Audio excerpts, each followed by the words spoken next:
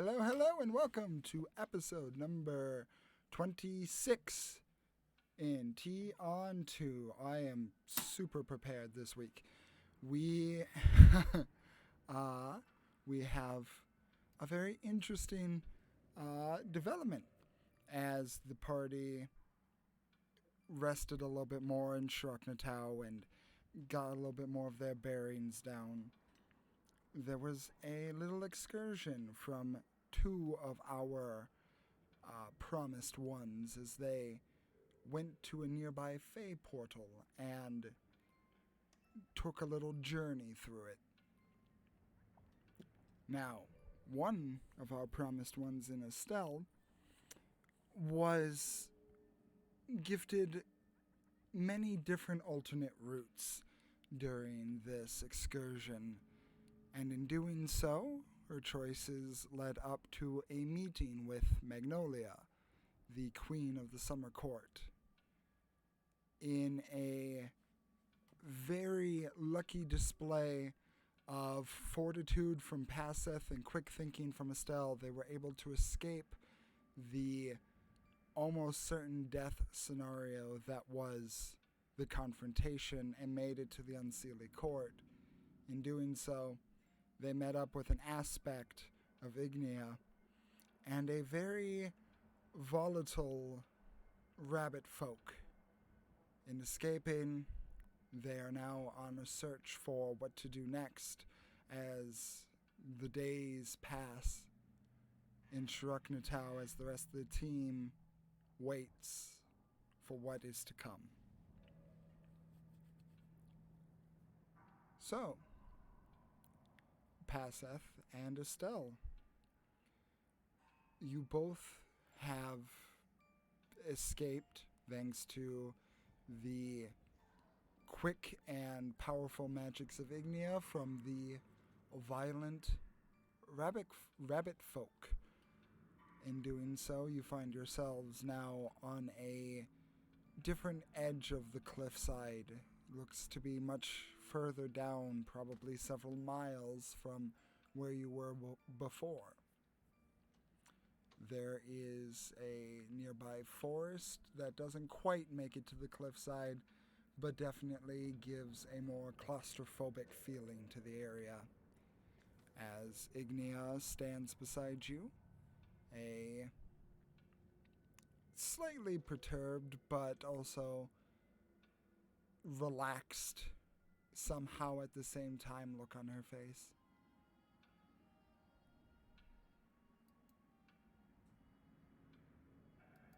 Okay, Who's that? that was that was one of the people who I saw earlier, the people who were helping with dealing with the false prince. Why did he come down? Why was he so aggressive? There's two of them?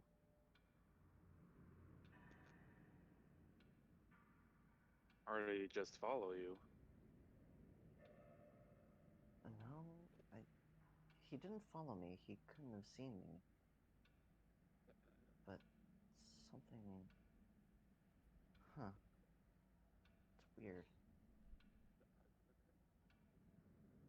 Don't think there was two of them because well, it's possible there are two. I don't know, but hmm.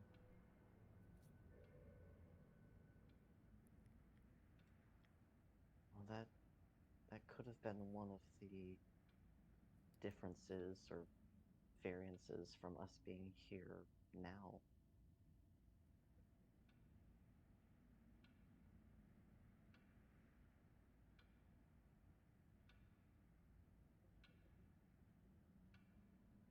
Any insight, Ignia?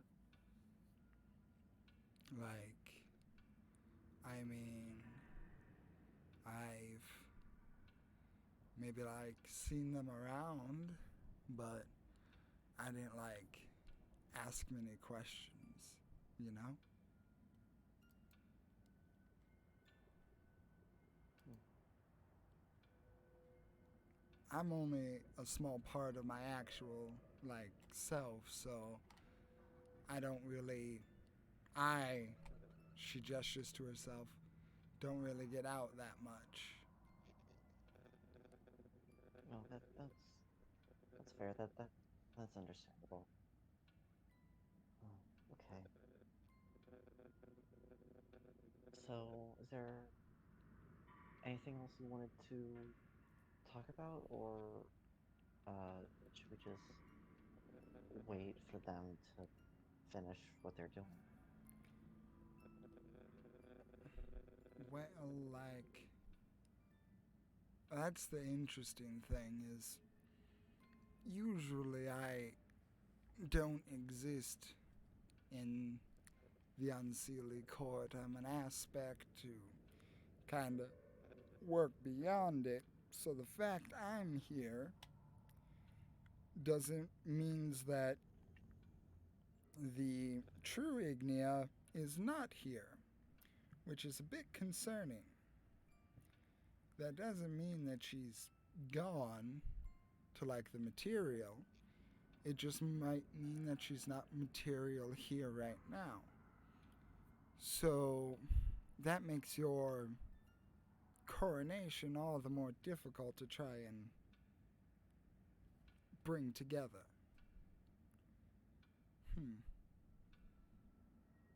Alright. It's possible that it's because of, at the moment, somehow something. I guess he's still here, maybe, and that might be interfering, maybe, with whatever he's doing is scattering? I guess is a way I could put it. Mm, he would have to be awfully powerful in order for that to happen. I mean, not even like you both are powerful. You both have plenty of capabilities. I know all too well about past Seths, and I can only imagine what you're capable of. But the sheer power it would take to, in her own court, mess with a queen like that, I don't think there's a mortal or even fiend alive that could do something to that degree. Um, I'm not sure what. I think.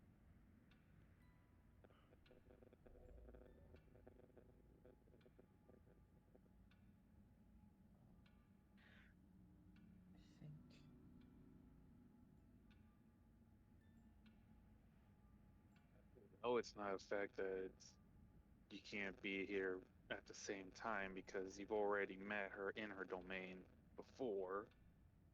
That's not the problem. Hmm. Hmm. Be a very weird problem to have.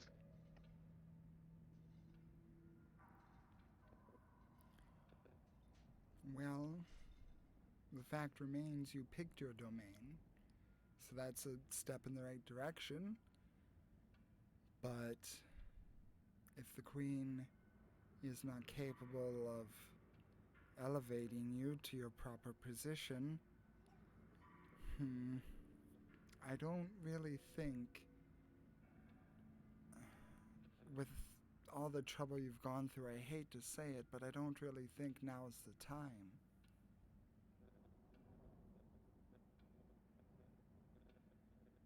Right.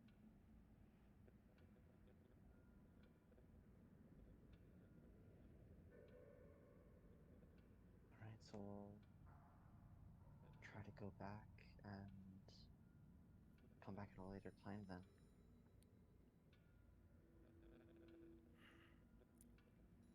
Yes. And she begins to look a little bit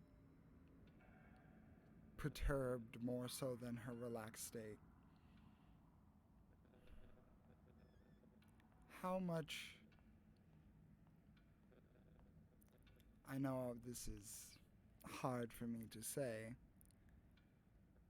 and I already know the answer, but I think I just need to hear it. How capable do you believe Iggy to be?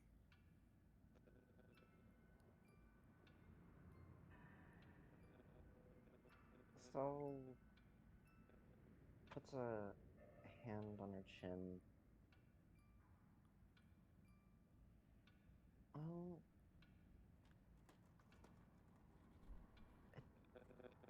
it depends on what dimension of capability you're thinking of. But I think that if she trains hard, finds out exactly what she can do, and hones those abilities, that will lead to more. She has great potential, but whether or not she realizes it is mostly up to her. Yeah, we've already seen her display some really great power by Mm-hmm. canceling out the hag magic. Exactly. That was 35 years ago. So, in that time, she probably has some new abilities, you know? So Or at least a greater understanding. you would trust her with something important. I would. That that would have that would lie heavily on her, but I would trust her. Mm-hmm. I would too. Then I will too. And she looks at you both, a hand gestured out in front of her, and she says, In time, in time, things will be fixed, and the rights will be wronged. But until then, do what you can on the other side, and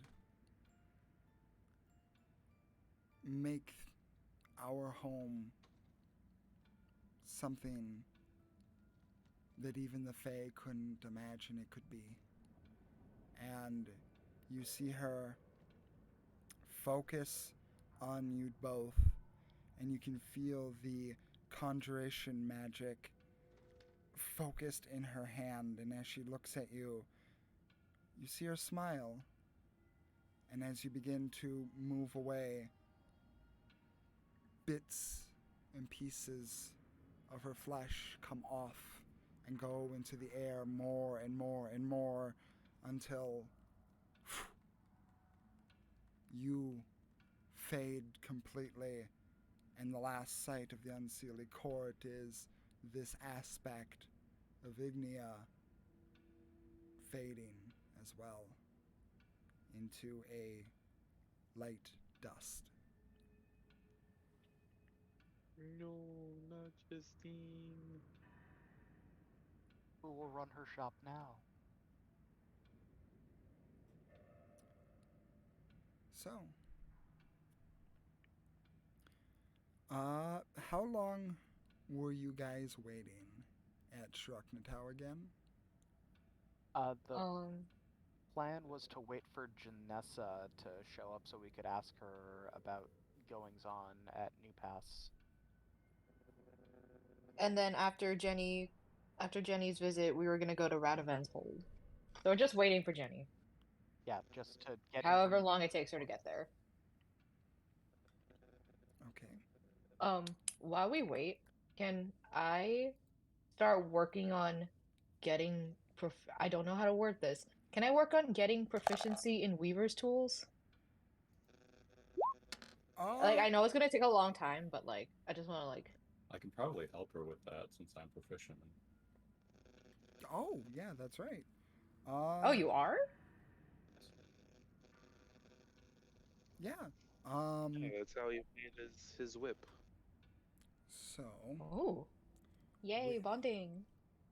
with, if you guys want to take a second to roleplay that out, I'll look up the rule on learning stuff like that. Absolutely, yes. I'll save you time of looking. There's not a rule on doing that. There is a rule because it's under the same one that has languages that I use for a different character. Yeah. And also how I was learning how to make pottery. It's under downtime. I was already starting to learn. Yeah. Xanathars? I believe so. I have it all on D&D Beyond, so I have no idea which book. It just comes up for me.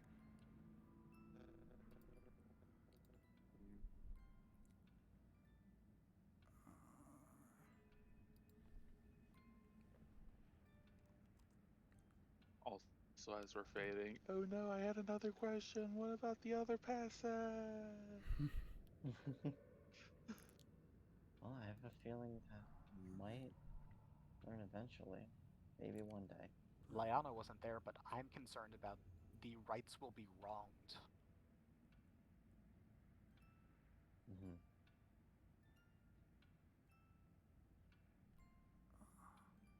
Oh, here it is. Training. Given enough free time in service of instructor, can learn a language or pick up a proficiency. Resources. Receiving training in language or tool typically takes at least 10 work weeks, but this time is reduced by a number of work weeks equal to the character's intelligence modifier. So, what's your intelligence modifier, Naraya? My intelligence modifier is 0. 0.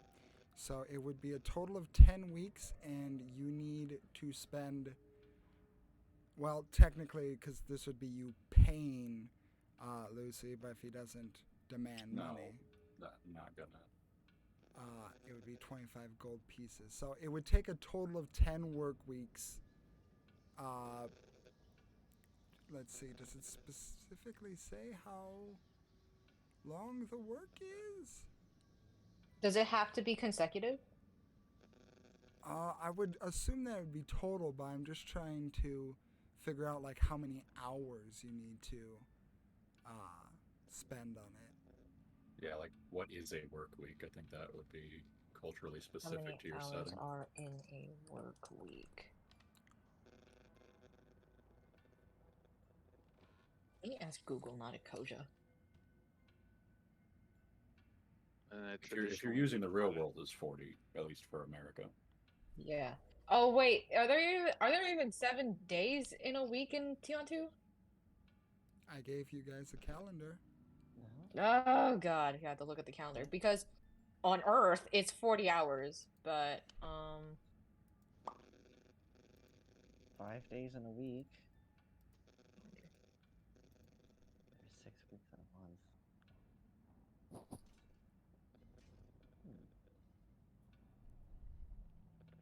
I was just seeing if it said 8 hours a day or 5 hours out of a day training, but it doesn't say what it takes. It just says 10 work weeks. Cool. So here there are 5 days in a week here. Roughly 8 hours a day for like I don't know, like the whole week or like half the week, but 8 hours a day. I don't know. Sounds like a lot. I would say, I'll just make a call. I'll say that it requires at least 3 hours out of a day for that day to match up to the week. So that would be 6, 12. That would be 18 hours a week you would have to put into it. Okay, 3 hours per day, 18 per week. Yes. Okay.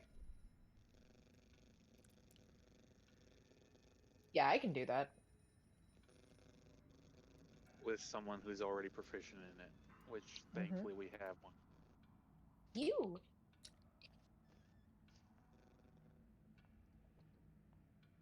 Okay.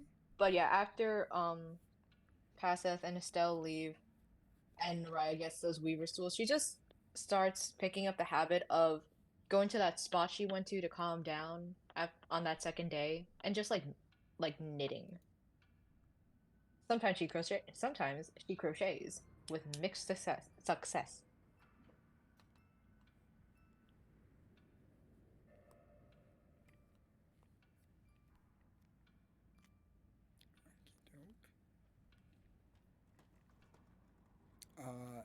Anything anyone else would like to add during this downtime? Not particularly. No. Okay. So, the difference in time for all of you during this downtime, 3 days go by. And no Jenny. But by about late afternoon on that day, Passeth and Estelle, I'm assuming, I don't mean to take words out of your mouth, but I'd assume once you get back to the material, you would head back to Shuruknatau. Yeah. Would return.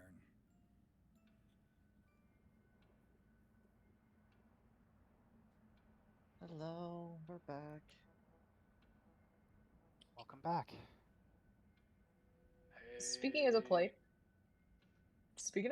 I thought they would take way longer. Yeah, but Time is weird. Sometimes it's longer, sometimes it's shorter. Wow, fascinating. The passage of time. I mean, we weren't there for 3 days, but it took 3 days. time isn't real in the Feywild.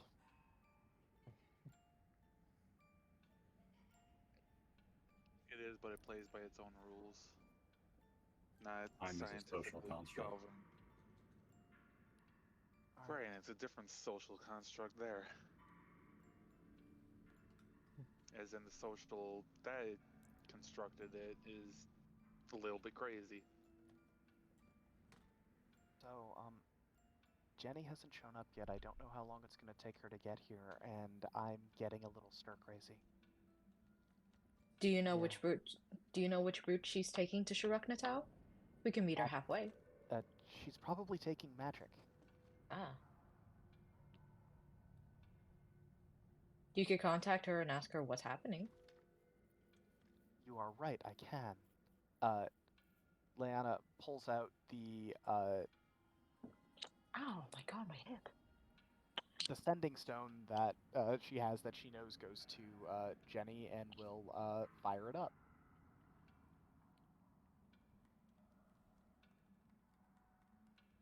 Understood? And she's going to ask Janessa when, if and or when she will be arriving to Shuruknatau. It only takes a matter of seconds for a response. I am so sorry. So much going on. I should be there in, I don't know, maybe a week.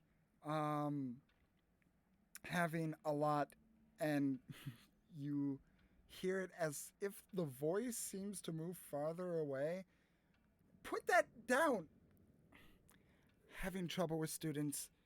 I'll see you as soon as I can. Rowan, get down. And it ends. That is so cute.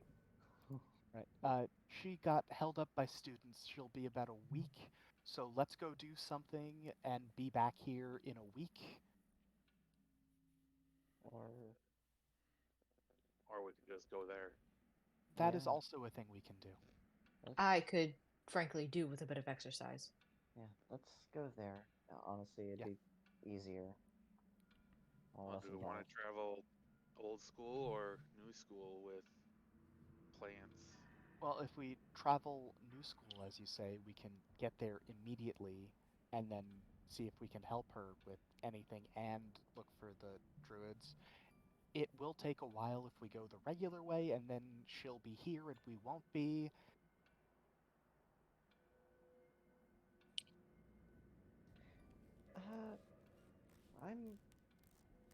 I'm a little bit tired from spells.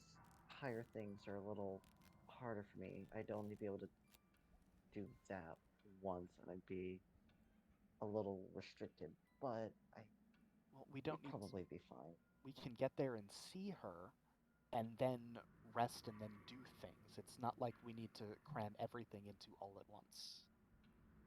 Yeah, Yeah. we just wanted to talk to her to get some more information. We can do that when we're there as well. Visit that's my fair. family's home as well, and possibly see Bartholomew while waiting for Jenny to be finished with work for the day.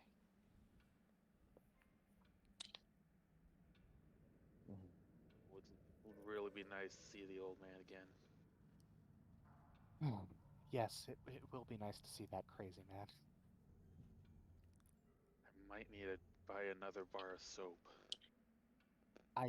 Based on what Jenny has said, I don't know if he'll react the same way, because he's apparently gone crazier, but not in the ridiculous way, in the more actual way. That's true. Yeah, he's a grump now. A little bit of a grump. He was always a bit of a grump. He just was also ridiculous.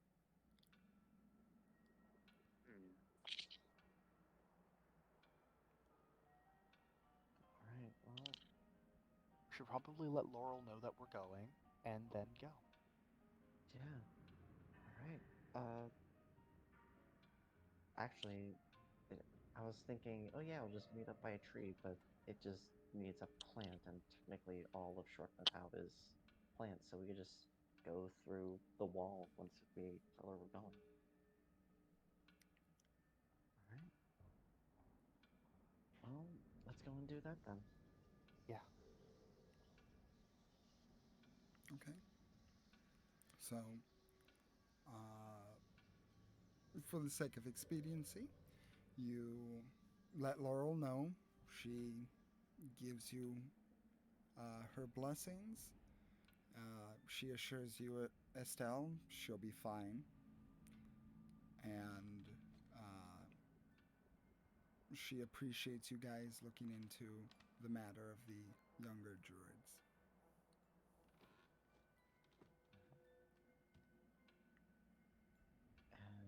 And once that is done, we'll cast the spell Transport via Plants.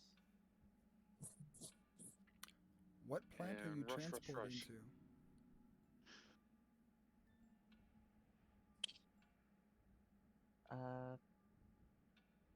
Can you say again, please? Does I Jenny missed that. possibly have any houseplant? Well, it needs to be large enough for a person to go through. There was a tree by the family home.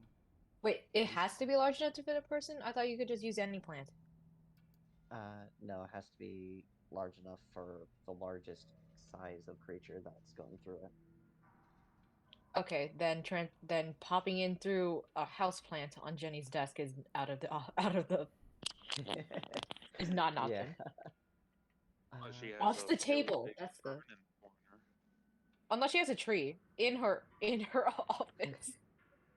Maybe that not in the happens. office, but next to the family house from 35 years ago. I don't know if that's still there with everything that went crazy with Balco, but there should be a tree near home. Yeah, Alright. Estelle also has to be familiar with it, so she wouldn't be familiar with the office plant. I learn something new every day. Okay. So you cast transport via plants? Mm-hmm. Okay. Who's the last one to go through? I'll be the last one this time. Alright. Okay. As you guys head through, Naraya, you're the last one to go through. And you do so. No voice, no nothing. She kind of like sighs a little bit in relief. Heading through. Okay. As you guys go through, do do do, do do do, you are all immediately greeted with a bitter cold wind. As you guys come out of a nearby tree next to this large estate building, you are immediately greeted with at least a foot of snow underneath your feet, some of you sinking deeper into it than others. And as you are all out there in this swirling cold, you notice that the visibility is lower. You can see about maybe 25 feet in front of your face. Beyond that, it is a blanket of white. Which reminds me, who got weather appropriate clothing again? We all got heavy cloaks. Yes, I bought cloaks for everyone. You bought cloaks. Yeah, I'm using for it as insulation for inside my suit. Well, a cloak is yeah, I got great them. to go over your shoulders and head. Oh, but we didn't get the rest of the clothes. No. Okay. Good to Leiana note. will immediately cast Prestidigitation to warm everyone up. Okay, that lasts 1 minute. I'll keep note of that. Thought that lasted longer. It's either 1 or 10. I could be wrong. I mean, it's a cantrip, so you can keep on casting it, but you have to remember to keep on casting it. I'm sure if it'll be I'm- easy to remember when you she's start going freezing. to warm everyone's clothing because it can up to 1 cubic foot of non-living material for 1 hour. So she'll just cast it on everyone's clothing. Okay. Does that have a certain amount of active effects for prestidigitation? I can have up to 3 of its non-instantaneous effects active at one time. Okie dokie. 3 of its non-instantaneous.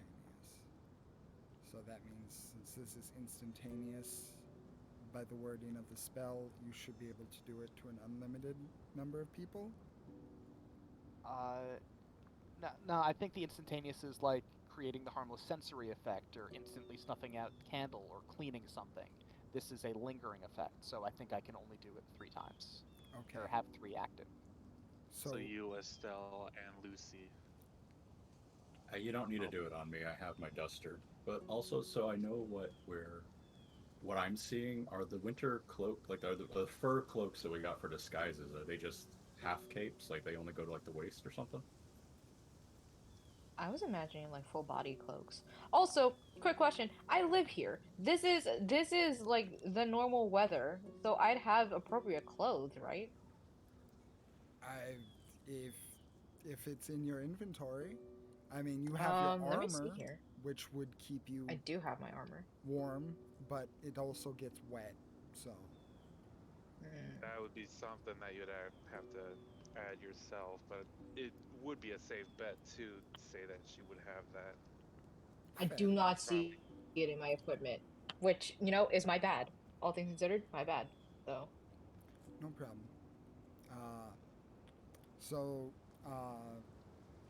Leiana, Estelle, and I would think just Leiana and Estelle, since Noraya should be covered. Paseth is in a robot, and Lucy is fairly well covered since he is shorter with the cloaks that you got.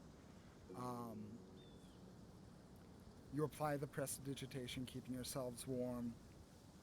You can see that the house that is somewhat obscured by this swirling snow looks still in good shape, but there are a little bit of signs of being let go a little bit. There does appear to be a crack in a nearby window, and there looks to be some chips in the wooding.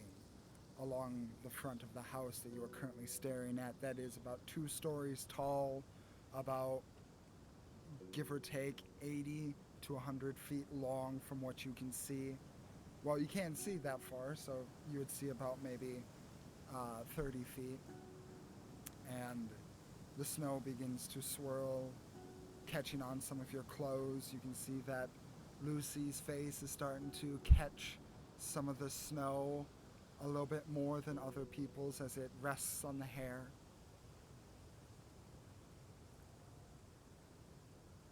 What are you guys Wait. doing? Hair on Lucy's face? Mm-hmm. Oh no, did we miss it? Did we Oh, miss that he has a beard now? we forgot to fucking add in the part where we watch over you to see if you're being vandalized. For many weeks. But I don't think there's any shadow. It's just hair. No magic. No ninja dwarven chicanery. Leiana's then going to look at the house, see the signs of it not being held to its regular amount of upkeep, and look sad, and she'll say, loud enough for everyone to hear, but still quietly, "We'll find you, Mom. Get you back, Dad. Let's go into town and actually remember to get more clothing. I keep forgetting. So I don't have to keep casting that. It doesn't take anything out of me, just needing to remember to do it. It's an annoyance. But yeah, that seems good. First step. We know a pretty good store, but long story short, the owner might not be there right now. It's been Still try. 35 years. That would make sense. Maybe she's moved on. No, it's different story than that. Ah. Alright, well, let's go. Standing around's not going to get us anywhere. Yep. Okay. So you guys head out of the property of the Monalea estate. Travel is hard. I mean, Naraya, you are fairly used to trudging through the snow like this. And Lucy, your mobility is only matched by Leiana, who is not used to this kind of environment. So, Actually, I am not hindered. I have the Ring of Free Action. It finally comes into play. okie doke. So I would say that the only ones that would be slightly hindered would be Estelle.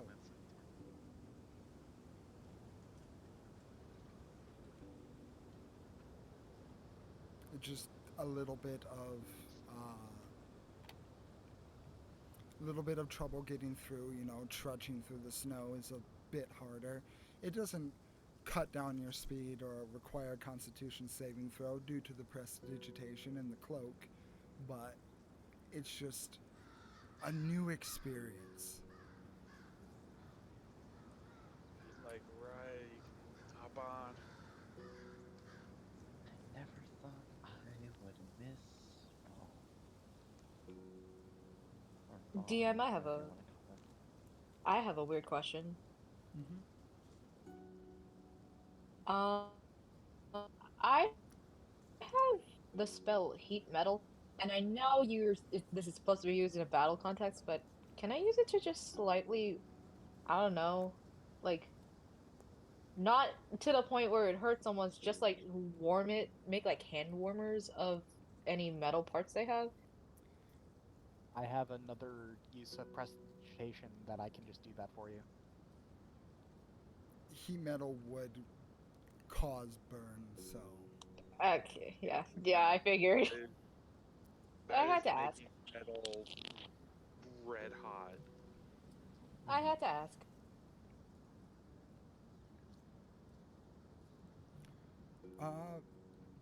marching through, there is about Back up. Marching through, there's nothing to really note as the path in front of you is coated in snow and ice, and the sky above you is just a white blanket matching the ground that you walk on. But after about a half an hour or so of going through, for Estelle, Lucy, Paseth, and Leiana, there's a new sight that greets you.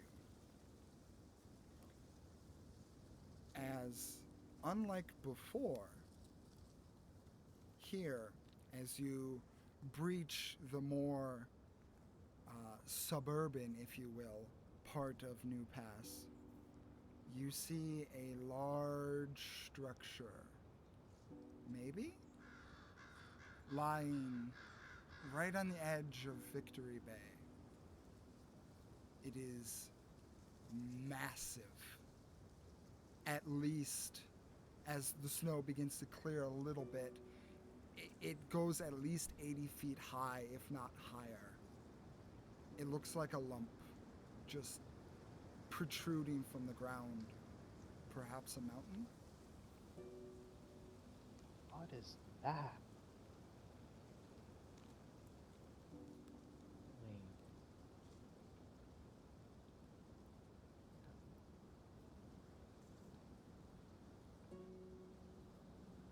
Okay, just for my sense of scale, we arrive here and we just see it way far off in the distance. Like the path that goes from New Pass proper to Leiana's estate outside, mostly outside of town, kind of curves around and heads towards the actual Victory Bay lakeside.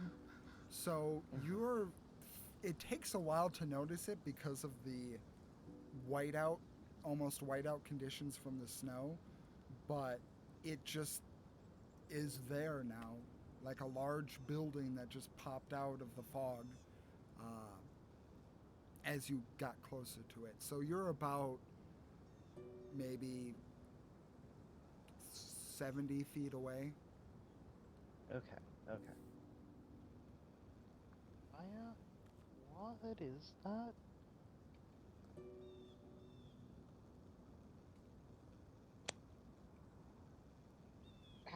Have I been to New Pass before? This is New Pass, right? This is Yeah. New Pass. Have I been to New Pass before? Good question. Roll me a history or nature check of your choice. Let's see. Nature, history. Well, I gotta roll history. Haha, 13. 13. I thought that was a 6 for a second. You do recall a story. One of something that was spawned from the Day of Promise. Something about New Pass. Something about new growth and changes. And that spawned some sort of change in New Pass. You've never seen it personally, but you can deduce that this probably has something to do with that story about new growth and change after the Day of Promise. I point at. I see the confusion on everybody's faces, and I just point at the mound and say, from what I hear, that came after the Promise Day. As a result of it, I think. Definitely wasn't there when we last were here. Something else to ask Jenny about when we get the chance to talk to her. Let's go find a store and get warm clothing. Mm-hmm. Okay. So, going into the city, a lot has changed. the layout is almost completely different. The stores are now, instead of being almost combined in a mini mall type setting, they are distinct buildings from each other. And the once uniformed layout is now more sprawled, more chaotic. A veritable, as if someone in planning the city took a bunch of leaves, dumped it on a map, and said, where these leaves fall is where we're building. There doesn't seem to be much rhyme or reason, but you do notice that there are people about covered in heavy clothing, seemingly fighting the wind and cold, going about their day. It isn't desolate, but it is more quiet.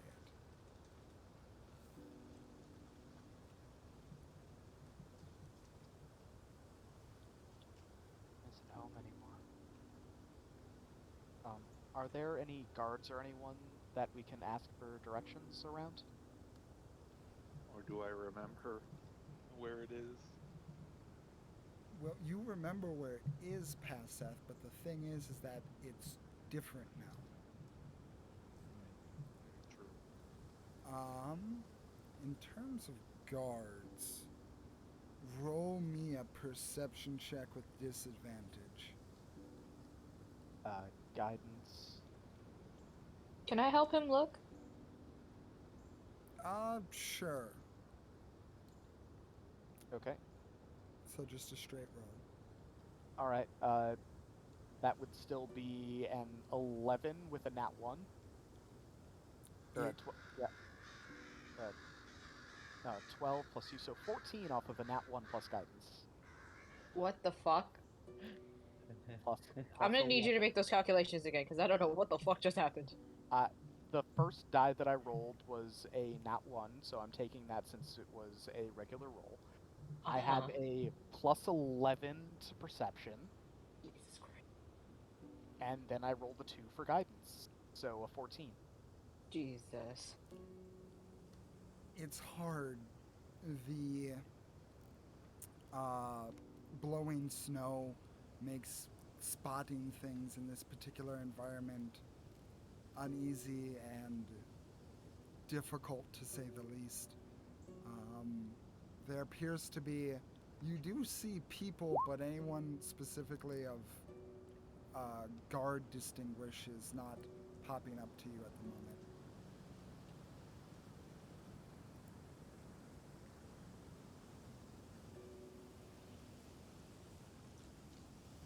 Not seeing anybody who could really easily give us directions. So, Fuck it. I'm gonna call out to the first person we pass. Just any person. Okie dokie. Yeah, it doesn't have to be a guard. You call out, and the person kind of jumps, and you see that they appear to be a little bit shorter, more on the 4 foot tall, 4.5 foot tall range.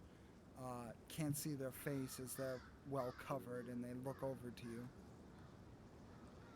Do you know where we could purchase some clothes that could protect us from this weather? Oh yeah, there's a few shops in town. You're probably closest to Justine's at the moment. Do you know? Could you possibly point us towards Justine's? Yeah, it's right up the hill. You'll notice it. It's a shop that was kind of sandwiched in between two larger barracks. Okay. Here. Sandwich between barracks. Oh, okay. Okay. Thank you. Thank you very much. thank you. No problem, and they kind of just scurry off. Well, glad Justine's is still here after all this time. Also, you've been there before. Yes. Yeah, it was actually we met Paseth a little bit before heading there. I think been a Oh, little we met while, in the but shop, We met in the shop, and it was pouring. being robbed. It was also That too. yeah, pouring rain, Oh, dear. being robbed. So yeah, let's go. Maybe Justine's there. Funny that on Maybe. the way back here, the weather is also kind of an extreme. Yeah. Yeah. Paseth, the location of the shop is completely different from what you remember. It was more east from what you remember, and now you're going more northwest. What the heck? Relocation. So, as you head up the hill, can I get, just for fun, dexterity checks from everyone? All right. Just straight Do you dex want check. me or Boxbot? 19. Whoever's feet are on the ground. That'd be Box. Would 17. Would the ring of free action prevent this? This is more for fun, so let's just say you roll Okay. it. All right. So a straight check or a save? Check.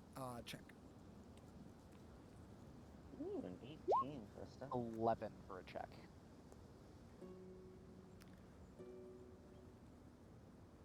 And what was Boxbot's? Oh. No, it's just a straight check, then it's a 3. 3. As you guys begin walking up an incline, Leiana, you feel a little bit of a difficulty. The ring keeps you upright without harm, but you would know that without the ring, this would be a bit of a slippery jaunt.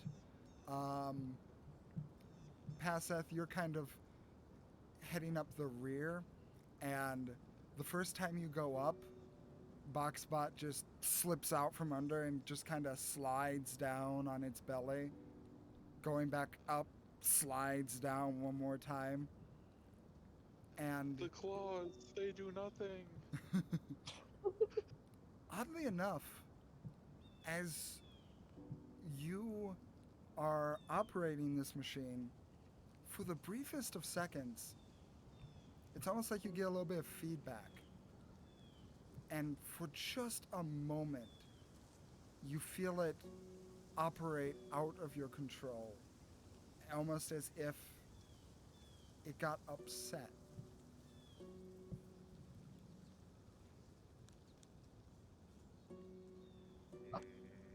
Oh my. I feel that too, buddy. Also, that's very weird. But I feel that too. Come on, let's keep trying. Really dig in those claws. I just imagine Boxbot having like the cutest little frustrated like With But- no face. But the rest of you are just a able, radio. the rest of you are able to get up the hill with no problem. I believe Lucy leading the pack, getting up steep inclines with slippery conditions is not anything new to you. Leading the charge, you would notice about 20 feet ahead, there appears to be two solid black, almost obsidian looking like structures, standing tall and stark in contrast from the white layout of the surroundings.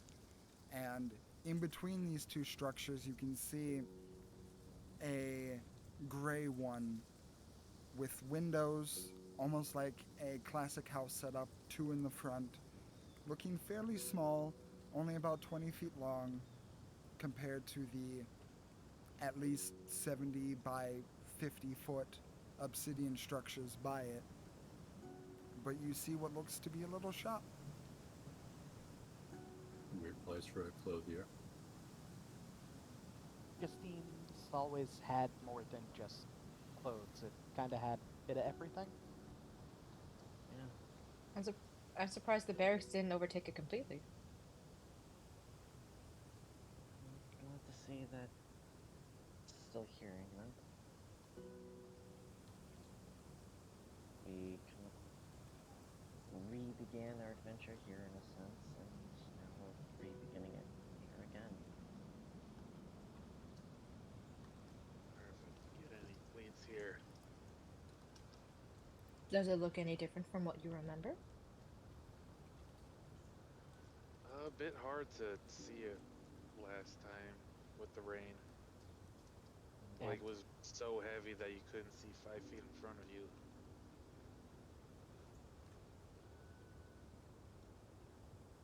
Well, Gregor's then gonna pick up the pace, get out of the cold. Oh, yeah. So, you guys head straight for the shop, and in doing so, you go through the front doors and are greeted with a warm interior with a happily smiling woman behind a counter looking up at the new customers, and she says, "Welcome. Yeah, get in out of the cold. It's pretty chilly outside. If you need any help, Yeah. I'm right here." Just looking for some warmer clothing. Oh yeah, I have a coat rack in back. It has plenty of different pants, coats, anything you need for surviving out there. Thank Would you you. take a trade in? Pretty much. And he pulls off the cloak and puts it on the counter. I mean, if you want, that's fine. You can use it for materials, but this is useless to me in this weather. Maybe you can find something to put the fur on. And he'll go back to the clothes. One less thing in his inventory. Okey-doke. I'll keep that in mind with credit when you come back. So, I just go straight to the shelves and racks and stuff and just start looking for like thicker shirts and pants. Yeah, just Maybe new boots. okay. yes, new boots, warmer clothing. Okie doke. I am not going to try and conjure up through theater of the mind the clothing that you find. So, in terms of winter clothing, you are able to find any aesthetic if you're looking for a specific look that you are looking for. But beyond that, there is plenty. Sorry, I'm working on something because a map is not showing up because why would it?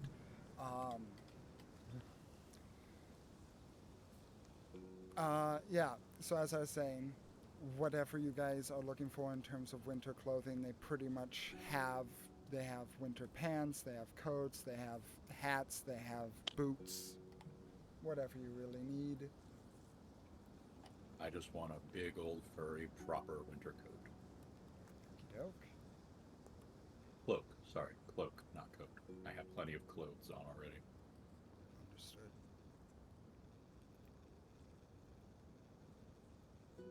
Estelle's pretty much just looking for something that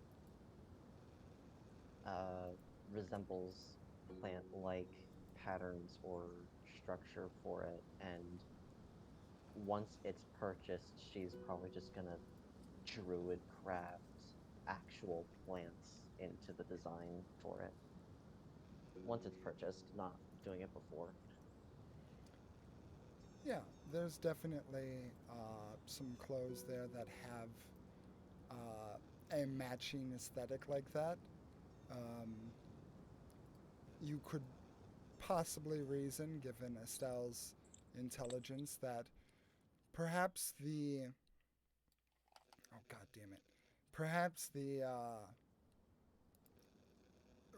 presence of the younger druids in town have made or created some sort of demand for apparel that looks similar to plant or vegetation. Estelle smiles when thinking that just another way home is finally not being so reclusive or making an impact.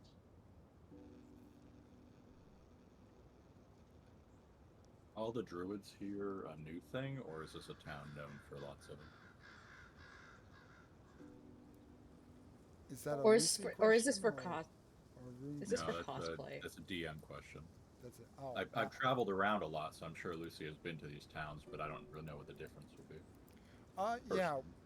When it comes to the druids specifically, they're fairly more reclusive, so having them stick out is a bit odd.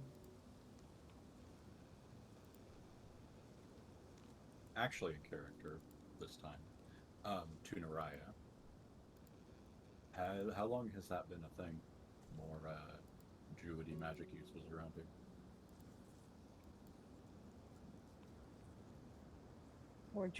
More druidic magic being used around here? Oh, look at all the clothes. They're sort of a style. Is that new? Are there more people practicing nature magic? Is this a practice that's mostly kept around Shirok Natal or around this place? Or is hold on. Let me rephrase. Is this a practice seen across like all the big cities? Or is this like just a new pass thing? Naraya Like would know that. um, Naraya would be aware, one, of even before Estelle, of druids existing, but in your bard studies, having more of a reclusive nature, they don't really appear around Bronzewatch that much, and you're not really, I'm going to assume that it's fair to say that she's not too terribly into the fashion scene. nope. So it's maybe hard to say. It's She kind of just oh, sorry. She kind of just like shrugs at Lucy and be like, I wouldn't know. I'm not a fashion buff. It wasn't like this before. I think it has to have something to do with the druids coming here. It could also have to do with the fact that people like to cosplay as you. It could, but maybe they've been around here. We could get some information towards them from the shopkeep. Also my hometown, so I think they would. Why was I not? Probably because of the cloak. Okay, yeah. Leiana's going to find a pair of warm winter boots that she can move around in, and a heavy jacket to go under the cloak. Okie doke. Oh, and a pair of gloves. Okie dokie. I am so sorry. This map I had ready, but then I realized it was not, so. You are fine. You are fine. There's always You're gonna good, be a dude. little bit of something. Noraya just gets a new shirt and pants, thicker and insulated, and she like layers up with the pants, like there are leggings beneath it, and she gets thicker boots. That's it.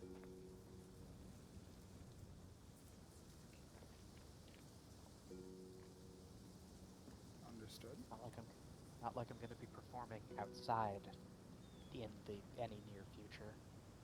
Don't know if I could actually properly perform in boots.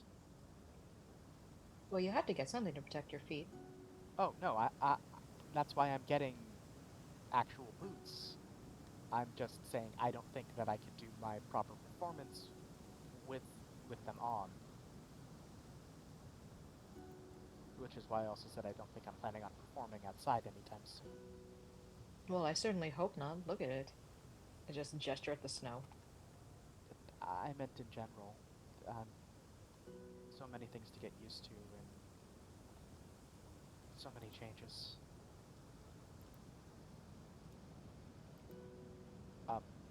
I cannot control my token. Of course. God damn it. I will. I can't control mine either. Yeah, I just pulled them all out, and I thought I had a setting that automatically applied it to you guys, but apparently it does not. So give me just a hot minute to get a couple of things organized. You are fine. You are fine. For some reason, when I first pulled it up, all of the images came up as corrupted images, so I had to quickly redo all of it while you guys were talking. Oh no. So that's why I've been a little bit scatterbrained. No problem. Yeah, that's reasonable. There's a map of the shop. Battle time. Battle time. Time to die. 6 goblins emerge from the clothing rack.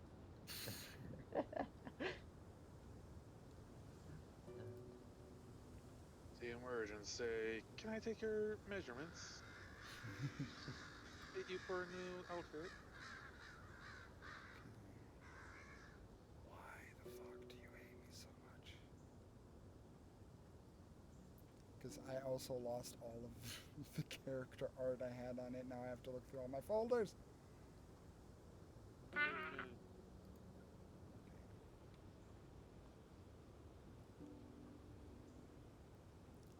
And I don't have the token saved on this computer.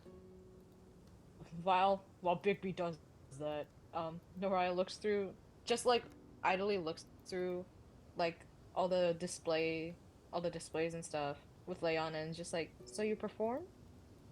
Yeah, yeah, my family was famous for it. What sorts of acts did you have?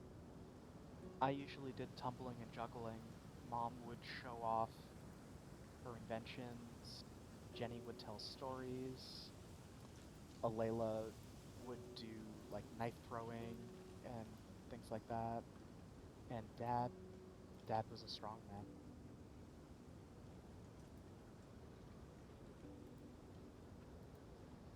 When was the last time you ever performed? The last time we performed together was shortly before I went over to Ember Hollow and everything started going crazy. The last time I personally performed, it's been a while. You must miss it, huh? I do.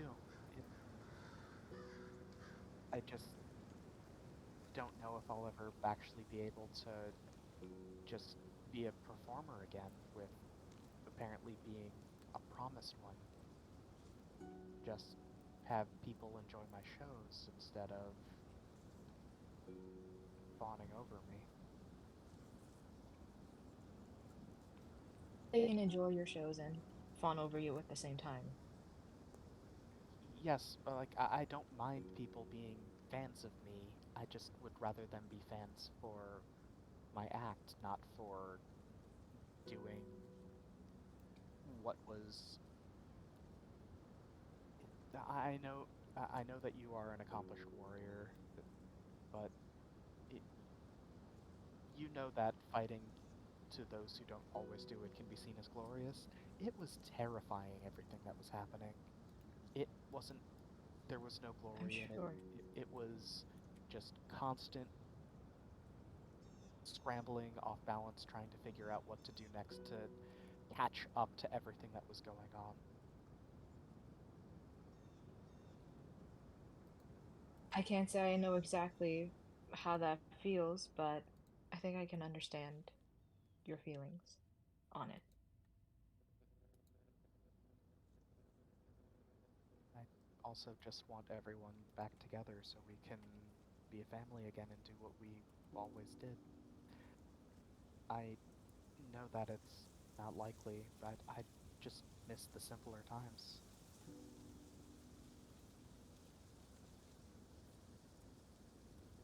For what it's worth, I am sorry that all this has happened.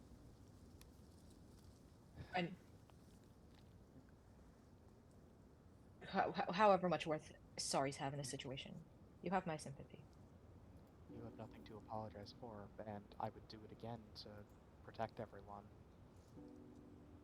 I just wish that I hadn't lost so much time.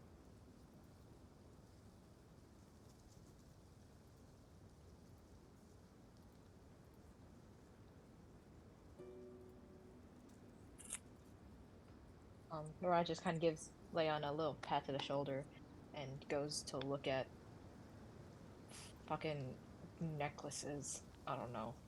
She's window shopping now. Okay.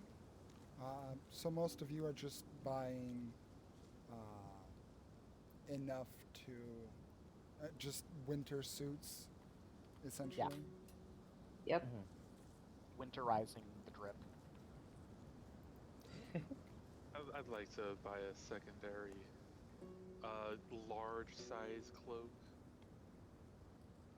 so that it can drape, being connected to the barrel bot and drape over box bot. Since I don't think he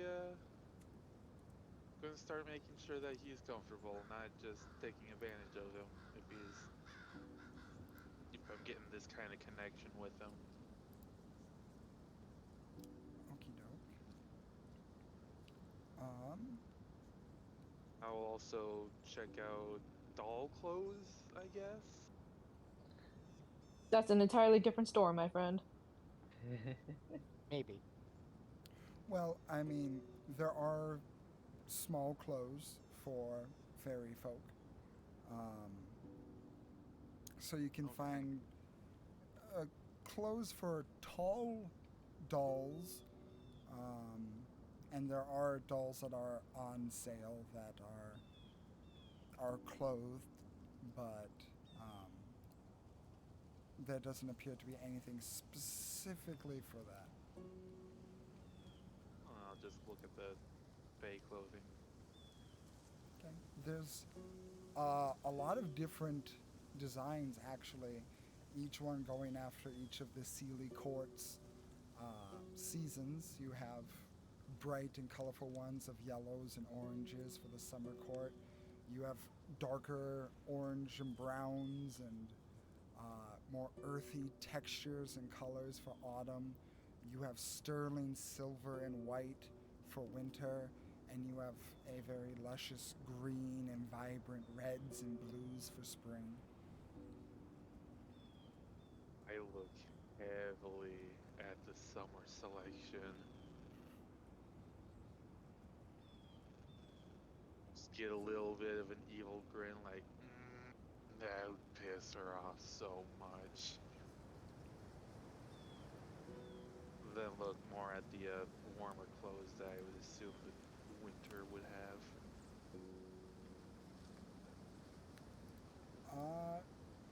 So you're looking Or for... I guess would they all be warm, I guess? Actually, they're all made for warm weather, including the winter clothes. There's not much in terms of protection. It's more of going off of the aesthetic of winter itself.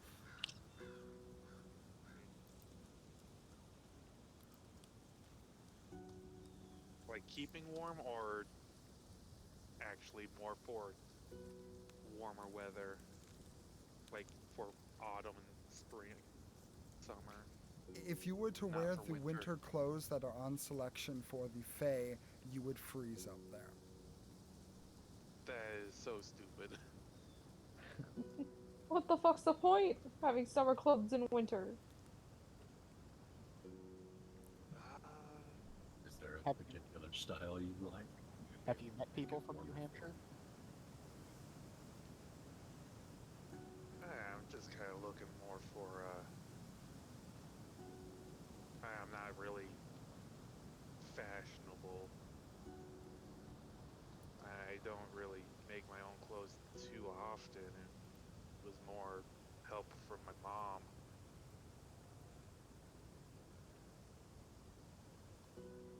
I haven't made clothes in a long time,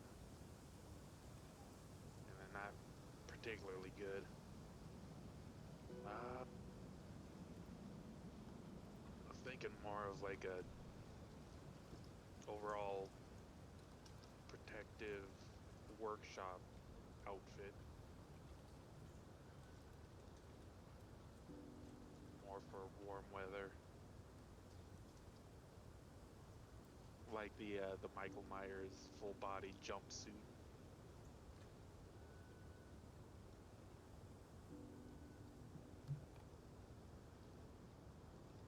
Well, I'm not sure if there would be anything like that here. It's probably your best bet would probably just take pieces of fabric that you have, or buy pieces of fabric here, then make your own. Yeah, that's what I was considering. Just wanted to see what they had available. Mhm.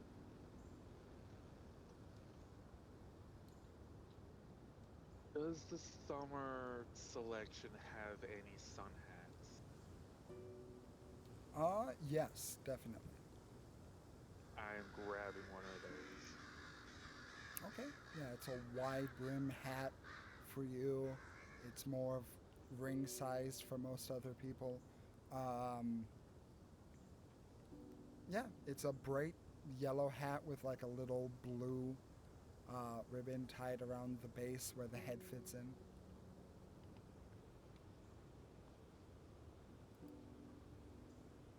Try it on. Think fondly of Malman and his sun hat. Yeah, I'm definitely taking this. Or buying it.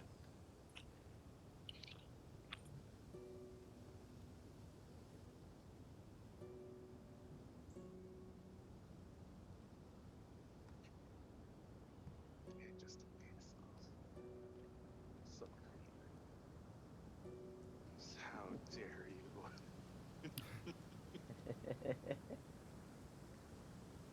Okay.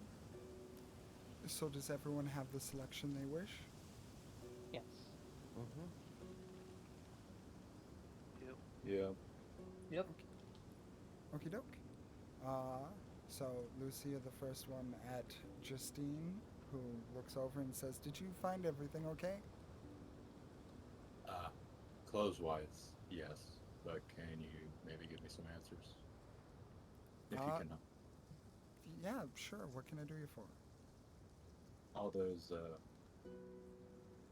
fancy, flowery clothes back there. There are a lot of cosplayers in this town, hero cosplayers, or have there been a lot of new transients?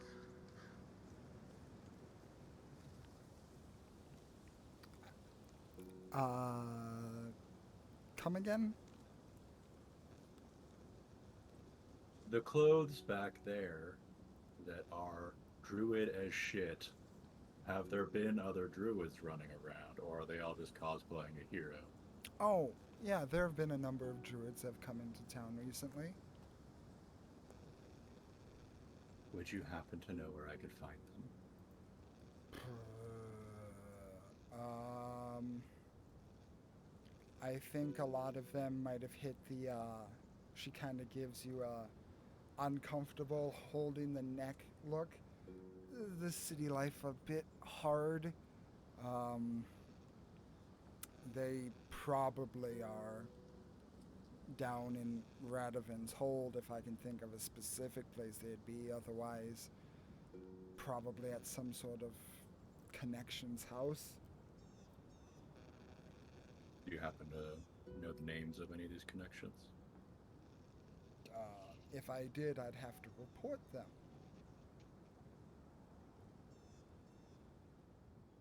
Look, their parents are really worried. Is there anything you can help me narrow them quickly before they do any more damage to themselves? I mean, the best I know is that I know some of them, I've seen some of them sneak around using their nature magic. So if you spot an animal that might not look like it fits around here, that might be one of them. How much for the cloak? For the cloak, since you gave me a little bit of credit with the other cloak, I would say that would be 2 gold pieces. No. I'll be outside. He pays, puts it on, walks out to Animal Watch. Not really expecting anything, but gonna try. Okie doke.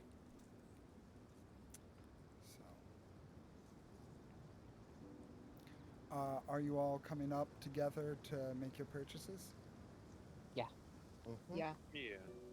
Maybe we can get like a bulk purchase discount or something. Justine gives you the same spiel. Did you guys find everything okay? Yeah. It was lovely, thank you. Yeah, absolutely. Yep. Okay. Let me see here. By the way, I must say, you guys are absolute drop dead ringers for the promised ones. You guys really put all into your makeup and outfits, and that little structure you got there, that's something else. Yeah, if only they had a competition for it. We'd probably take second. Yeah. I Probably. wouldn't be surprised if you got last place. Good point, good point. Are you guys not from around here? No, Not especially, no. we're just passing through. It's been a while since I've been here. Oh. Well, I mean, if you haven't been here in a while, that might explain. There actually is a cosplay contest down in Crystal in about a month or two. If you guys look like you would be very good at it, so if you don't, if you want something to do, I mean, there's that. Definitely is the- something to think about. Speaking as a player, that is the funniest thing. That Yeah, would be I- very That's the great best. to see how other people pull off the constructs. We gotta go, guys. If we have time. That's also yeah. So, Passeth, were you buying the summer outfit plus the clothes and cloak for Blackspot? Just the hat and the extra big, extra large cloak to drape over Barrelbot and Boxbot in centaur form. Okay. For you, the total will be 6 gold pieces. Okay. For the rest of you, because you are purchasing in bulk, that would be 3 gold pieces. Okay. Oh. Each or total?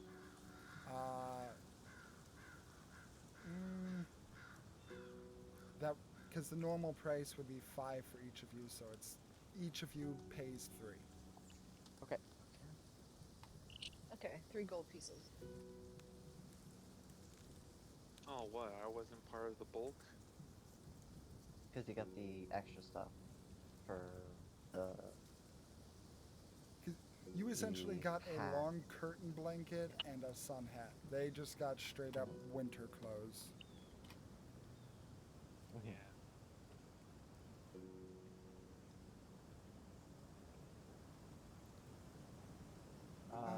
Leiana is going to step off to. Well, no. If she's going to talk, Leiana will wait. But I was going to say, just quickly, Lucy, Hmm. when you walk outside, are you going anywhere in particular? Are you just standing outside and watching? I'm leaning to the side of the doorway, looking for animals acting strange, or miraculously to see anybody who fits what I think a druid would look like, or Okay. just someone who looks high as shit. That would work too. Okay. Yeah, that works. Roll me a perception check. Roll for drug watch. I have not had to do these many times seriously, so I just have one quick question. How does how do you work with the passives? If I have because I have like a 17 passive.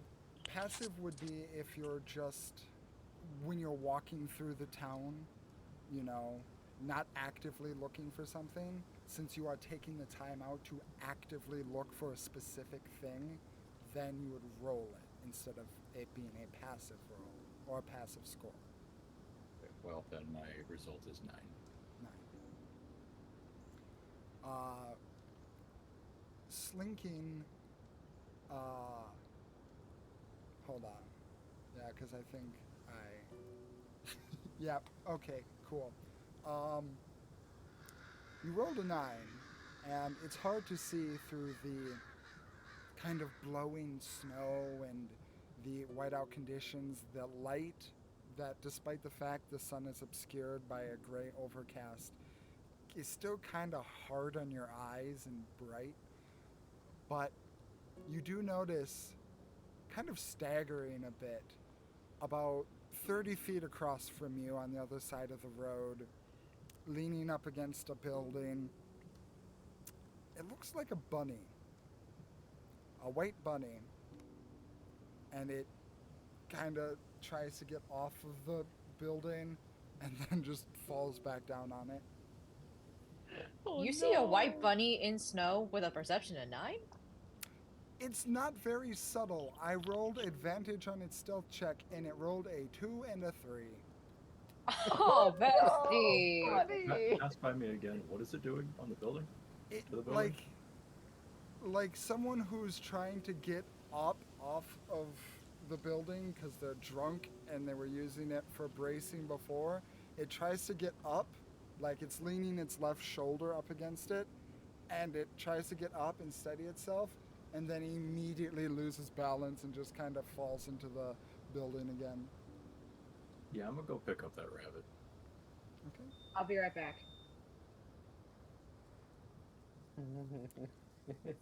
Buddy.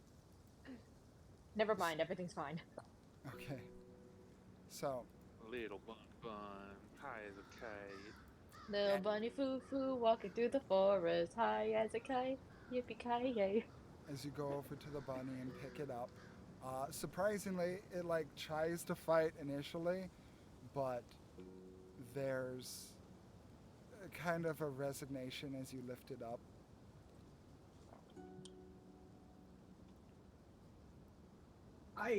Well, Lucy thinks that druids can hear and understand common if they were sober. So, hey, you turn back. I've got some more for you.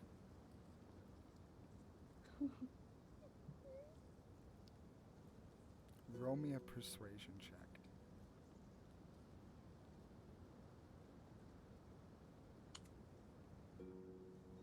Four.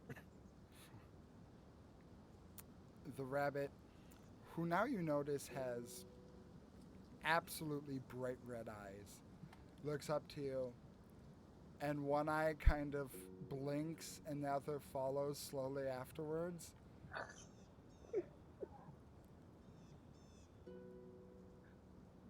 Okay. If you're a rabbit, I'm sorry. And if you're not, just hang out for a while. I'm just gonna put him under my arm and wait for the group to eventually be done. Just hold it under your arm like Yeah. a football. Yeah. How big is this bunny? It's a bunny. It's like at most maybe 8 inches tall. It's a little bunny. Before we leave the shop, I would like to change into my winter clothes. Okay. Like if there's a dressing room in the back, I need to be there just changing. Okay, good to know. Leiana, you specifically wanted to do something too?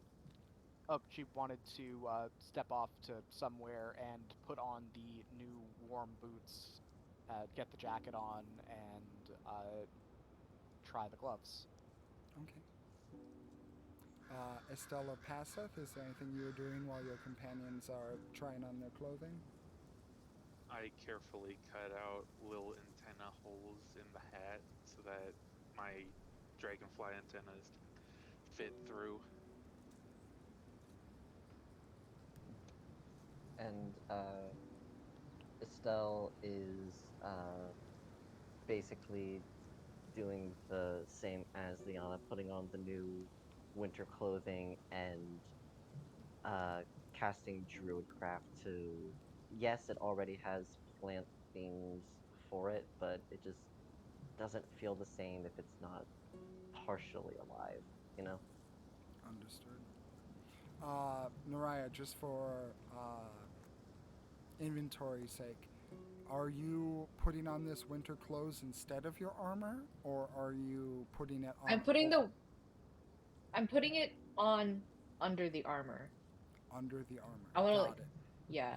Like I want to switch out the clothes I have under the armor for the winter clothes, and I'm gonna put the armor back on top of it. Okay. Well. And Lucy, are you waiting for your friends back at the entrance of the shop, or are you just kind of milling about in the general area? You're just gonna stand out in the snow, Lucy? I am. Yeah.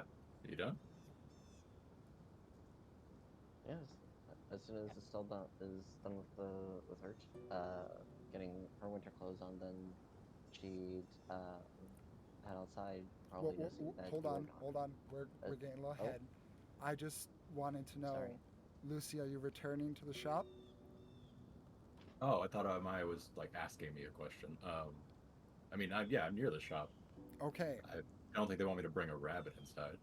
Because as you turn around, that's when you notice a figure quickly moving into the shop. And as you take that in, as they snuck by you, the rest of the party begins to see a group of unsavory looking individuals have quickly made their way into the shop, all covered in black with heavy clothing and leather harnesses keeping it together. And you hear the one in the middle say, "Spread out! Take what you can! Move quickly!" Again? And that is where we are going to take our break. Again. What is it with just Keen's theme getting robbed when we're here? Really catching me with my armored pants down here. I was like, oh, you're going to take off your armor during this specific moment? That's interesting. Let's see. Motherfucker. So at this moment, you do not have your armor on. You do have the winter clothes on, Shit. but you are unarmored. The one time I put my guard down. Okay. We will see you all after the break. Oh, fuck me. I have an armor class at 13 now.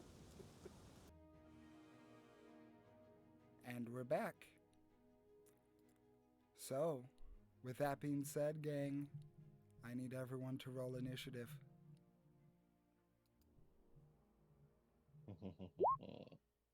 17.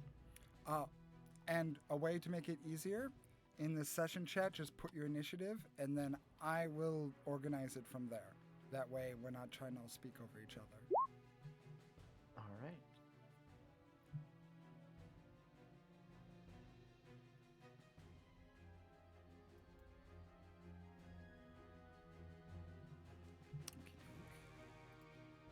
That's all good. And the gang moves as one. Oh, cool.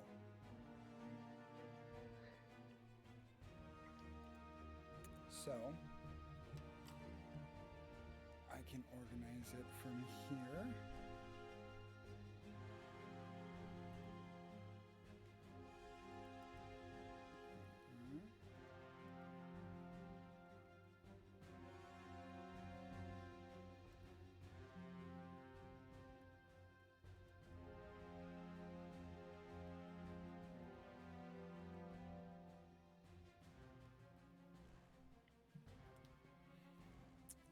This is how the initiative looks at the moment, but that can change.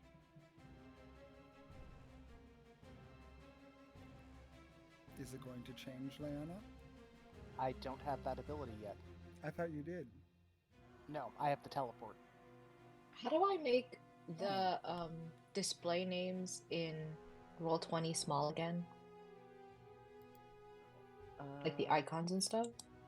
It should be under audio and video settings, and then Okay. video display, and they'll Oh, have there we player go. video avatar size.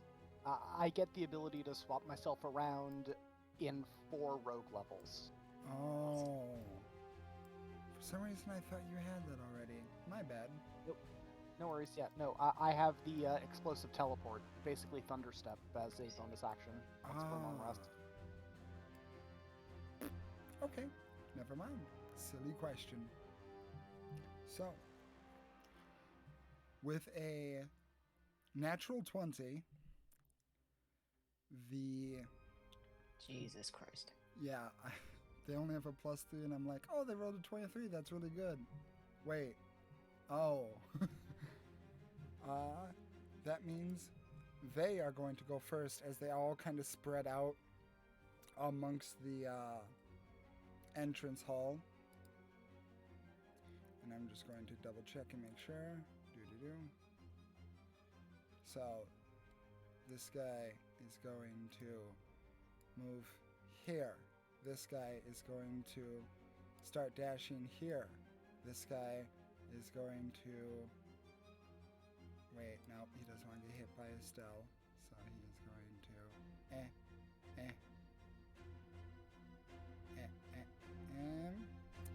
Oh, he's kind of in a rock and a hard place, so he's going to stick right here. This guy is going to go here. This guy is going to go here. And Zoldan, if you would be so kind as to post this on session chat so everyone is up to date on what the map layout is. This guy's going to dash here. This guy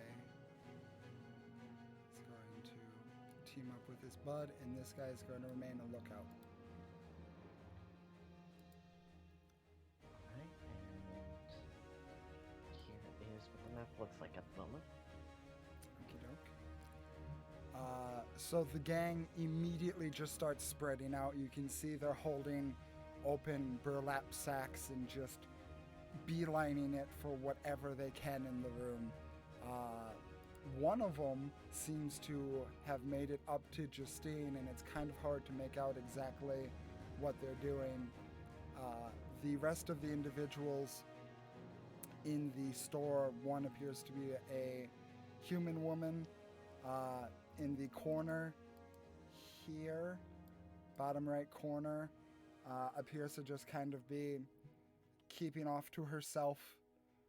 An older man, Elvin, appears to be up in the upper left corner, kind of confused at what's going on. And surprisingly, there's a lizard folk individual of non-binary description who seems to be completely ignoring the situation and continuing their window shopping. Sounds about right. Okay. They're all getting ready and all getting set. So with that being said, Leiana, you are first up to bat. Really? Again? 35 years. Been the last time since I've been here. And the exact same thing happens again. Really? But she's then going to go 5, 10, 15, 20, 25, 30. And how far away is she's going to take in everything, see the guy that's by Justine, and just swear again. That's not happening. And then she's going to bonus action dash and go 5, 10, 15, 20, 25, 30. Draw a card and throw it at the guy. Would it have advantage because he is being engaged by someone? That is a non-combatant, so it would not count. Okay. Alright, well, card coming at him.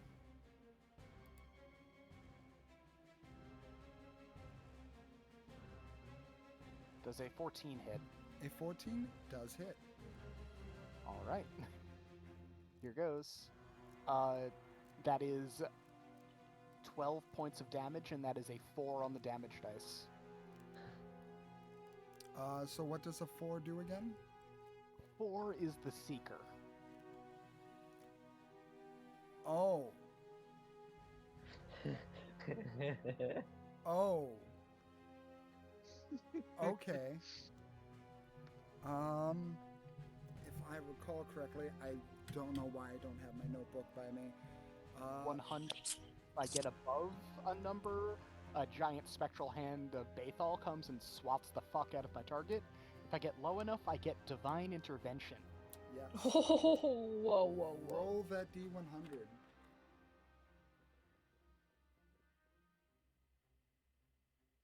19. Oh. So close. What is 9? You had to roll below or at your level, right? Yes.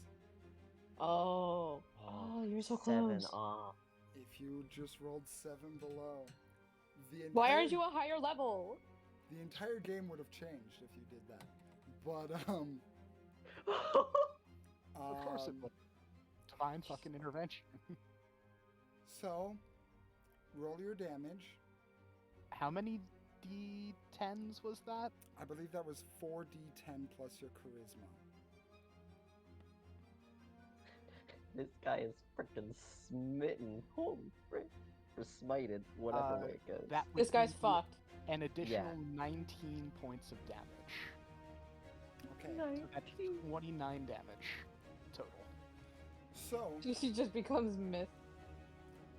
the downside to this card is that, or this effect, is that regardless of Leiana's intent, this cannot do subdue damage. Yeah. So, Oh my god. Baby's first kill? as you see Leiana quickly dash past the dressing room, around several different displays, past Boxbot and past Seth, she makes eye contact with the bandit behind Justine. Without a moment's hesitation, she comes out with a card, throws it, makes contact. You hear him grunt in pain as it makes a deep indentation in his shoulder. And as he looks up and looks haggard and confused for a moment, there's a spectral hand the size of the room for just a moment above his head, and then shrinks down almost like a star condensing, and it focuses directly on top of his head, pushing down. He's not even a puddle. There is nothing left of this individual. Leiana immediately looks horrified.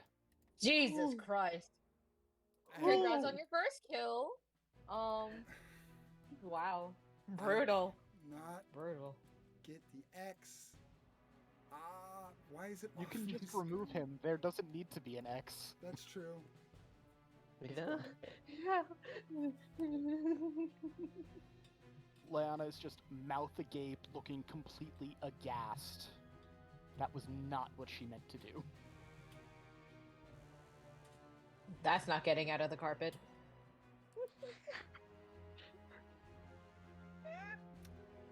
Is It's not there getting into the anything else on your hardwood. turn? No, that was movement, action, and bonus action. Okie doke. Then Naraya, as you have now Oh. put on your winter clothes, you are able to peek out and see what's happening, and you just saw that scene in front of you. Ugh. Okay. Hold on. I'm calculating numbers. 30. Okay. Yeah, that one's within range of me. So, I'm gonna move my full 30 feet to about here, I believe, is within, or maybe like here. Hold on. If I was You standing can- here, You can jump over the tables if you want to shorten wouldn't the it cost me my movement? I would say that's a um, free action to use an athletics check. Okay. Okay. Athletics. 14. 14, easy enough. You're able to jump over the table. Okay. Do I still have all my movement, or would that be like half my movement or 10 feet? Yeah, it did. It doesn't matter either way. You passed the DC, so you're able to keep going with full movement as if you just walked right through it. Well, just gonna burst out of the dressing room, no armor, surprised to see a puddle on the floor, and then I'm gonna see this motherfucker over here just leap over to the display case and run. Hold on, wait. I'm sure he's, yeah. Gonna run straight at him. Longsword attack. Let's see here. Longsword. That is 23 to hit. That hits. 23. And I don't have my shield on me, so I'm gonna do double-handed.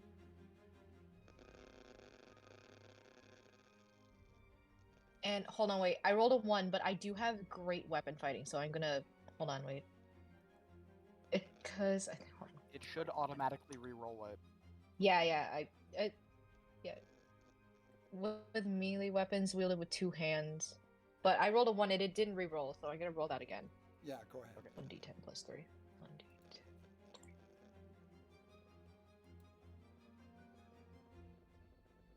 Unless Slightly it better. actually Slightly better. It's a fucking 2. Hey, you got 5 damage in. You still did good. You still did good. No. I mean, I can re-roll it on a 2. Do I just re-roll repeatedly or just once? You Just reroll the once on one. runs on an attack if it lands on a 1 or 2. Okay, so just once. Okay, 5 damage then. I'm gonna hit him again. Do it again. 24. Hits. Ooh, that's much better. 10. Okie dokie. So that's 15 damage.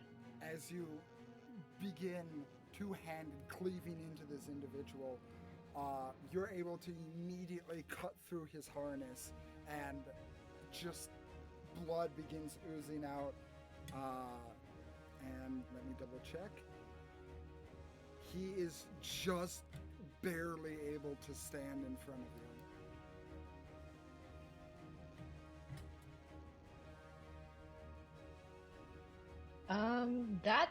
Those are both my actions. Do I have bonus actions? I do not. And not anything that I want to use. So, okay. Yeah, that's my turn. Okie dokie. Lucy, you are up next. Gonna put the rabbit in my backpack. Okay. And if I walk up to the door and slip inside, I assume I'm right behind this guy who completely passed me by. Yeah, you would, at 30 feet movement, you are able to get up to the door. Sure, I have plenty after that, so I'm going to go in, come up behind him, and then since it's now always bound around my right wrist, I'm going to pull out a length of the rope from my rope dart, toss the actual weight up into the air, catch it, and string it around his neck as a grapple. Okie dokie. Roll me an Jesus athletics Christ. check. 28. Root town. You know what? I'll just roll just for shits and giggles. Let's see. He rolled really good. He rolled a natural 19, but that's only a 23. So yeah, you have him grappled. All right, then I will punch him once in the hamstring and once in the kidney. Okie doke. God, kidney shots suck. Well, Pop, pop. Yes, they do. Be 24 and 15. Both hit.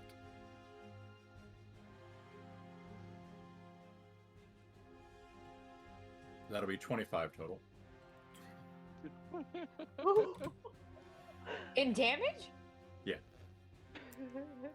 As you come up, Lucy, putting the rabbit or bunny into your backpack, you take it out. You take out your weapon and wrangle him up into a noose-like hold, and then pop, just laying into him quickly, faster than he could have reacted even if he saw you. And the man just goes, and you see a little bit of blood come out of his mouth as he coughs, and he just slumps down if he wasn't held up by a grapple. So he's unconscious now? Yes. All right, I'm going to step the rest of my 15 feet up. And I'm going to drop him, and as I undrop him, I kind of like lazily spin him to the ground like a Beyblade. And sort of in that same motion, maybe a little bit drunk, maybe it's because I'm trying to balance there's a rabbit in my backpack, but I turn and fling the dart at the next guy in the line. Beyblade, let it rip. Oh, I'm sorry, I can't, that'd have to be unarmed only, so I guess I will swing it and then ready it up in my head as, or ready it up above me as a spinning wheel to come down when I get another attack. Okie doke. Understood. So that'll be it. Estelle, it is your turn. All right. Ba-da-ba-ba-ba.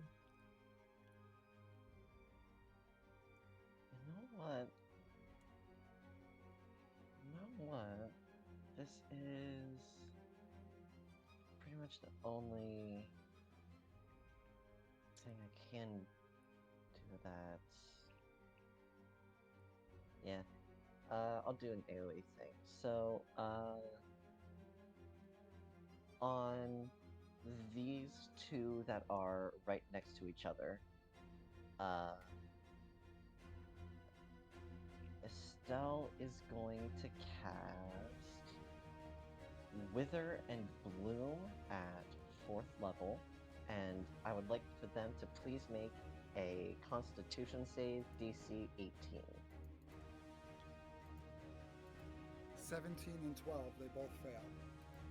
Alright, so they both take the full damage of 4d6, which would be 10. Understood. And no one is hurt, so no one is able to take advantage of the healing side bonus from Wither and Bloom. And then as bonus action, Estelle is going to go into the starry form of the archer and take a shot at the bottom of the two. Understood. Archer. A 29 to hit. That was almost a natural 20. Yeah, that hits. 29's still good. And that'll be a total of 10 radiant damage. Okie dokie. Yeah, as What does the wither and bloom look like? So I like to imagine that,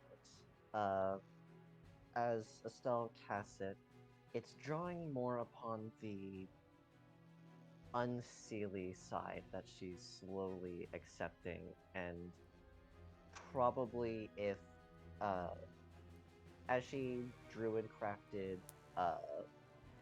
her clothes, she made it the same color as the orangey, red, as her standard clothing. But casting this spell, it gets to turn a little more darker.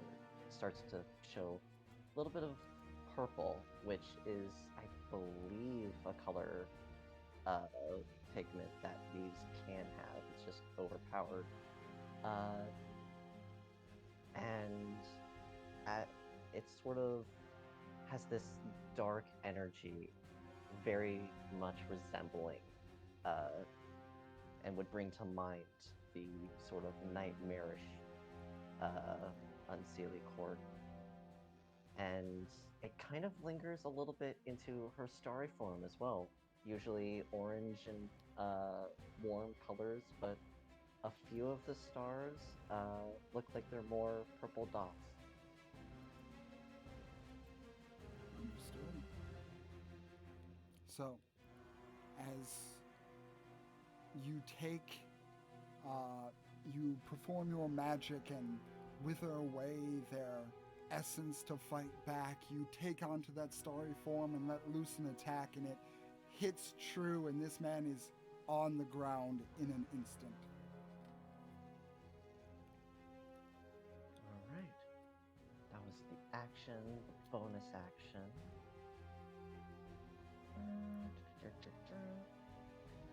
Will I move? No, I don't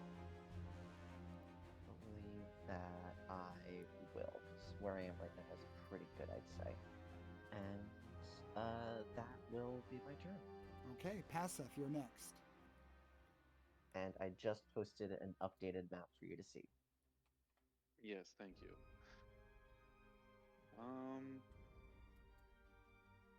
There's these. Oh, one of them's already gone.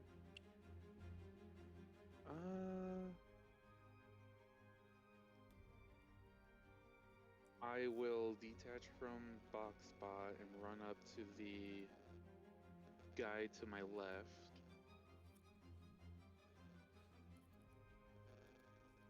And hit him a couple times with my spear. Okie doke.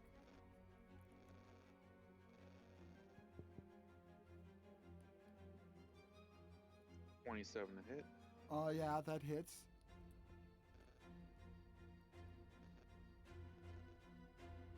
And ooh, max damage 15. Oh wait, no. With my harpoon, it's an additional 7 necrotic. Okay. Yeah. You run up in your suit, and with one thrust of the harpoon, you immediately make this guy fall down as the wound just rots over with necrotic energies, making his skin turn immediately gray and ash-like.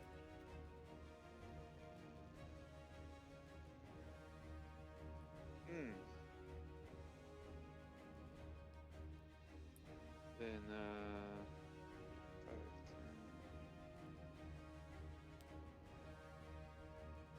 Can I get to the other guy, to the other, a little bit further left to me?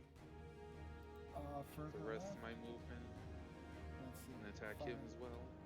15, 20, 25, 30. How much range does the harpoon have? 10. 10? He is just out of range. 10, 15, 20, 25. Wait. Yeah, he's 15 feet away.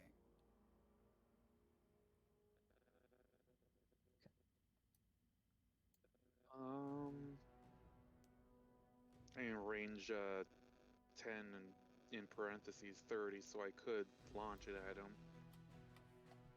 Yeah, I believe if it's above 10, it's at disadvantage. Yeah. Mm-hmm. I'll do it at disadvantage. Sure, why not? Okay, go for it.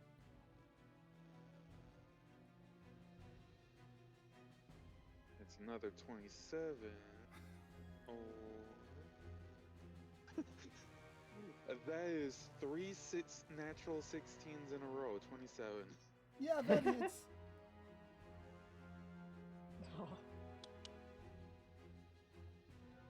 Okay, 9 damage and piercing, and another 7 necrotic. 9 piercing, 7 So necrotic. 16 in total. 16 is exactly their health. These are not trained warriors. These are just fucking bandits. Right. Yeah, Leiana's realizing now how strong she is in comparison to a normal person, and she's not having a good time. Yeah. They're dead too. Absolutely, just the harpoon being thrown just makes a direct contact, despite the awkward angle, into the sternum, and just the guy crumbles to the ground. Ooh. Bonus action. This will be the first time that you guys get to see this. I'll cast Spiritual Weapon, summoning the Paseth avatar. Hey, Right next to the other one, next to the crossed out body. Right There are several above of them. box bot. The one in the middle of the room. Yeah. Okie doke. roll 2, Nice. hit. And it will be a 24 to hit. Yeah, that hits.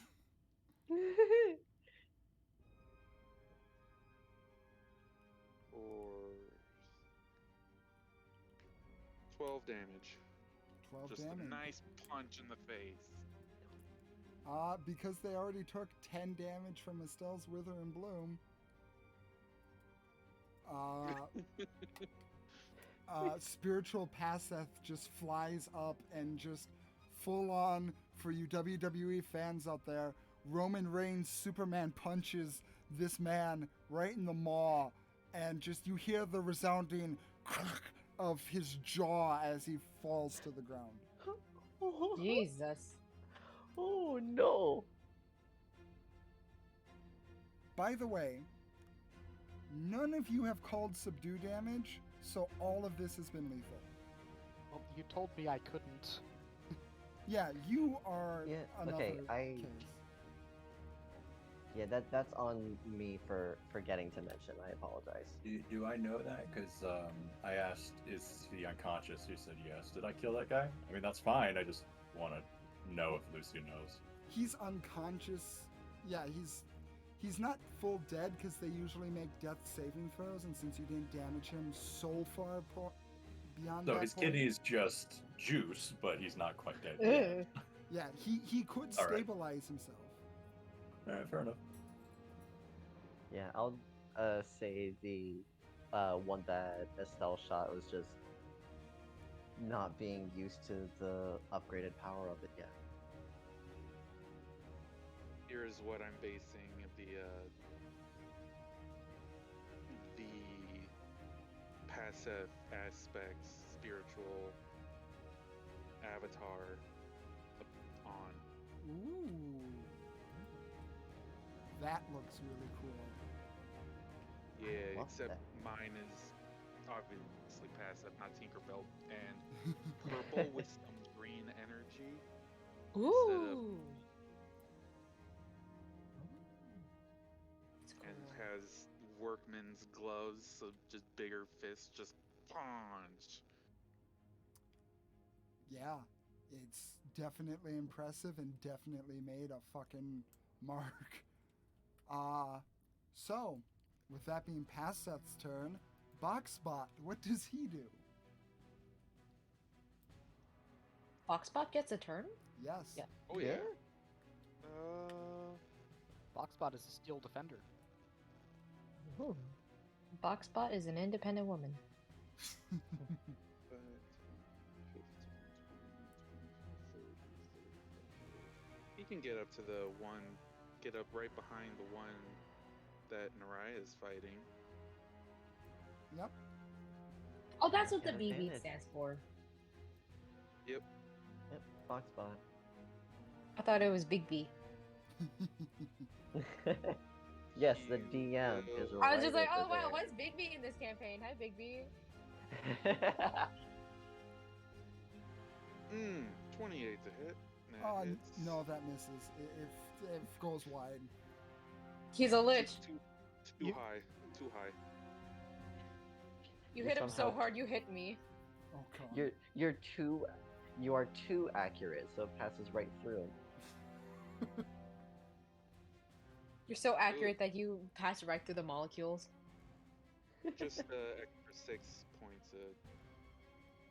He just basically puts the legs onto his shoulders and just brings them straight down.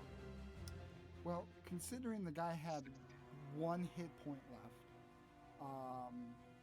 yeah, just We nearly did it. Holy frick. crushes Sorry. this individual.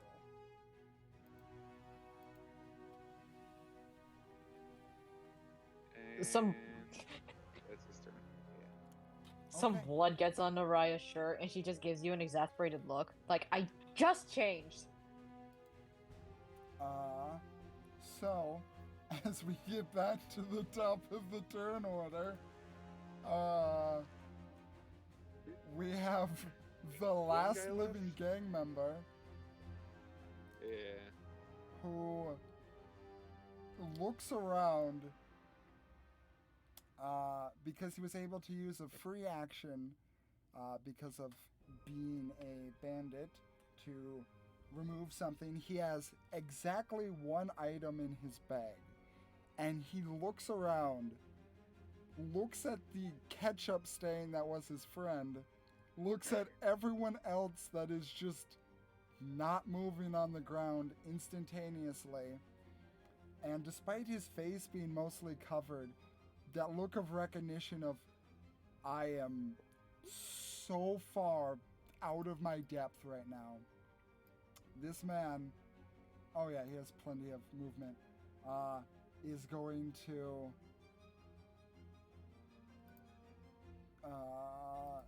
use a free action disengage, and he is going to double dash out of the fucking store. Would he get an attack of opportunity for the people he Uh, passes? Disengage. Ah, damn it. Absolutely terrified, this man books it out the door.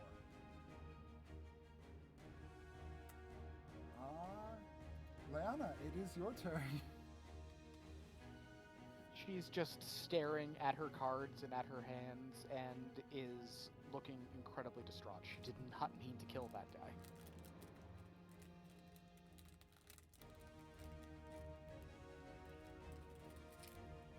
Lucy, it is your turn. Also, Like anyone near her will hear her muttering, I didn't.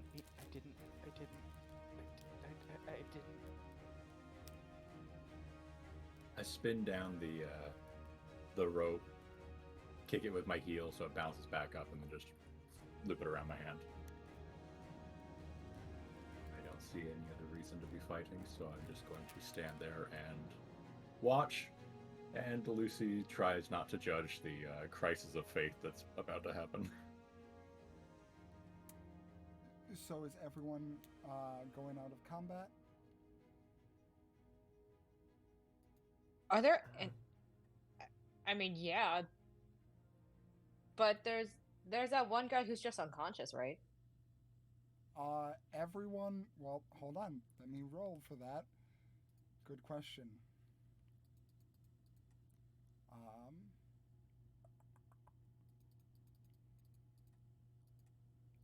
he's still there. I mean, you guys all attacked with fire and fury. I mean, any one of them could technically still be alive right now. Can I go around casting Spare the Dying if any of them are still alive? Okay, which one do you go to first? The ones that I took out. Okay. The first one you took out, you go to, because that one's closest to you. Spare the Dying is ineffective. Dang. And I believe you're able to cast Spare the Dying because it's a necromancy cantrip on 2 individuals at once, right? If they're next to each other. Oh, if they're next to each other. Never mind that. Yeah, Spare the Dying still touch. Okay. I thought it was a range. My apologies. Can someone point me towards the nearest bandit who is not dead? They are all dead, except the one. They're that all ran. dead? Except the one that ran. Oh man, I thought this one by the door would have been fine. I wanted to question him. You don't know that in character. I told Damn it. Lucy that outside of character for mechanical reasons, but in character, you just saw everyone go full hog wild on everyone here. Let's go. I'm gonna go over to this one by the walk. I'm trying to like wipe the blood off of the blood off my new shirt. I'm gonna just like tap the bandit's cheek with the back of my fingers, and I'm gonna pump like 3 HP from my lay on hands pool. I'm going to challenge you on this. Why is she going to this one in particular? You know what? That's okay. This one's mush. This one's whole. That one, yeah, that one just got his face cracked by the spiritual weapon. Does it look like it would like Visibly, hold I on. think the one by the door would look the most intact. Yeah, because this one's fucked. And what happened to this one again? This one got harpooned through the chest. This one Yeah, got no. harpooned through the neck. This one Nope. got crushed by Boxbot and you cutting him in the chest. This one got exploded. This one, I forgot how this one died. Wither and Wither, then Bloom, and then- Arrow Shot. Oh yeah, Starryform Archer. got killed by a Fey Okay. Queen. This one, yeah, Superman punched. I mean, technically, this one would look the most quote unquote intact. He might be spilling his Um, guts out his mouth, but it's all internal damage. This one, yeah, like I'm looking at this It's one and just like, internal bleeding. The blood's still inside of him. yeah, like I don't know what the big deal is. Oh, So I think, yeah, this one is probably the one by the door is probably the most viable one because the other ones, like, they're lost causes. She doesn't know the extent of the internal damage on this guy by the door. Roll me. I'm gonna say, because he's rolling death saves, he failed one, so that means he has 12 seconds to roll other death saves. You are 55 feet away. Roll me a perception check. I just want to see how well she can get a glance at the situation. A perception check. 4. No. Yeah, you're still looking at what's in front of you and the two in the middle of the room.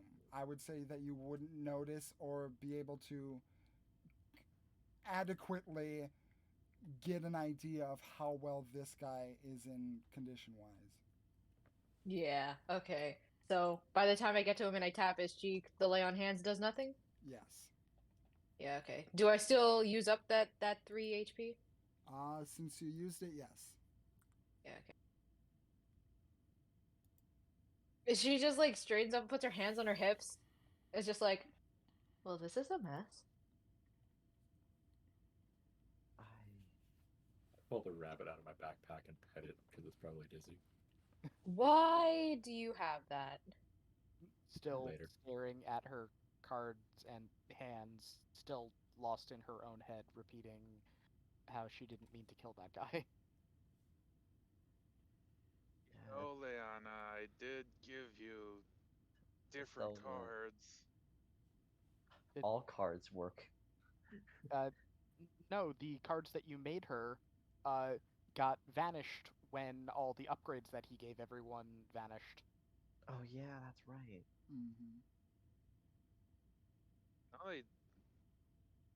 they just became not magical, right? I did make them.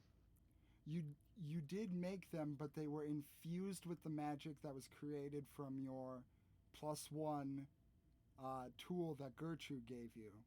So, I mean, I did say that they were all destroyed technically.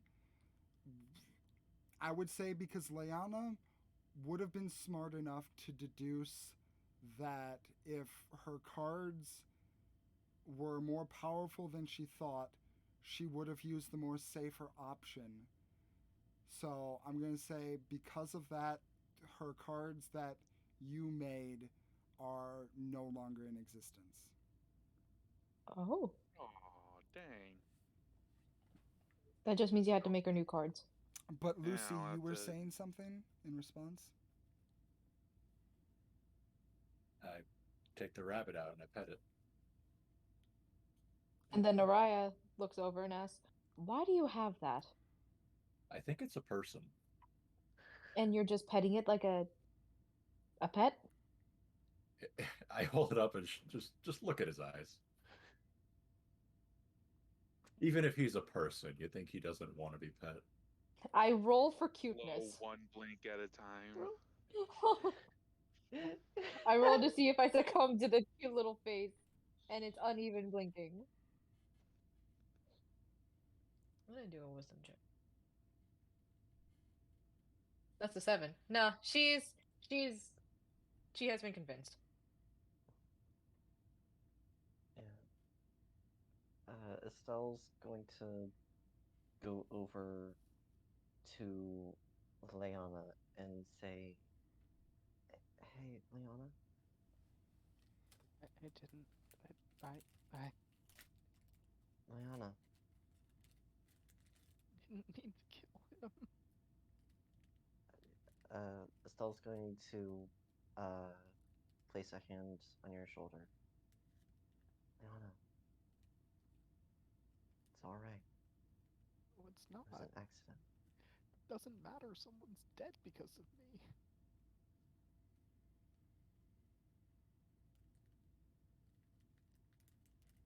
You're right. I Can I go over to Leiana? I would say you can.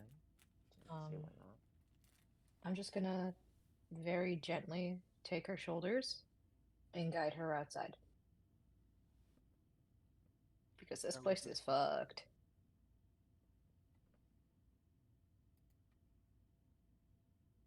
Sorry, did you say something? I said no resistance. No resistance. I'm just gonna, yeah, just gonna stand outside the door, just like, not in the way, just like to the side of it, and be like, you didn't know that would happen. Doesn't matter.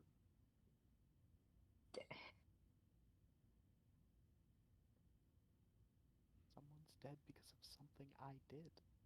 They chose to break into this store and try to rob it. You were simply doing your duty as a good person And that means to they try. should die? Again, you couldn't have known, But I should have. but you didn't. Okay? You thought that. She kind of like rubs her eyes. Her eyes look very tired, but she just kind of like rubs her Matching eyes. the art. Yes, like she always has bags under her eyes. She just looks hella tired. Oh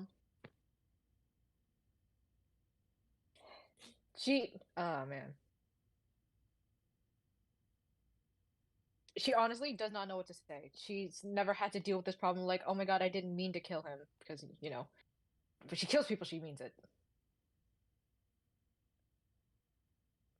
Never taken a life before. I'm sorry. Are you asking me, or are you just saying you've never No, taken a life before? She's saying it that she never has.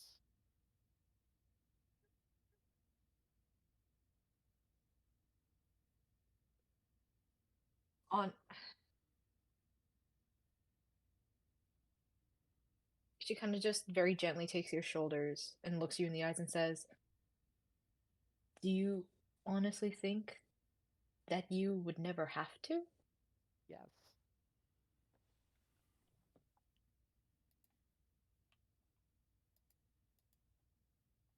I'm not. I'm not going to say that it won't happen again. Because it will. Maybe in a very long time, maybe in the future. Maybe you might mean it then, maybe you might not. But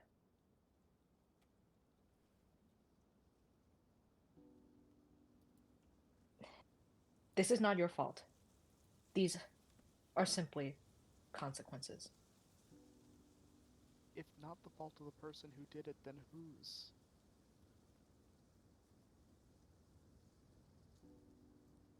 I'm sorry, repeat that? My god, it's so quiet. If it's not the fault of the person who did it, then whose? It is the fault of the person who got themselves into that mess in the first place. Once again, robbing a They, store means they should die? no, but it means they should be willing to face whatever comes their way in retribution.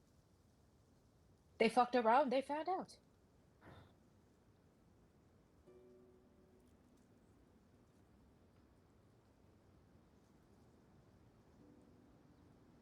The finding out should be facing justice, not the end. Then we find the one who got away, and we punish them the right way. She just curls up and starts crying in earnest. She is not having a good time of it. Naraya like rubs her face because like she is the worst person to go to for a pep talk. And she's gonna poke her head out and be like, Estelle, can you please? I need to get my armor back on. Right. And so we'll go outside and sit down next to Leiana.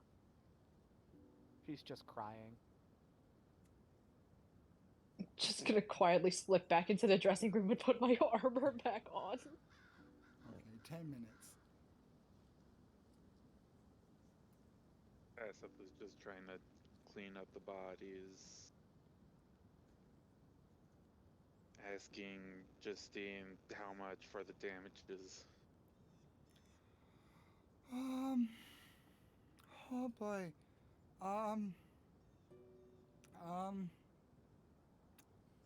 you're, and she looks at you and says, kind of glancing at everyone, you're actually them, aren't you? It's been a while since we've been in here. Over 35 years now. Oh boy. Okay. Um. Oh, I'm taking in a lot at one moment. Um. I don't know. I don't know. Um. Uh. Fuck. We promise we didn't mean to get it this messy. I don't, and she's just kind of looking around. Someone being perplexed, not knowing how to deal with 1, 2, 3, 4, 5, 6 corpses in her store. Just looking, well, technically 7, but that one's more spiritual and metaphorical. And she just kind of has her fingers running through her hair, at a loss for words. Drager's gonna go wait by the inside of the door until Estella has said her piece to Leiana. He's gonna stay out of sight and give them a little bit of space.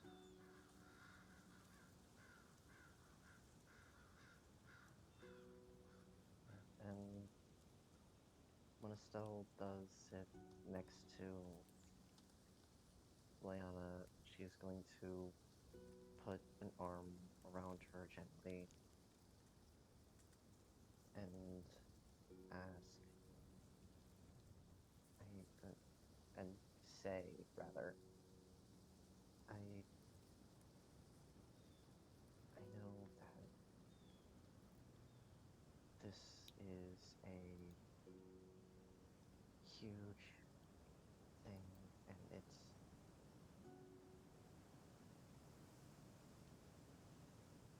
crazy. I know that. What's your thoughts? Just help me understand what you're feeling right now. I didn't mean to kill.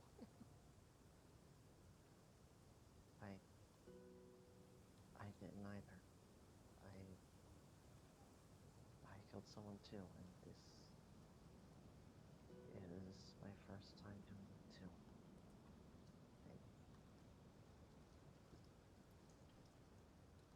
How are you so calm? I don't know. Kinda. I'm probably not showing it, but there's a bunch going through my head right now, and Just 1 second he was there, the next he was just a pile of blood and gore.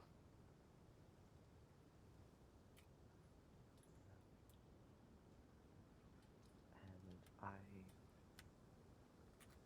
I wish I could just take all of what you're feeling, so you don't have to feel hurt by this. I wish I could just take the negative emotions, but I can't. I And need it. even if I I could, need to feel it. I need to. right.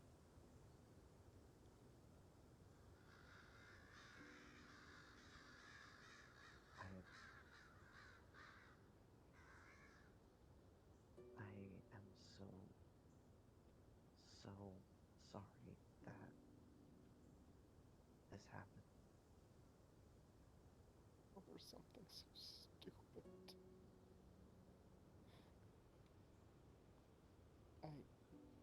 I know I'd definitely still be conflicted, but maybe not this torn up if it wasn't something so petty.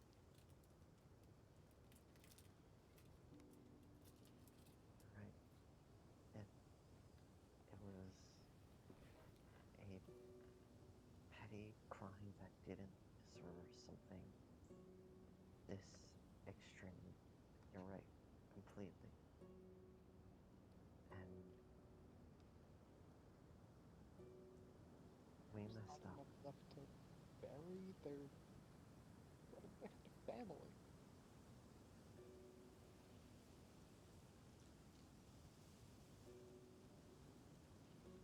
Someone existed one moment and is gone the next.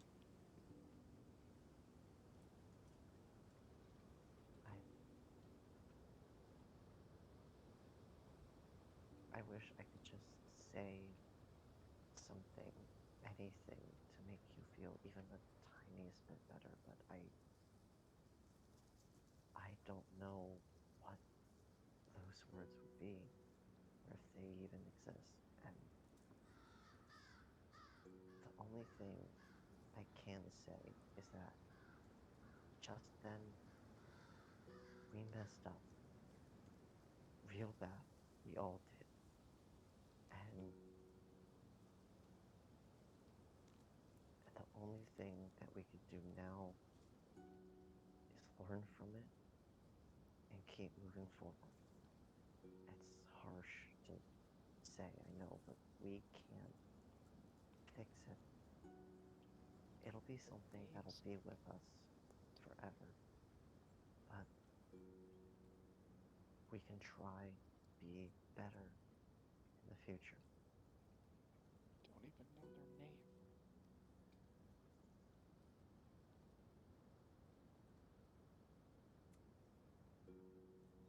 You don't.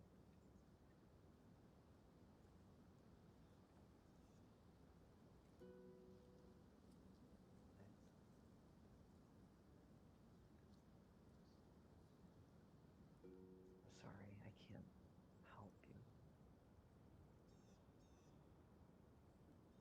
I want I'm my sorry. mom, or Jenny, or Allie, Dad.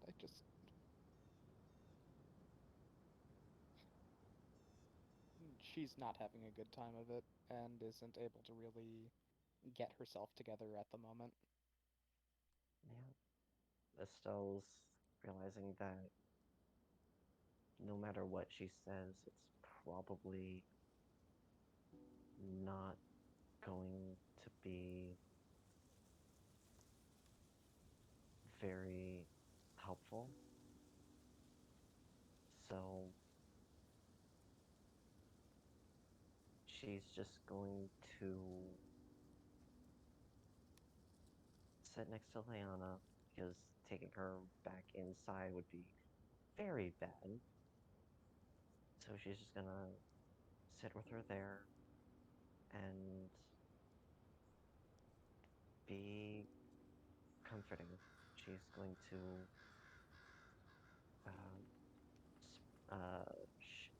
if however much she can, she's going to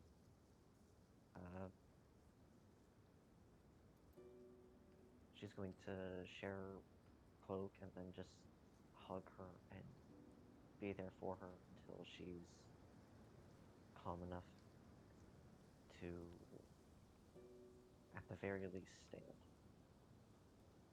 Stand, that'll be a minute or two. Walk, another moment or two after that. Anything else, that's gonna be a while. Estelle's just gonna be there for her for all of it until she's at least halfway okay.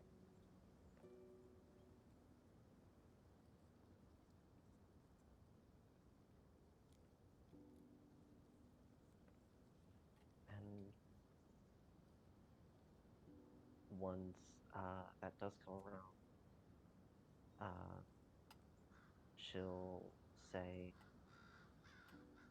uh, Lucy said something about thinking an animal was a person that might be one of the druids, so.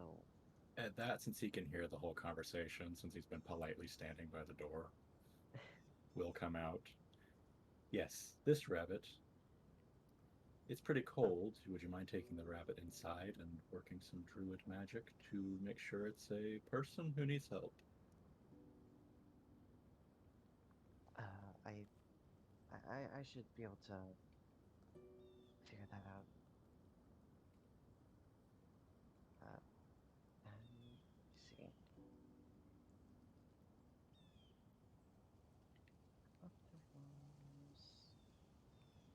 Oh, I guess I don't have it prepared. All right. Would I be able to,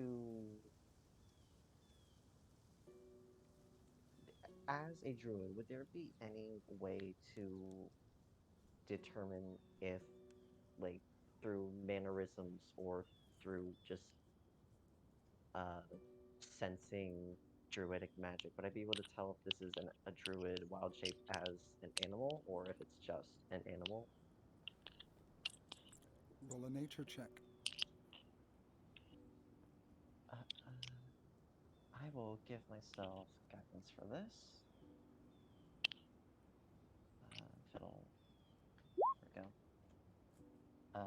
21 plus the 1d4 from guidance, a 1 for 22 total.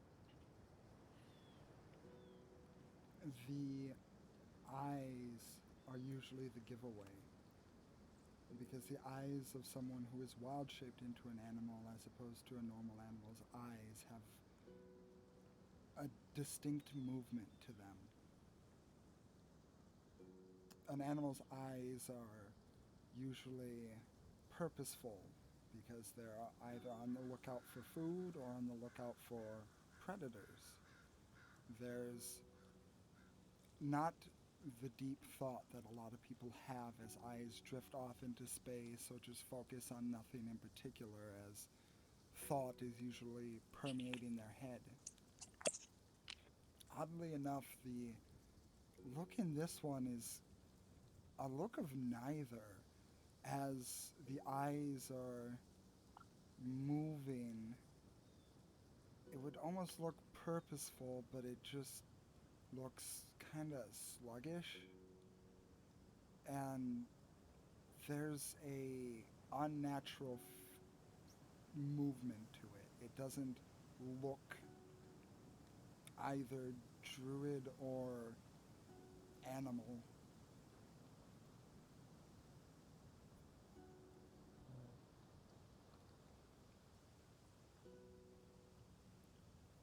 Well, it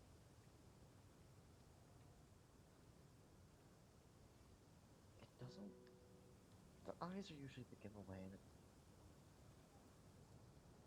and with this, it doesn't look like either. It doesn't seem like druid or a normal bunny. That's fascinating. Here. He tries to hand it to Estelle.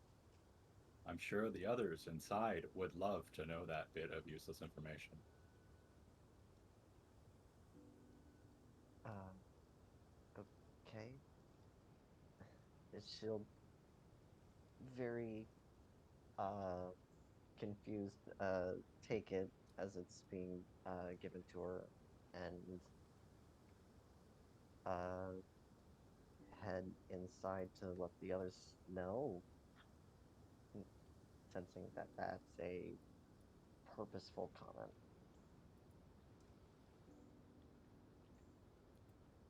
Okay. Would I still be changing at this time, or would I be done? It takes about 10 minutes. Because Okay, you're so I'm still there. changing. Yeah. Just you're clanking around in one of the dressing rooms behind the curtain. Ting, ting, clink. Buckles being done.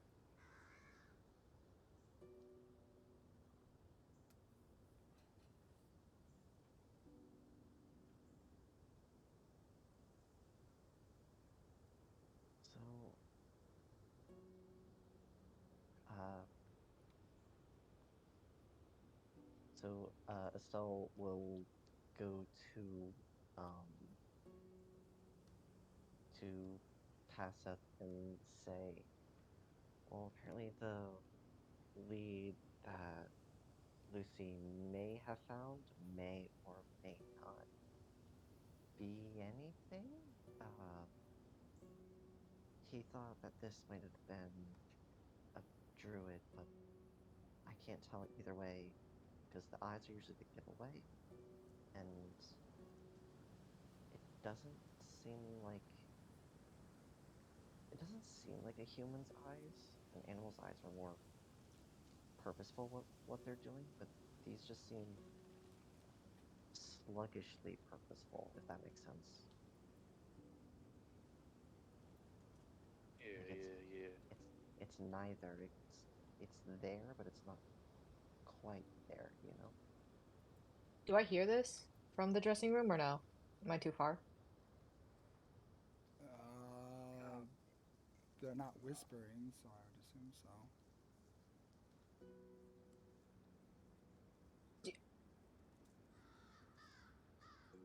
There's and like you just hear like there's a chance that the rabbit may be drugged.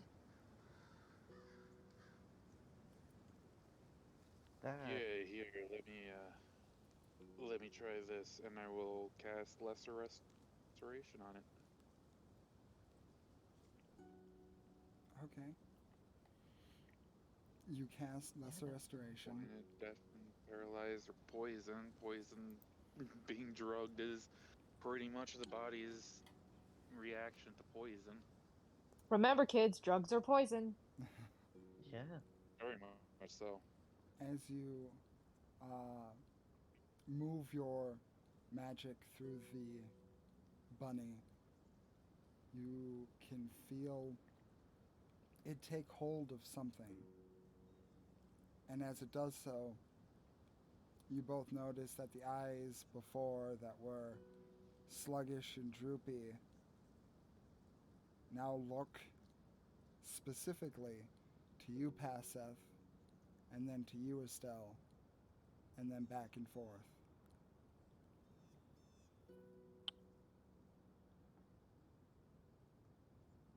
You okay, little one?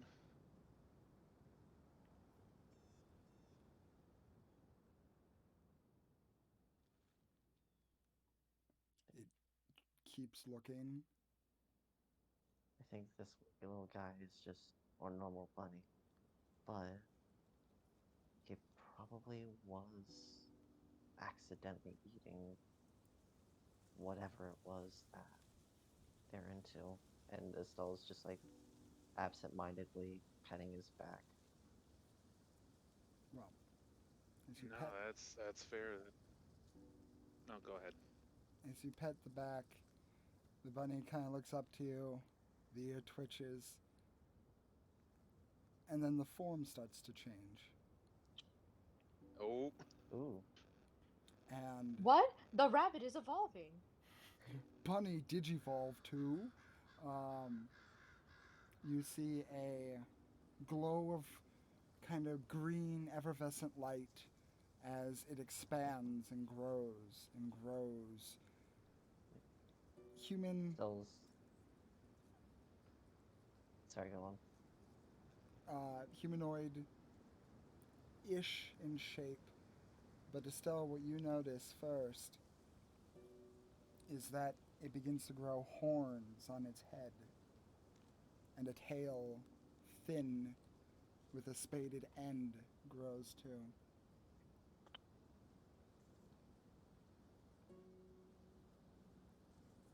Oh. oh, it's a tiefling. Tiefling druid. Hmm. Okay.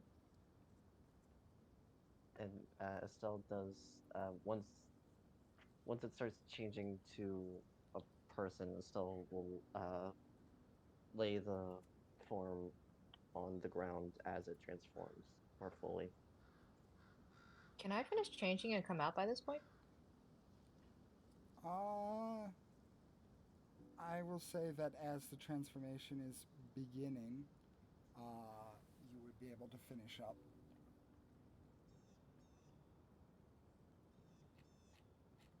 We'll just come out, start rounding the display cases by this time.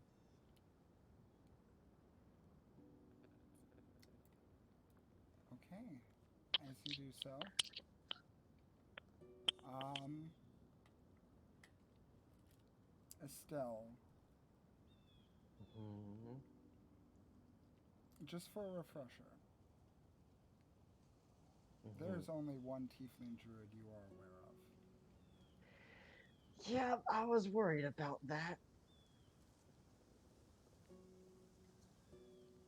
And the transformation hasn't finished. It seems slower and sluggish. I will allow one reaction if you wish.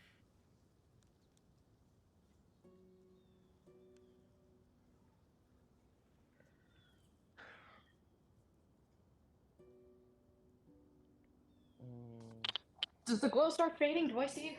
Do I see who Not this yet. is? Not yet. all right, let me see. Uh,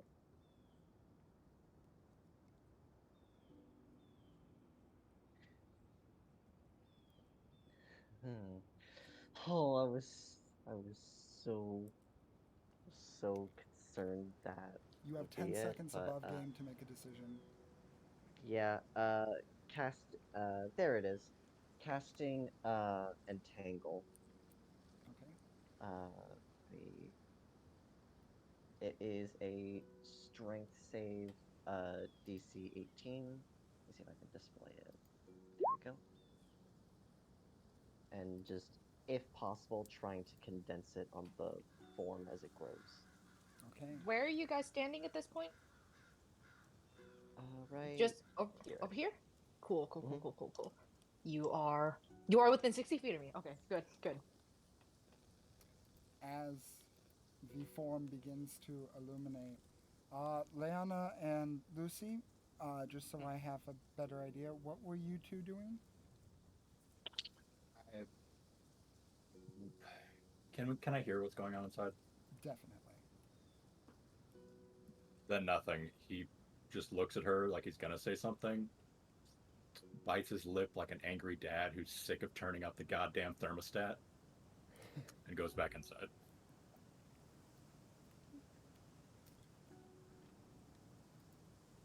There.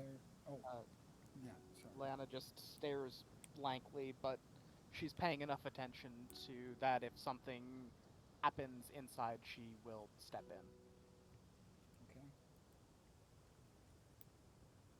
So, Estelle, as you cast Entangle and it begins to wrap around the form isn't fully in its humanoid shape, and your unnaturally quick reflexes are able to take advantage of the situation.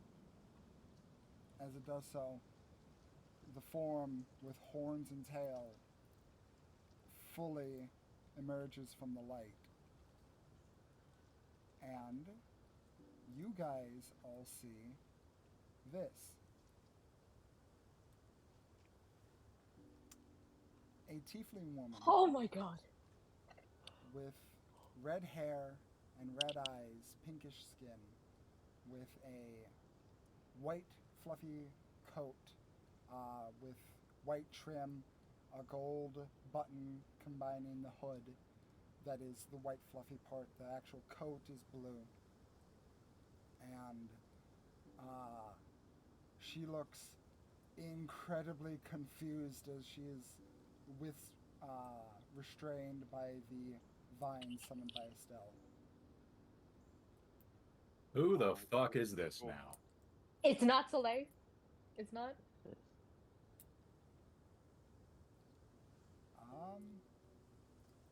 I don't think Naraya's seen Soleil. What? Has Naraya? Have we said that? I can't remember. You sent me pictures of what they look like. I did. Um, So never mind. and I think you said something about me seeing them coming and going from Diedrich's house, doing business with them, but I've seen them, I've just never been introduced to them. That's what it was. Okay. So this isn't Soleil. If she doesn't match the picture you've seen. Please hold. While you do that, I'm just gonna. Or while you roleplay, I'm just gonna look for that picture of Soleil. Yeah, that wasn't a rhetorical question. Is this Nope, another yeah, person no. you guys know? It's not Soleil.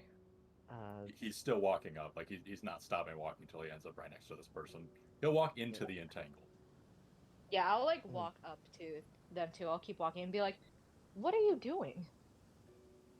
Yeah, when Estelle casts an entanglement, I am past at this immediately, spear at the ready. There's only one druid who is also a tiefling that I know. And that caught me off guard. But just out of character. No, not doesn't match memory of what she looked like. So in character, going to ask, who are you? What?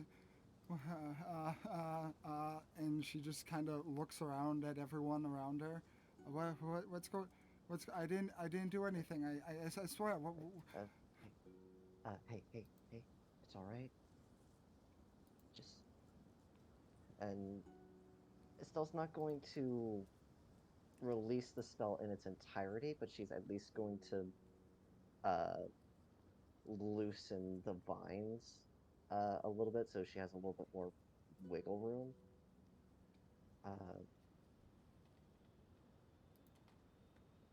And she's going to ask, "Are you one of the druids who came here from Shirakmatel?" Yes. And she looks at you and she's like, Estelle?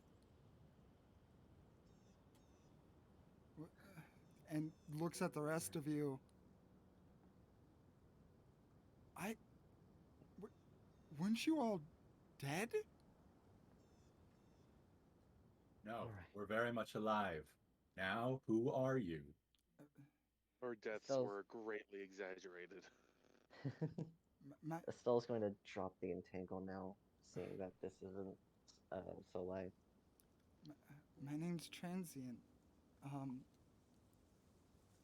I came here a couple of weeks ago from Shiraknatal for some trade.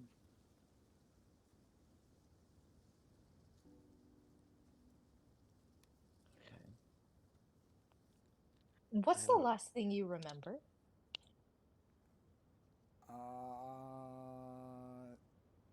I mean, in terms of, like, I remember being in my wild shape form and being picked up, put in a backpack. I was just kind of hopping around other than that.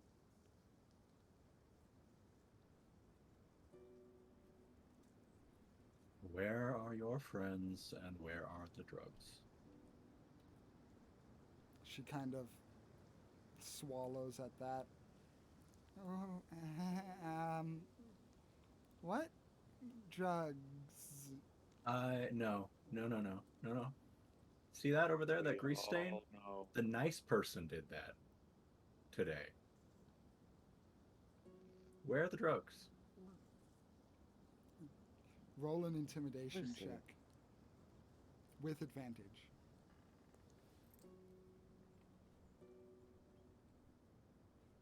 18. 18.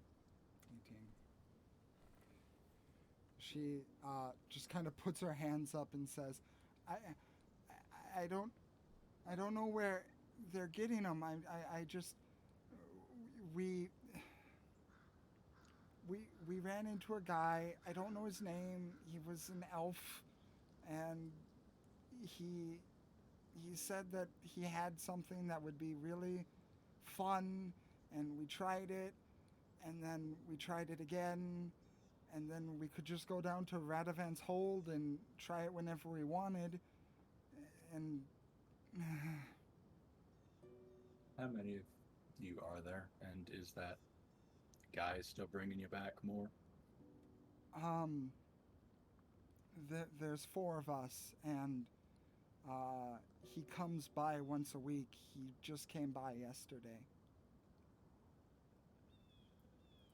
I think I missed some of it. This guy's coming to Radovan's Hold? Or is there a place in the city that the druids are staying in? She just said he comes by once a week. Where does he go? Where does he go to meet with you? I mean, he changes the spots. We first met him over in the shopping district in a back alley, and then we met by Tearfall Height the second time. The third time we met, and she looks like she's thinking. I think we just met by the shoreline the third time. And the fourth time yesterday, we met about 2 blocks east of here, in front of just a shop. It's Speaking of shop, are there any people still left in the shop, like civilians, or did they all run away? Yeah, there's the lizard folk who has not taken any attention to what is going on. They seem particularly enthralled with a specific morning star that they found. Um, Are the they just, are they straight up like ignoring all of this, or are they pretending to ignore it while still listening? roll an insight check. Oh boy, boy, boy, boy, boy, boy. Hold on a second. Opening my phone. Insight, you said? Yes. Ins. Dirty 20. Dirty 20. From what you know of lizard folk specifically, if it's not something concerning them, they do not concern themselves with it. None of this Okay. fight had to do with them, so they don't care. Okay. And the other customers, did they run away? There is one woman who is currently in the back right corner who is fucking cowering and just looking just as shocked as Justine. And there is an older elven man in the top left who just looks like he's computing like a calculator the events that just transpired. I'm just gonna like look at each of them and be like, if you'd be so kind as to exit the store for now. So sorry. Can I insight check the elf who is calculating Insight for the same check. thing? Oh, okay. Yeah, go ahead.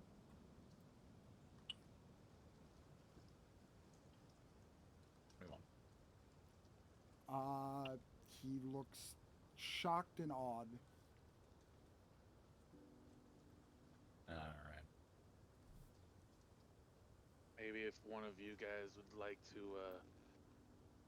get some guards over here, help sort this mess out. Is that necessary? They're just gonna probably blame us for a whole lot of murders and being new to town.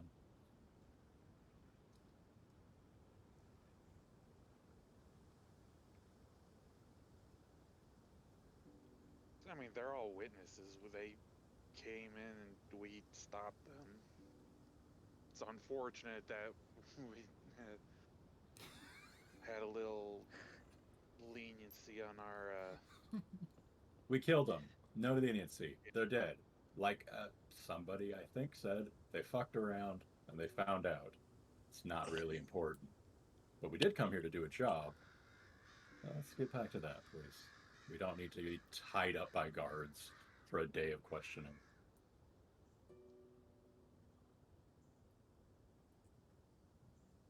Exactly. So, okay. I will apologize for the vines. There is, to my knowledge, there was only one other tiefling druid, and I have bad, bad association with her.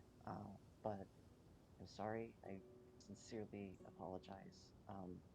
So, alright. First things first. Who are the other people you came with? And where do you think they would be? The other ones I came with, they, I kind of snuck out. I, it was a bit of a bad trip, but I kind of left without mentioning I was leaving, so the rest of them should be down in Radovan's hold at this time, unless they also just, I guess, fucked off.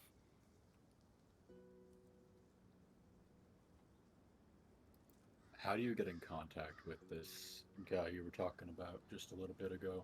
You said where you met him, but how do you know where to meet him? Um, one of the other druids, Brother Cedar, he he has this connection, this telepathy that this guy, I guess, is somehow able to tap into. He was pretty not open about explaining how or why, but he's the one that tells us where to meet him and what we're going to be trading.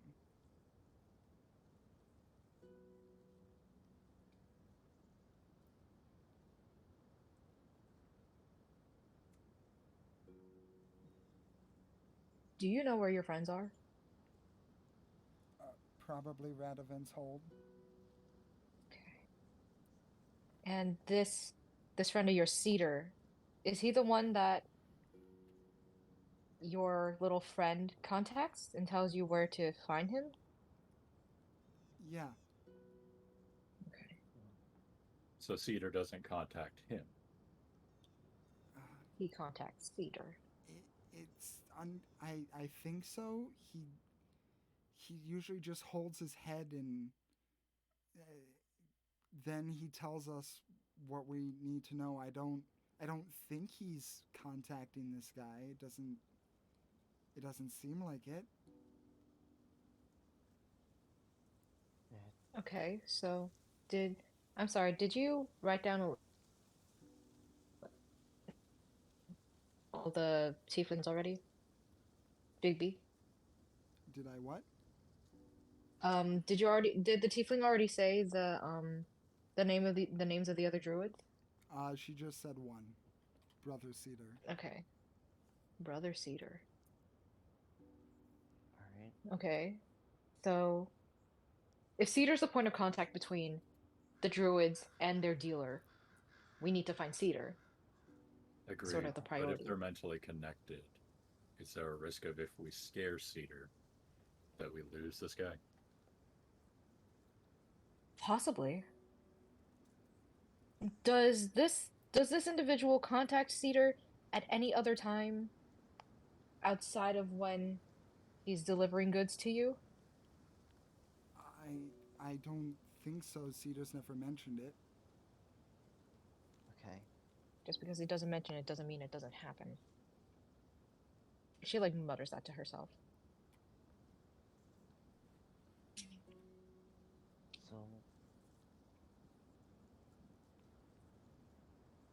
So who else? There's you, there's Cedar. Who else is with you? There's Sister Wildbane.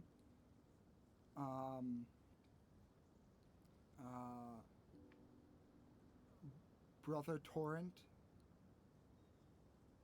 And Sister Wake.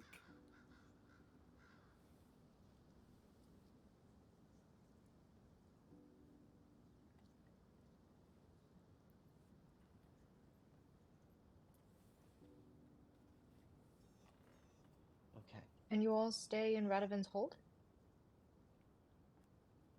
Well, we're kind of just offered a room for as long as we need it.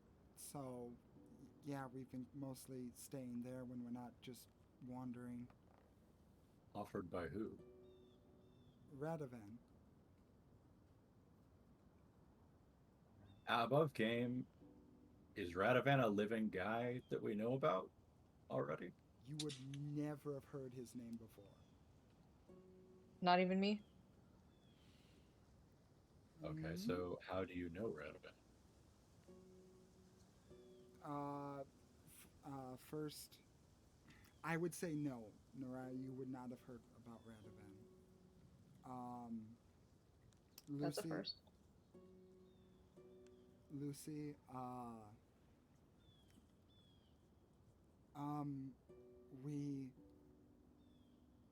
we were pretty,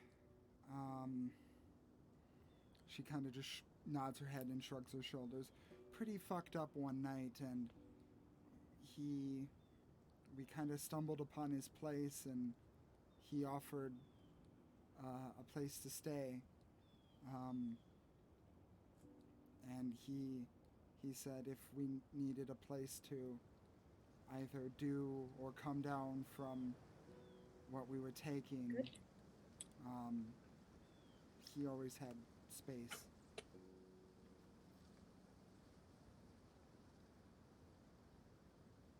Okay. What's the name of the substance that you've been taking?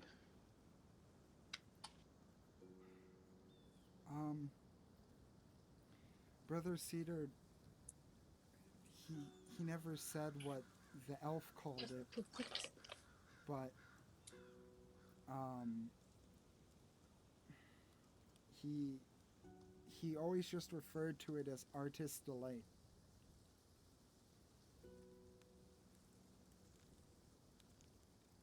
Mm, If look at him and see if anybody Do in you, here has changed, but mainly him. Him who? Changed how they're reacting. I mean, Oh, the elf. yeah. The elf. No, there's no. I'm gonna let your 21 stay, and he was told to leave, and then stopped, and then you guys were kind of arguing about the guards, and he just, unless you specifically say again what to do, he's just staying still.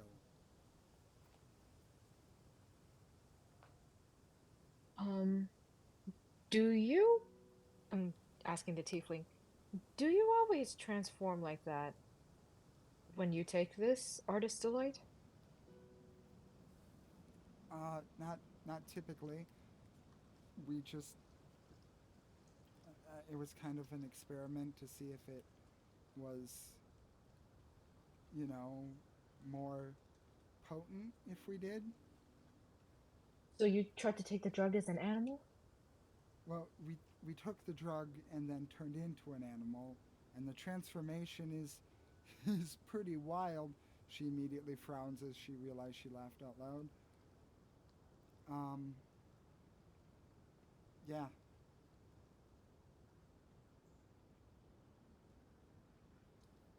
This is probably a dumb question, but is Radovan a male elf? No, he's a human. We should still talk to him anyway, but Yeah, we should. Definitely. Because if he has a connection to these druids. Human male, you said? Yeah, Human male. Okay. And he, big guess, probably in Radovan's hold on any given day? he's usually there, yeah. Okay.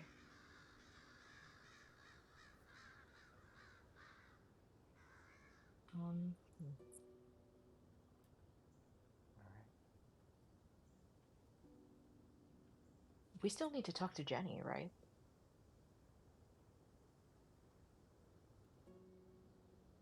Eventually. Sorry, was I too Yeah. quiet? Um, No, we heard. eventually. she wasn't meeting us You- here, was she? no. No. Did we tell Jenny? We did not. She's still thinking we're meeting back at Shruknatau in a week. We should probably go to her, deal with that now, so we're not in, so she doesn't mistakenly go to Sharuk Natal. Mm-hmm. All right. Yeah, this was just our first stop. Just so happened that all this craziness happened right away. We just Yeah. got here. Yes, we did. Jenny lives here? Her school's here. And technically, by extension, then yeah. Yeah.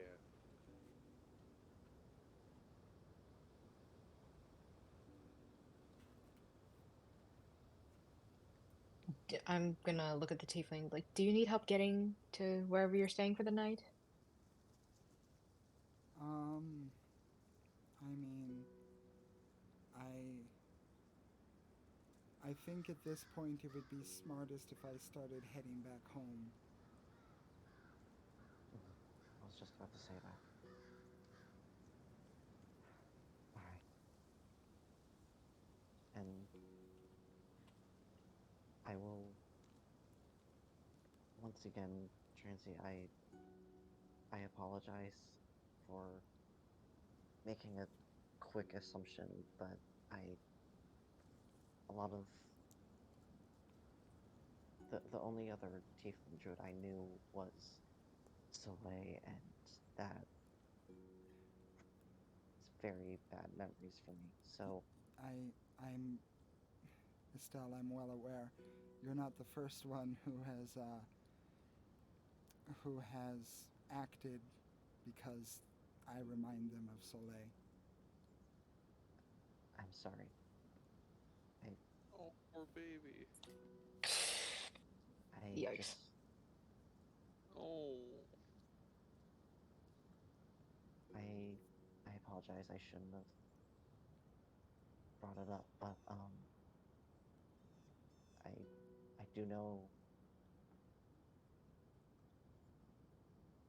do know how it feels to have a stigma around you, and well, I turned out pretty dang well, I think. So I have faith that you'll overcome it, prove Right. everyone wrong, and show that you're better. Okay?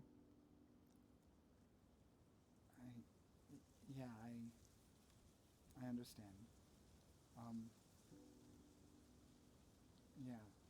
When you see the others, just don't take it too hard on them, okay? I won't. I promise. Okay. Um,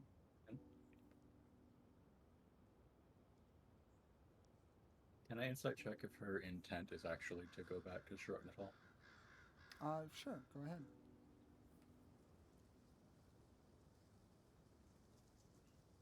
24. 24. She seems pretty scared straight. There isn't much of devious, deceptive underlie to her words.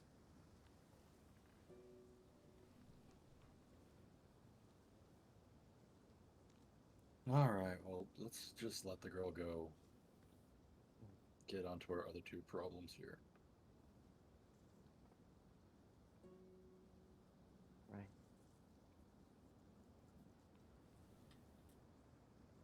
She Will you immediately be? leaves. Sorry. I started talking at the same time you were saying. She's just going to move and leave as soon as she can.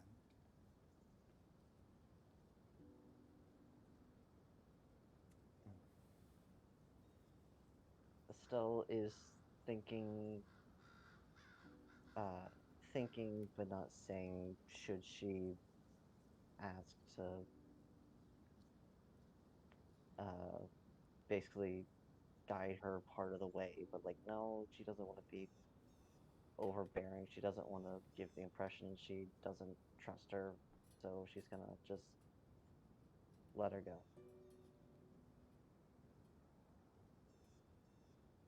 All right.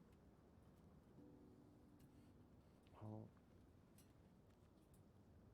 we know where they are. Wait, out of character. Uh, we know they are at Radovan's Hold, but did we ever get directions to Radovan's Hold? I thought Radovan's hold was between New Pass and Shuruk-Natal. Nope.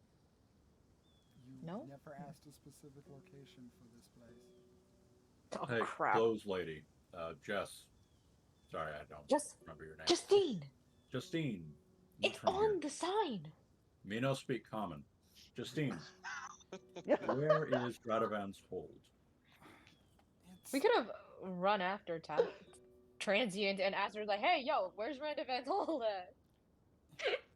it's down by the shoreline on the opposite end of the city. Thank you. To note, as Transient leaves Leiana, Mm-hmm. you see her step out and she looks over at you and makes eye contact with you.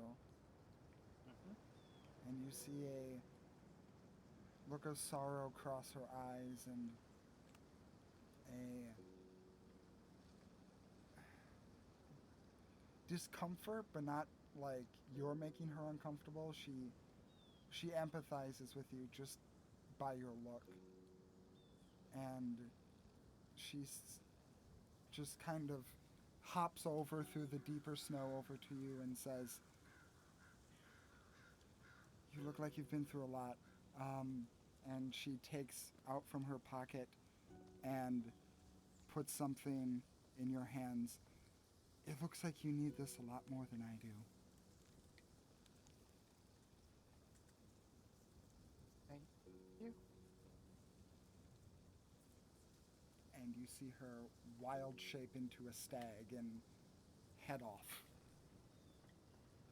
Leiana's then going to look at what she was just given. If it's drugs, I swear to God. If it's drugs, I'm taking some. When you open up the little baggie, first you notice it's kind of light. Except the weight shifts around. The little bit of weight that's in there shifts around.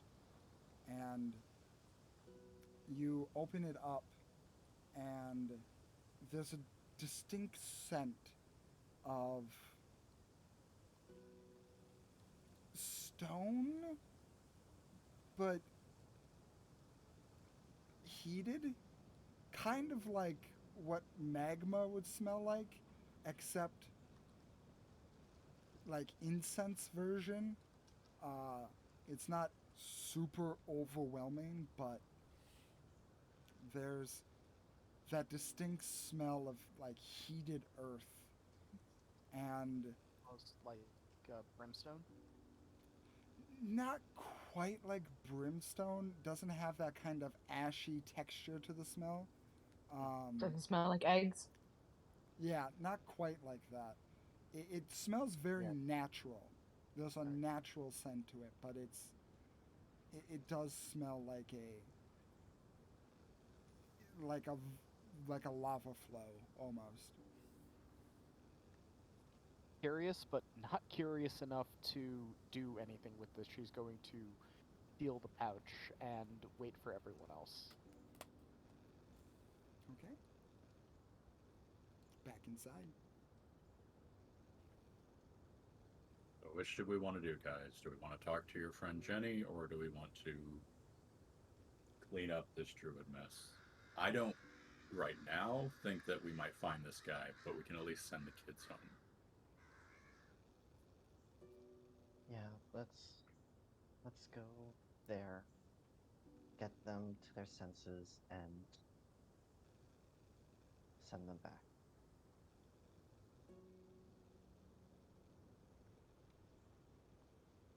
Yeah, if it went as easy as it did with her, should be fine to send the rest home. Something tells me Cedar won't really be cooperative. Yeah, maybe.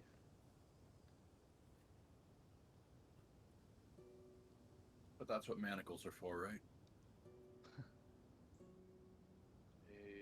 Yep.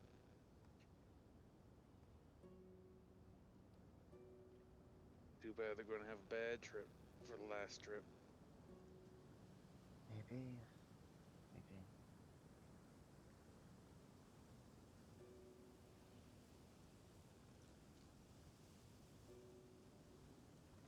There could be a chance that the school is close to Radovan's hold. Maybe. We came all this way for Jenny. It'd be a shame if we just came here and just passed her by. Oh, we came all this way for the druid. Well, Jenny was going to come to us, right? We came for both. We were. Jenny I- was gonna Sorry.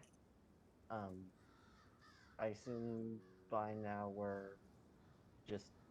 Are we sticking around here while we're discussing this, or are we outside walking on the way there? Just want to get that point of order set. I mean, if we could be having the conversation while we're going to Radovan's hold, then Drager would be for that. Estelle would as well. As I'm fine with it too, but just as we're leaving, are you sure, Justine, we don't want us to pay for anything? Just. Just go, I'll figure something out.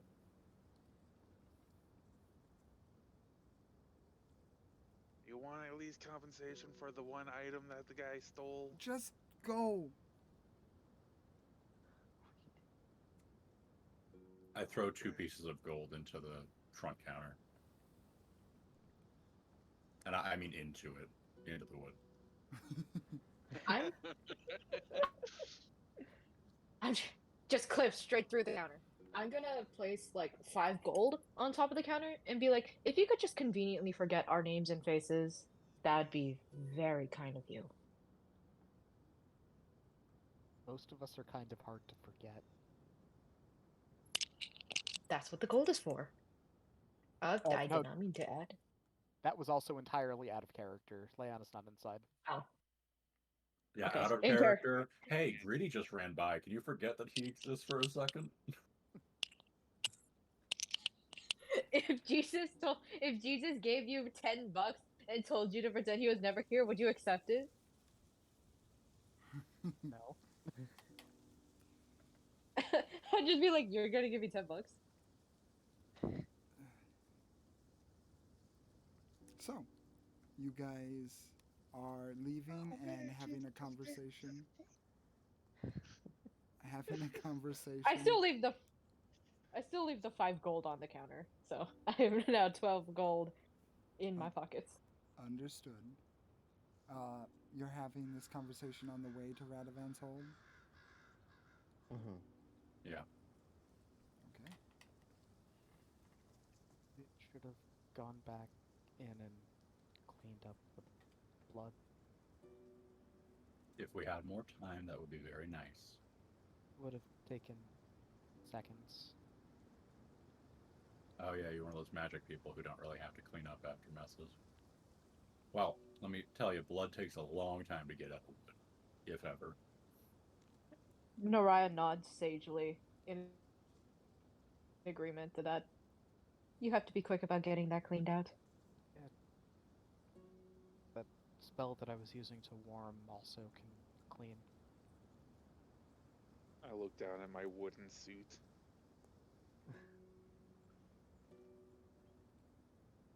Yes, Surprisingly pretty clean. I can get the blood out if you want me to.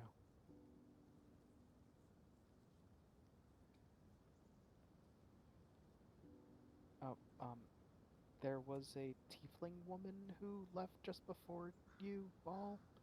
Yeah. She handed me this, saying that I needed it more than her. That's probably the drugs she was using. She was one of the druids. Oh, Came to look At for least it. Yeah. at least she got rid of him before she went back.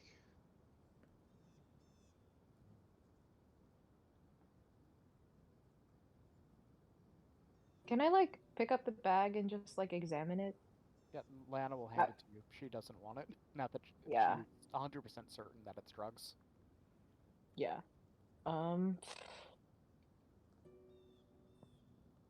Big B, what do I know about that drug? Um, about like the drugs Luan and Soleil have been peddling. You know that drug is it's something that is very dangerous, and to touch the drug alone is to open yourself up to a world of not good.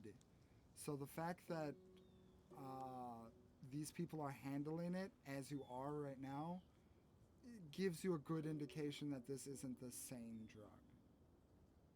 Okay, but just because it's not the same drug does not mean that they aren't also peddling this, because they can do multiple things at once. Very true. I'm just gonna look at the party and be like, does anyone have a bag of holding? Oh yeah. I open up the chest compartment of the barrel bot, and it's a black void. I'm just Hey. going to. Oh, does anyone else want to look at this? Just before you put it away, I'm gonna pass it to Lucy. I don't know how he would phrase this in world, but I'm like triple resistant to poison. So Oh my god. I would like to take 2 teaspoons into my fingers. Do I feel anything in contact? Oops, sorry. I rolled something for pass up. Ignore that roll. So you take it and you start licking it, like in your fingers. No. I scoop up into my fingers like a pinch, about like 2 teaspoons of whatever this is. Do I? You said on contact, so like, do I feel anything? On contact, no. It just feels like kind of grainy sludge in your hands or in your fingers. Okay. I'm going to take out my dragon vessel and it's charmed to make magical ale, and I'm going to sprinkle it all into there. Put the cap back on, and then I will lick the residue off my fingers. And then, do I notice anything? Oddly, no. Okay. I slam what's in the dragon vessel. Okay. The dragon vessel is an alcoholic drink. It contains currently a pint of ale, and then mixed with 2 teaspoons of this stuff. I mean, you get like a very slight buzz, but it just feels like you took a gulp of ale. The rest of the group. So, I think that stuff's really, really cut down. They might be taking a lot of it at a time. I've never had the original, but I didn't feel anything. And I You should have also felt at least just- something. You also just took it, so it might take a minute. Also, really? Really, what? Did you have to take it? Thought you wanted to know. God's above and below. I take the pouch and I just plop it into Passet's chest compartment.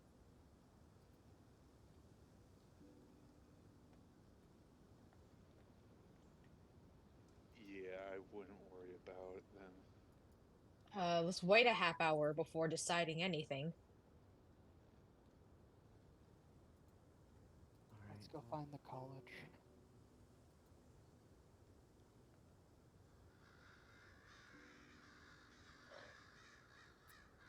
Yeah, You guys were looking for Radovan's hold. Are you changing your direction now to the school? Maybe let's take a vote on what we actually want. Do we want to go see Jenny Yeah, or do we I- want to go see Radovan? Jenny should be quicker, so if we're gonna do that, I think we should do that first. that makes sense.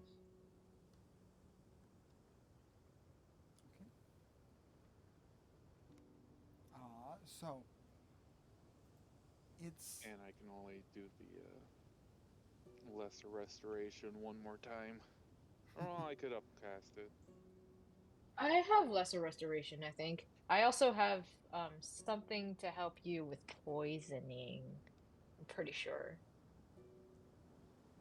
We can table this for later, but Oh yeah. I'm not magic. That lesser restoration, how does that help somebody? Lesser restoration cures like diseases and You status touch ailments. creature and can end either one disease or one condition afflicting it. No, I mean like Condition in world. blinded. Drager's asking. Oh, so you're asking character. Yes, I'm asking in character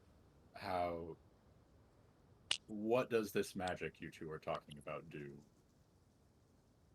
If one is under the effects of poison or some sort of ailment affecting their senses, the spell would be able to cure that ailment. Then So it if is you're my- poisoned, we can help you. That sounds great. So again, tabling it for later. But if we do want to experiment and see what this stuff does and how bad it is for people, sounds like you guys have a way to save whoever's the test dummy. I can theoretically cure someone of poison 5 times. I will not take it. I would not advise you to take it, but I also don't think can't. any of us should. I can do what I want with my body. But I'm Yeah. trying to help you. I, Later, though. It's just Later. useful for later. I was gonna say I can't stop, but I wouldn't approve of it. But I also can't stop you because you're your own person. I have experimented before, so I could test some stuff out with it. How about we wait until we are in a controlled environment and we're not in the middle of going places to take drugs? Oh no, yeah, controlled environment's the best way to do it. How about you Besides, we just haven't even don't? we haven't even seen what it would do to Lucy yet. I feel like Brickle. Hmm? No, nothing. It's fine. Just a lot on my mind. No, what did you say? I feel like that I was talking to a brick wall at the moment. How people are still thinking, "Oh, hey, let's try it," when others are clearly advocating, "Hey, let's not." I respect what you're saying. And by respecting what you're saying, I want you to hold up a mirror. And now that moment's passed, let's get back into this Jenny thing. I won't bring up the drugs again until we have free time. All right. Okay. So, oddly enough, as the day is going on and it's starting to get a little bit darker, especially with the cloud cover, you notice the most distinct lights in the nearby area actually comes from a fairly large compound towards the topmost edge of the hill that New Pass is kind of resting on. And those of you who have been here before, which would be everyone with the exception of Mariah, would remember this as the compound that Bartholomew, the wizard who was taking care of Jenny, and who you guys last met when you met Jenny before the time skip, where his place was. And it looks like it's expanded and gotten bigger.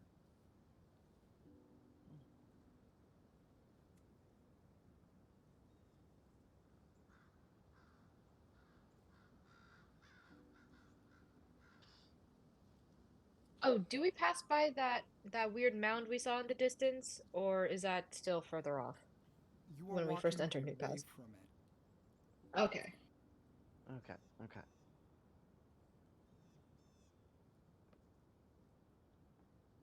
Go see if we can find my sister and possibly Bartholomew's here. Yeah.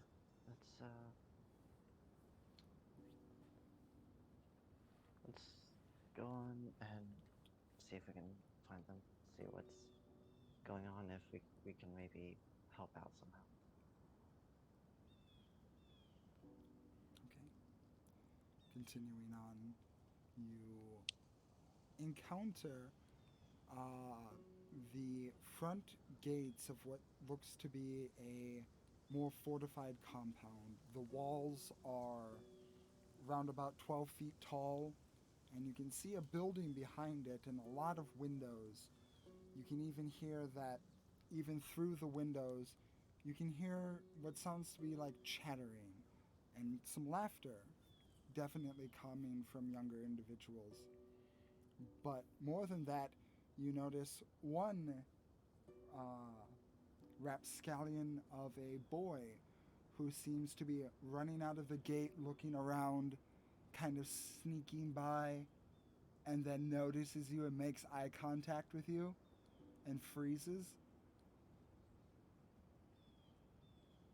I wave. You should probably head Slowly. back in there, buddy. too cold to be out skipping class. I don't know what you're talking about. I am. And he kind of stands up a little bit. Practicing my conjuration. Conjure yourself back to class, kid. That was good. That's a good one. I can't top that. He kind of just shuffles awkwardly back in the direction, trying to keep his posture. He has like a little black vest on. His hair is kind of short but spiky, blonde, with round glasses with a crack in one of them, as he just kind of walks back around the corner awkwardly. How athletic does that kid seem? He looks like a string bean. Oh, string bean.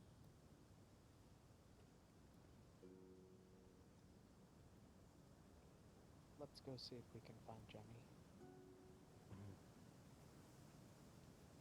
Okie dokie.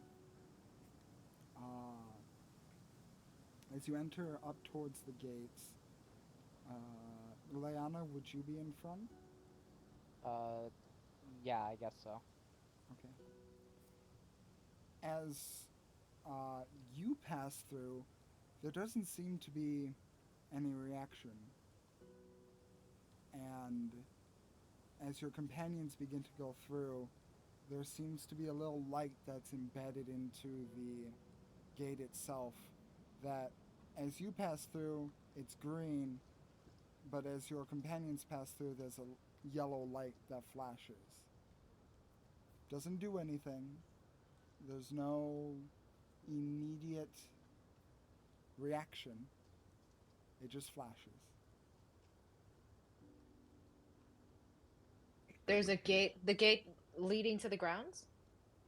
Yeah, there's a wall Or- with a gate through it. It's like a kind of arch opening that's cut into the wall itself. And as you walk through, above you, embedded in the wall, is a light. And it was green when Leiana passed through it, but it's yellow as you guys are passing through. Should we be concerned about that? It's probably because we're armed. I'm also armed. It could just be that it doesn't recognize us. Well, at least Maybe, it didn't I don't turn know. red. But maybe we should wait here just in case someone comes. Yeah, maybe Jenny will come down and investigate who the new visitors are. Maybe. I no idea. But we should probably at least step inside so we're not out in the cold. We have warmer clothes, but that doesn't stop the cold from being cold.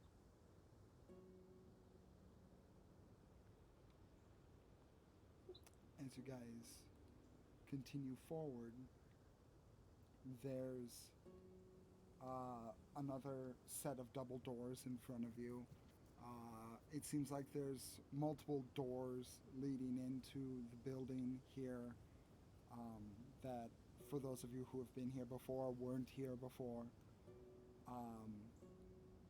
And as you enter into the building itself, there is a spotless hallway with tiled floor.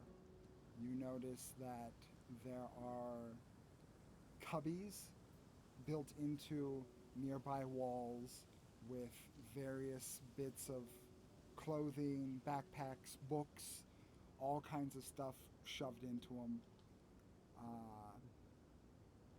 There does appear to be one person who is in what looks to be kind of like a one-piece jumpsuit of dark blue with a hat that goes over their eyebrow ridge.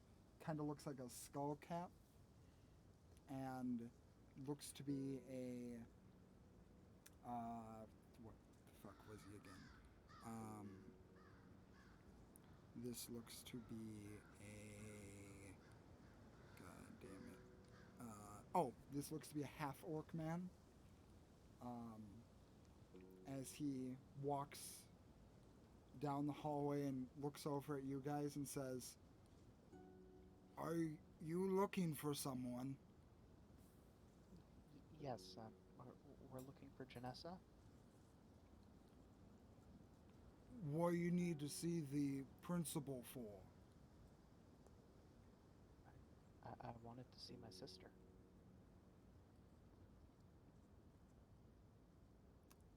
You see like two frayed wires that are slowly starting to connect in his head.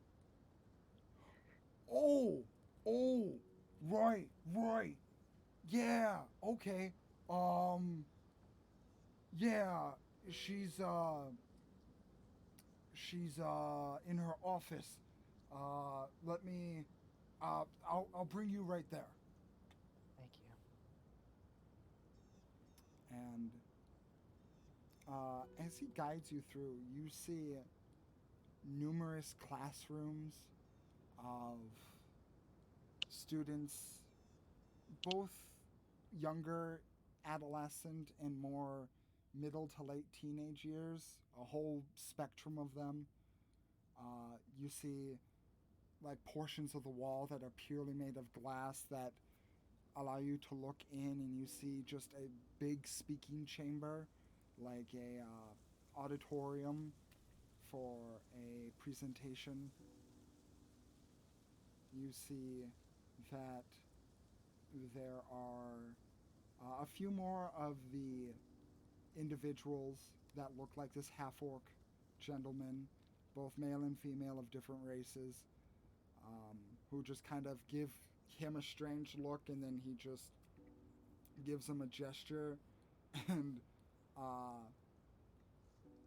believe, Leiana, you have the observant feat, right? No, that was Lynn.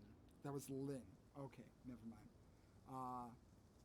I do have a 21 passive perception. That is true.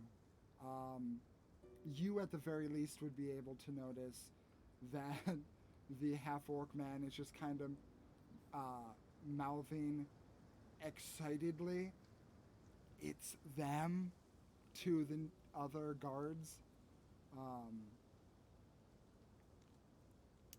As you continue on through an extensive corridor of hallways until you finally reach this large door at the end of a hallway, about 7 feet tall, and there are two handles on it, and it looks like there's a cutout of a smaller door in the lower left-hand corner. Jenny short. I love it. Yeah, she should be right in here. Go right ahead. Thank you. Thank you very much. Leiana will go to the door and will knock on it. As you knock on the door, it kind of reverberates, and you hear from behind it, If I had my way, there is no chance you would be allowed to run around like you do. But I'm giving you so many chances, Rowan. And just deep inhaling.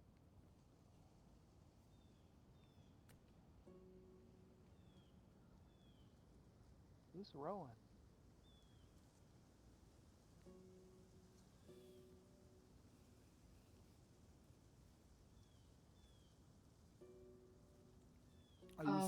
Do we? She Sorry. does say that out loud. Are you like trying to say it loud enough to go through the door, or just kind of to yourself? Yes. Okay. And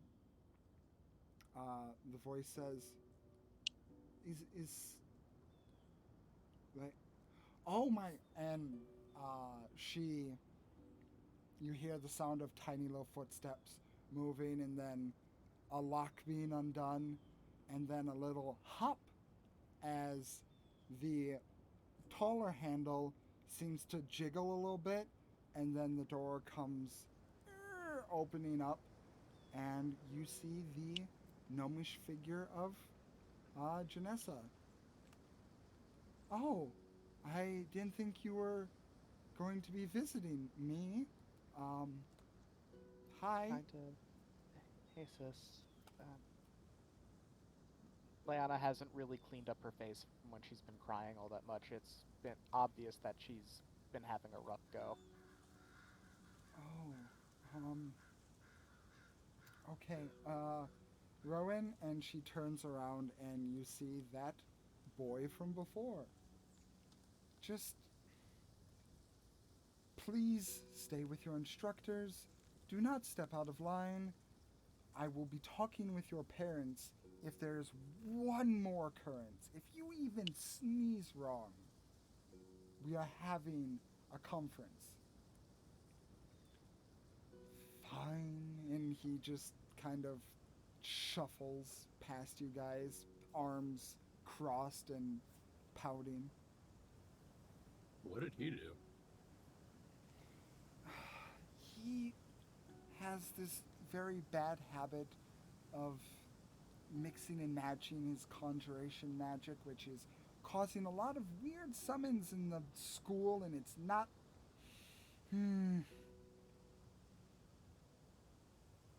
Wait, so he was telling the truth that time? What a. Anyway, I'll talk. Leiana, are you okay? Not really. What happened? Let's go into your office. Yeah, come in, come in.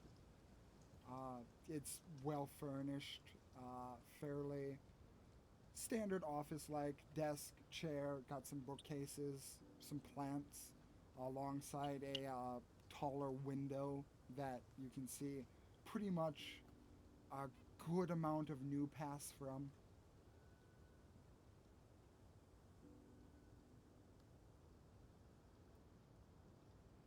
Once everyone's inside, Lana's just going to sigh, take a breath, and try and organize her thoughts for a sec. We went to Justine's because we needed warmer clothing. And just like that day 35 years ago, people showed up while we were there and tried to rob the place. One of them was right next to Justine. I'm not certain what they were going to do, so I threw one of my cards at him. It turns out, the effects that I was able to get from them, that happens every time I throw a card now. I don't need to focus and make it happen. And there isn't, I didn't mean to, but there isn't even really enough left of him to bury.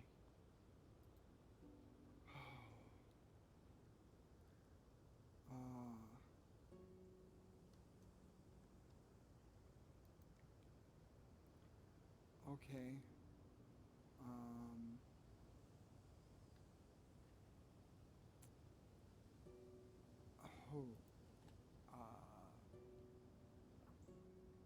So,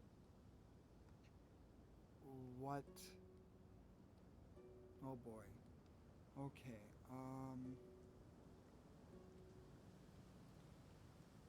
Yeah. Uh, so there was. So there was a guy who tried to rob the store, and Multiple guys, like 8 Multiple guys, really. okay. Well, There were 7 of them. Well, we can question the rest of them and get a. I'm sure that. There's only one, and he ran away. What happened to the rest? I'm not entirely sure. I was too in shock to really see what was happening. They caught us off guard. and we reacted. And a lot of us are a lot stronger than we're used to being. A lot of them was actually me. I'm sorry. How many? 7 6. of the 8. Wait, I thought there were 7 of them. I took out One. 4. You took out 4? There were 7. Yeah. It was 8 total. 1 ran away. The rest were there. We messed up bad. Oh my god. Okay. Okay. Okay. Oh boy.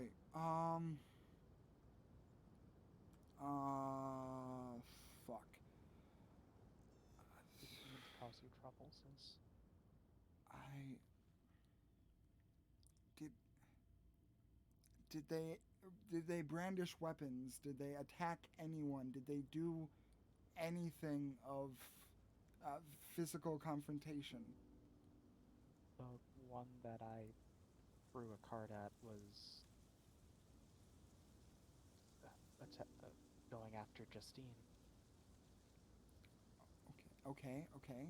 So you were defending Justine from mortal danger. That, okay, that's defensible. That's 100%, you know, she could have died if you didn't intervene. You stopped it from happening. Amazing. Okay. There were also other people in the store. Mhm. Okay. Did they get hurt? Or Uh, they were quite terrified, but we stopped them before anybody could get hurt. They they just fanned out, right? Mhm. They Yeah, found they out they they were. fanned out to start stealing.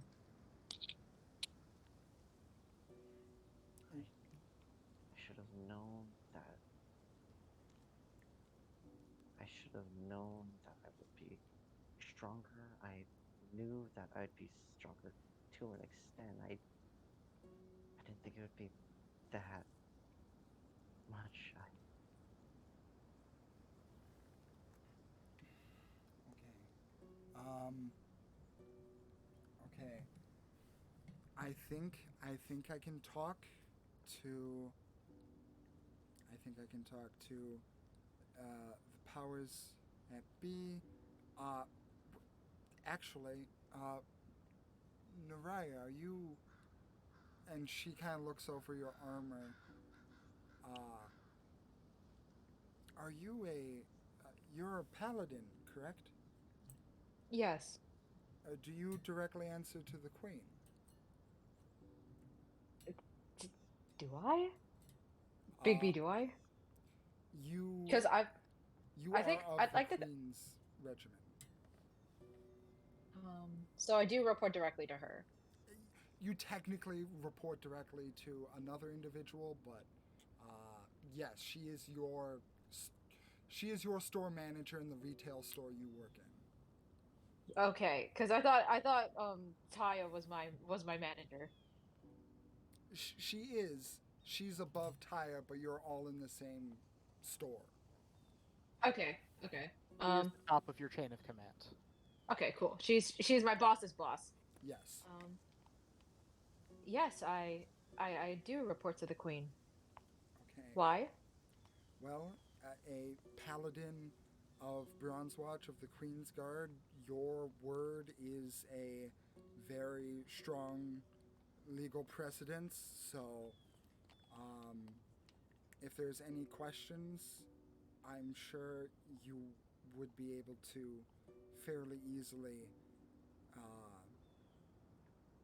command the truth in the situation, and it can be overlooked. People attempted to rob the store. We stopped them. That is what happened. There's no No, there's no need to dress up what happened. Understood, but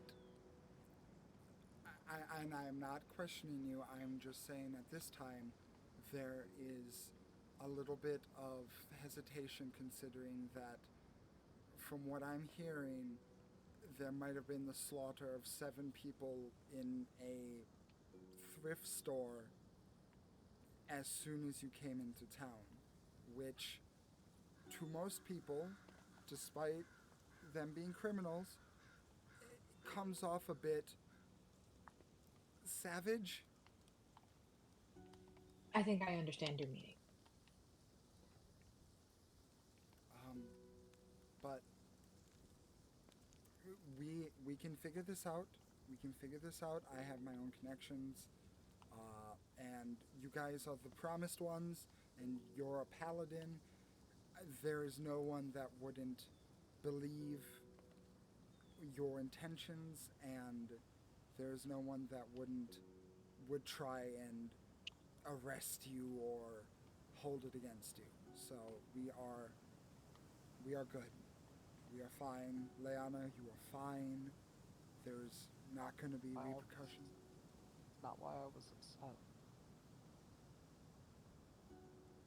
What happened?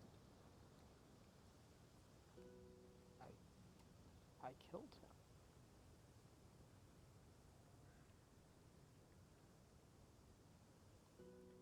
Because of me, someone died. Leiana, I mean this with all the sincerity in my heart. I love you so much. In the time that you've been away, I have had to defend my students on numerous occasions. I have a graveyard worth of blood on my hand. I understand how shocking and how terrifying this is for you at the moment. And it's an existential crisis, to say the least. I get it. I remember what happened when it first happened to me. But Does it get easier to live with yourself?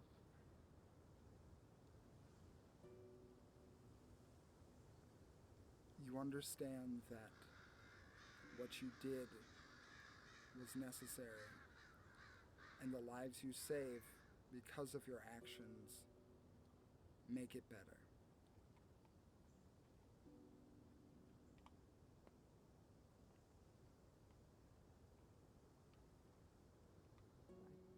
I'll try and see it that way.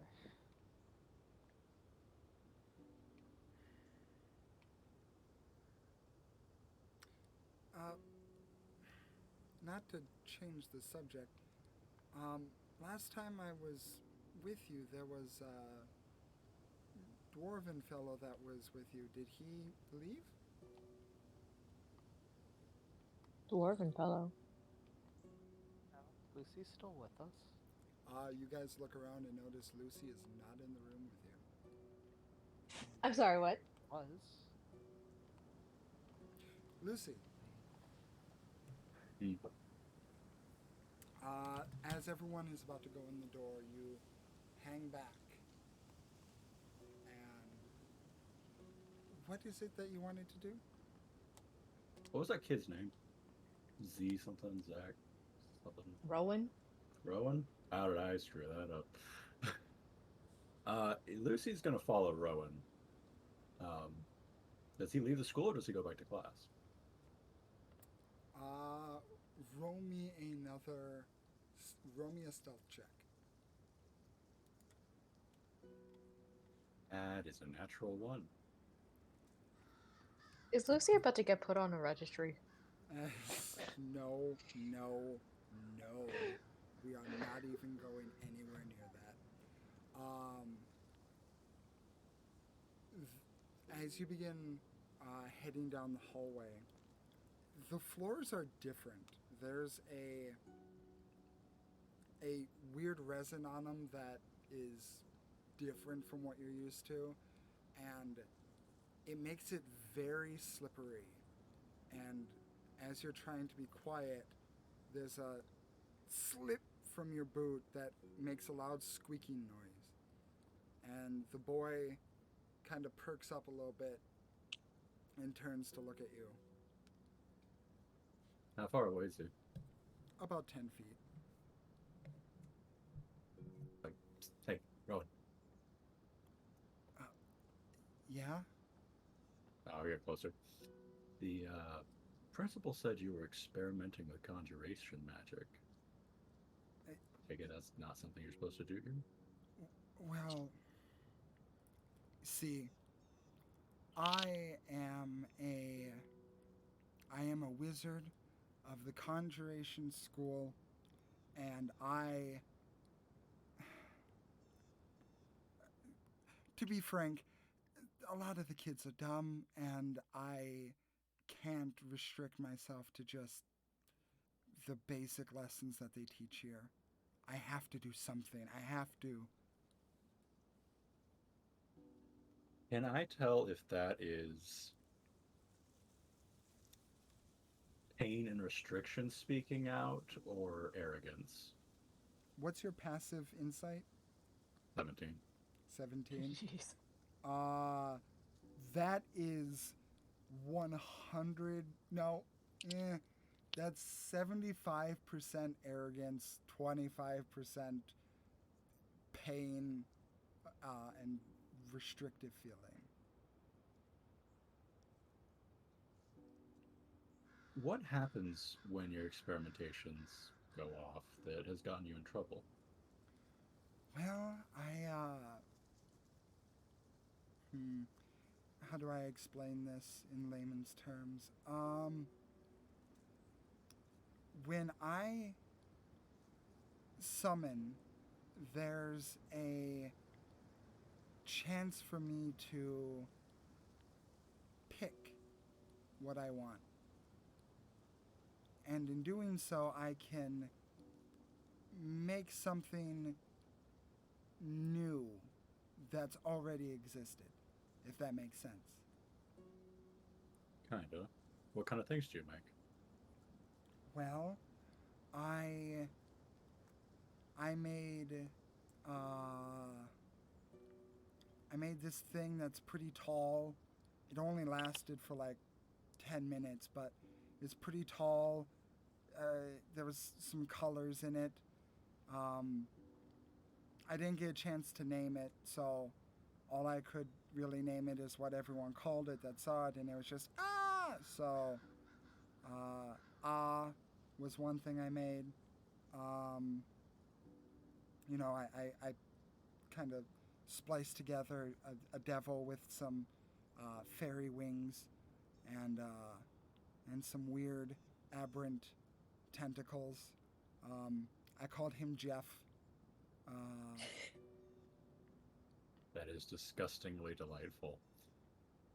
But what would you do if you had the power to, to leave all this restricting nonsense to actually do what you want to do? What are your goals, Rowan? While I ask him that, I want to direct my key to make my eyes glow as sinister, ghostly yellow as possible. Rowan just kind of rubs his chin, pondering your question. I guess just to see how far I can go.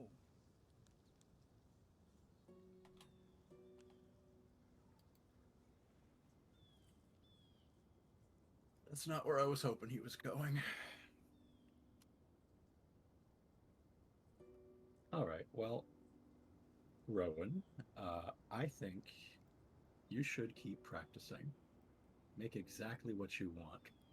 Just try to keep in mind the people around you probably aren't strong enough to deal with it. Temper it a little bit. I know that sounds silly, You shouldn't have to do that, and you shouldn't. You should not have to do that. But for now, while you're practicing, that control will make you better in the long run. Do you kind of get what I'm saying? Yeah, I understand. And when you do graduate from here, if you should need anything to further your practice, maybe come find me. My name's Lucy. Lucy. Okay. Yeah, I might take you up on that. I really don't want to go back home, so. Just remember, until then, control. Control. Okay, I'll try it. I gotta go. They're probably whining about murder or something, so get back to class. And he just kind of looks confused as you leave. Yeah, I don't really give him the choice. I kind of pat him on the shoulder and turn him around, and then I go. Okay, and you head back. Right about this time, the door begins to open for all of you. Hey, had to take a shit. Sorry.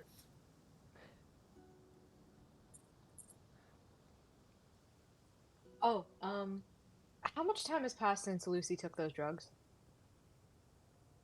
Like, probably 15, 20 minutes. Can I just like get a quick glance at his face, see if anything's off? Are his pupils different sizes? Just at a quick glance, I mean, his face is a bit rosier because of the cold, but that seems to be the only. I mean, it's also kind of hard with the growing beard in the way to get a full look on the face, but the eyes look the same. Slightly rosier. That's about it. Eyes aren't glowing yellow. I mean, to be honest, I probably would have forgotten to turn them off, but I don't know if it was going to be a lasting thing to begin with. It was sort of just for the moment, but if it was a thing I have control of, he definitely would have forgotten to turn them off. Okay, yeah, his eyes are ghostly yellow.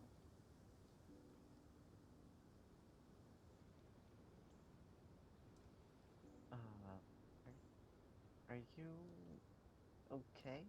Your eyes are a little weird. Drugs.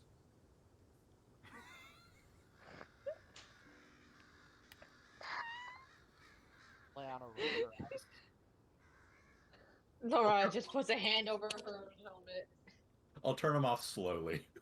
Like, slow enough that it's not suspicious.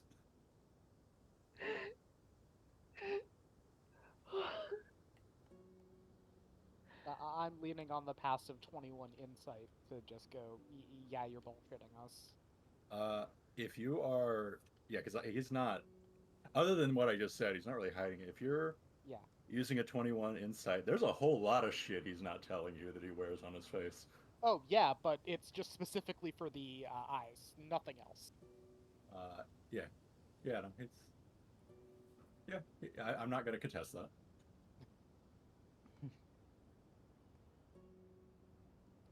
Yeah, your secrets are your secrets. It's just she's reacting to the saying drugs for the eyes. Yeah. Okay. And so that's a thing now. We also came here because, well, not to New Pass because the druids that came to hear from Tiān and wanted to know what you knew about that situation. I know Laurel has sent me a few messages concerning it. I know that there's a place called Radovan's Hold down by the shore. But beyond that, I have my own students to worry about and my own kids to ensure they don't go anywhere near that kind of place.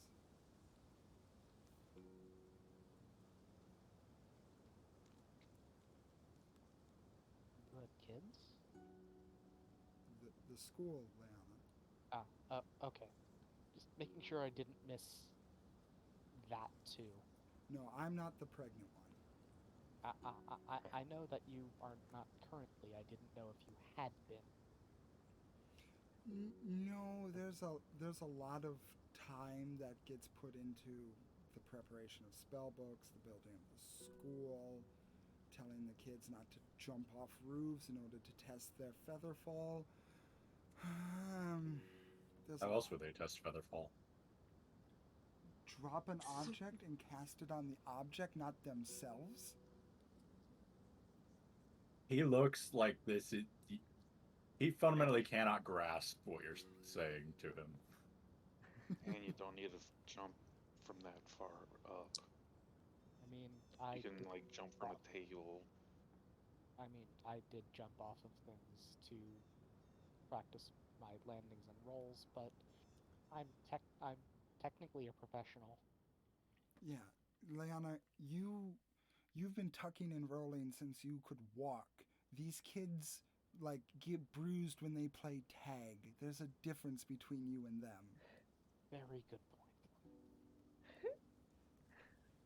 Oh, I just, Jenny, I had a quick question.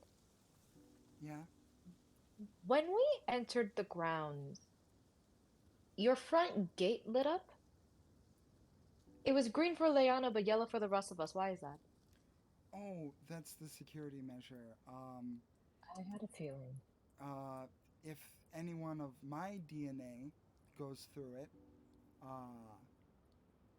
then it doesn't react. If anyone follows directly behind that individual, it sends off a warning, and usually the guards are notified.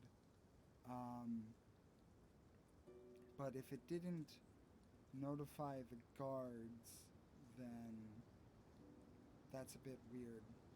I should probably look over that soon here. The school day's almost over, so I should be making sure the kids get home safely anyway.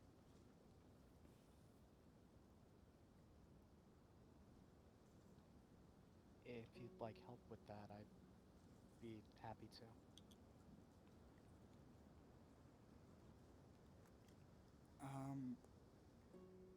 Yeah, sure.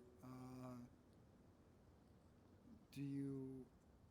And she's like, I'm not used to help. I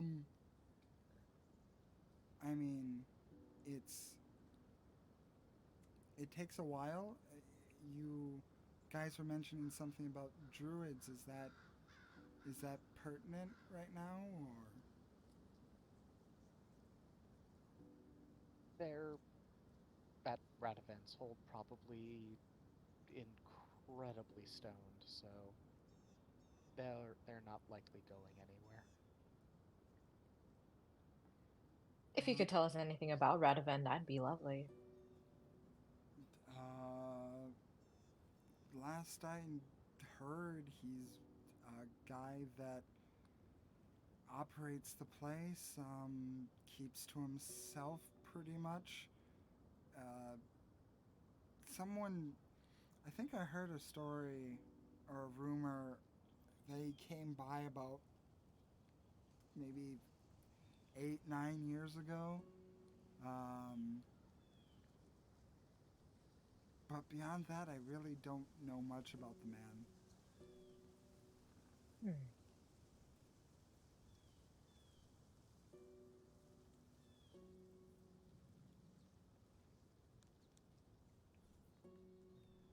I would also like to second Leanna's offer for help if you need it. She like takes off her helmet and says, I have some experience with children. Yeah. If you wouldn't mind, the school day is going to end in about 20 minutes or so. So,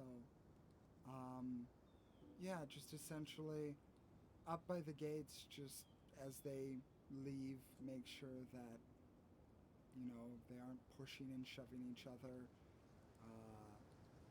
I'll just watch over, make sure no one else is gonna try and come in and swipe them. That's never really happened before, but I don't plan on taking chances anytime soon. Yeah. We can do that. Okay. Yeah. Well, I guess come down and join me and we'll keep an eye out. Yeah. When Estelle looks like very uncomfortable and awkward at the moment, and says to Leiana and Jenny, when you two have some spare time, can I talk to you about something privately?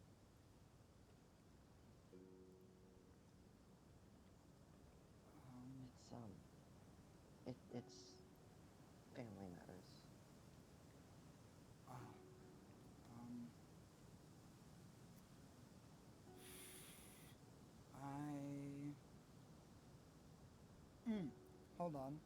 And she goes behind her desk and she starts rummaging around. You see her kind of throwing some stuff, looking around in one, not finding something, looking around in two, not finding something, looking around in three.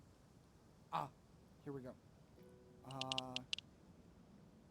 And she pulls out what looks to be like a cork of some sort, and she has three of them. And she puts one in her ear, and she offers the other two to you. Leiana will take it and match her.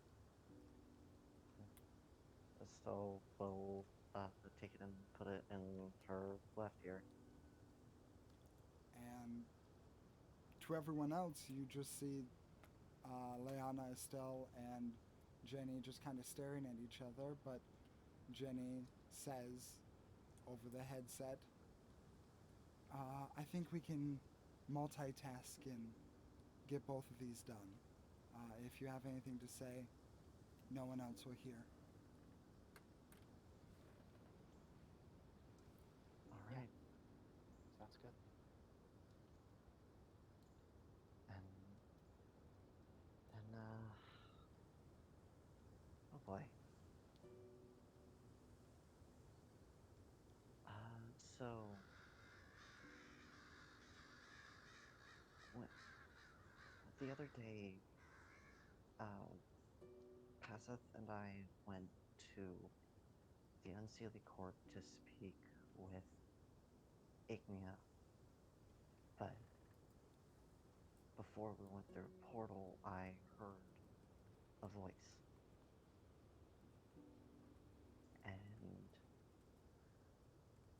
it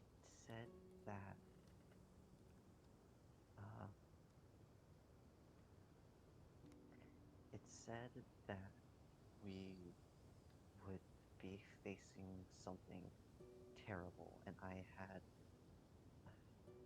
even before the voice said it, I had a pain in my head and a dread weighing over me. And it said that we were about to get into a whole lot of danger, and it wanted to make a deal. It said to either go in there, face it, and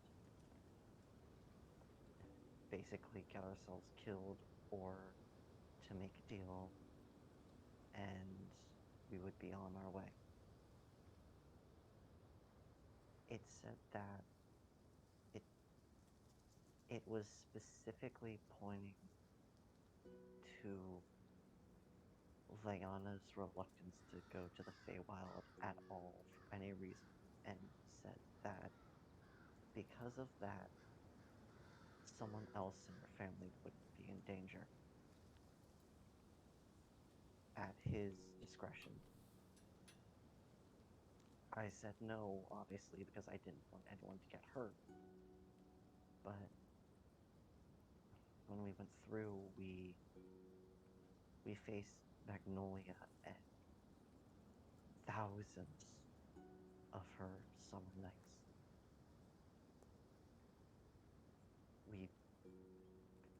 Passeth went down almost immediately, and I conceded. I reached out and I accepted the deal.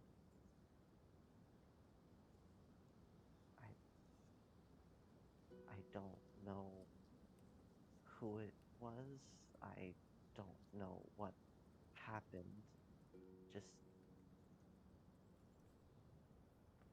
something happened to one of them, to one of your family, and I don't know who, and I don't know what. I'm sorry. You were I put just into a no-win situation.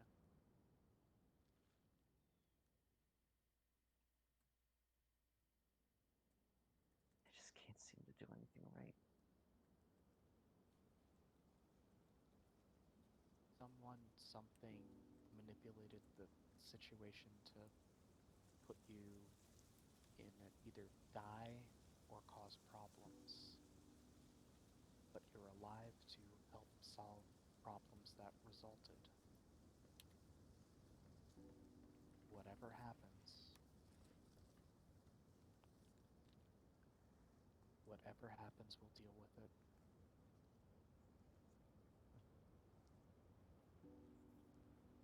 But what if...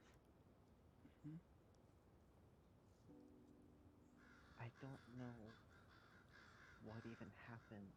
What if Alayla got really hurt?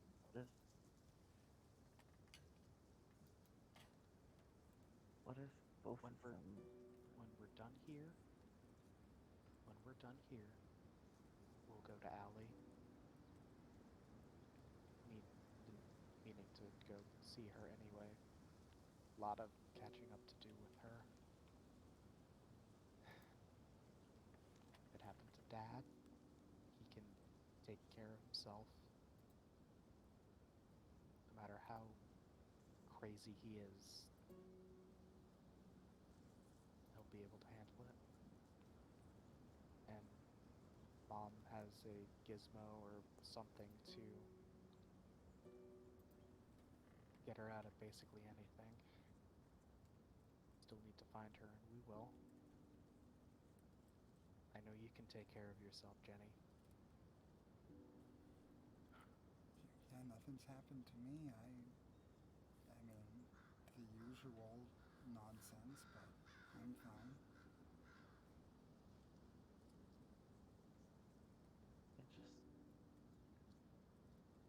I'm sorry.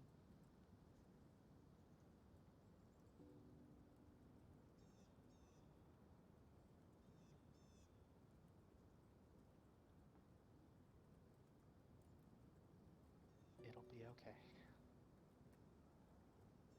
I'm not going to lie and say that I'm not upset, but we can deal with this. And the next time you run into a situation and you feel like something is a terrible idea to do, or something feels really off,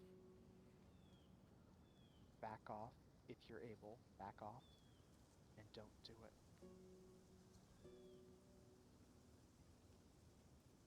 Yeah. Yeah, okay.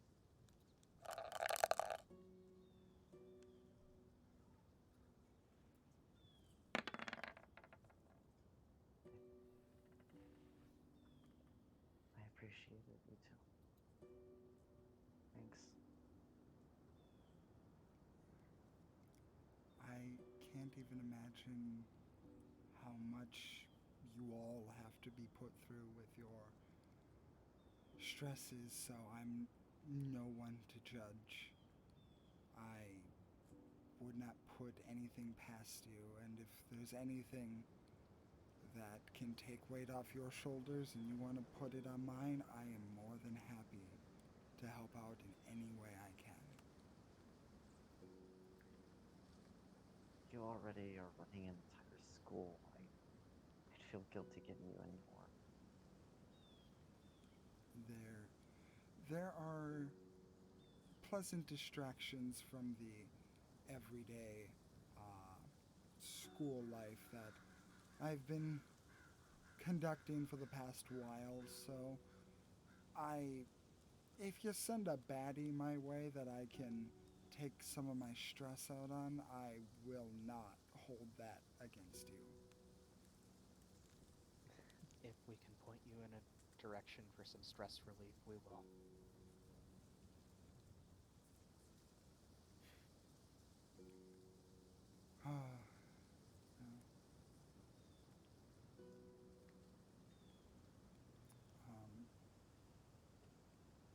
And as the crowd of kids finally stops and trickles off to the last few, the kids getting picked up by parents or going off by themselves to their homes in the nearby area.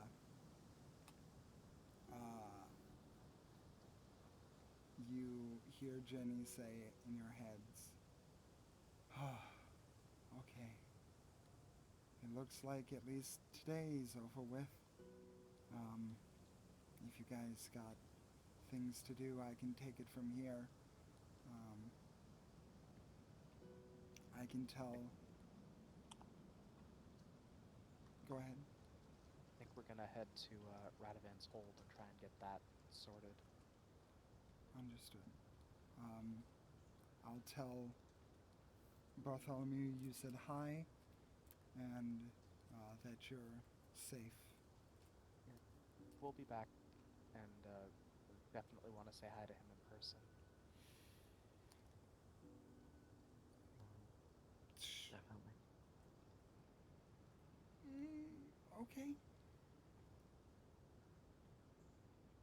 I know you said he's gone a different kind of eccentric crazy, but he's still Uncle Bartholomew, and I still want to see him.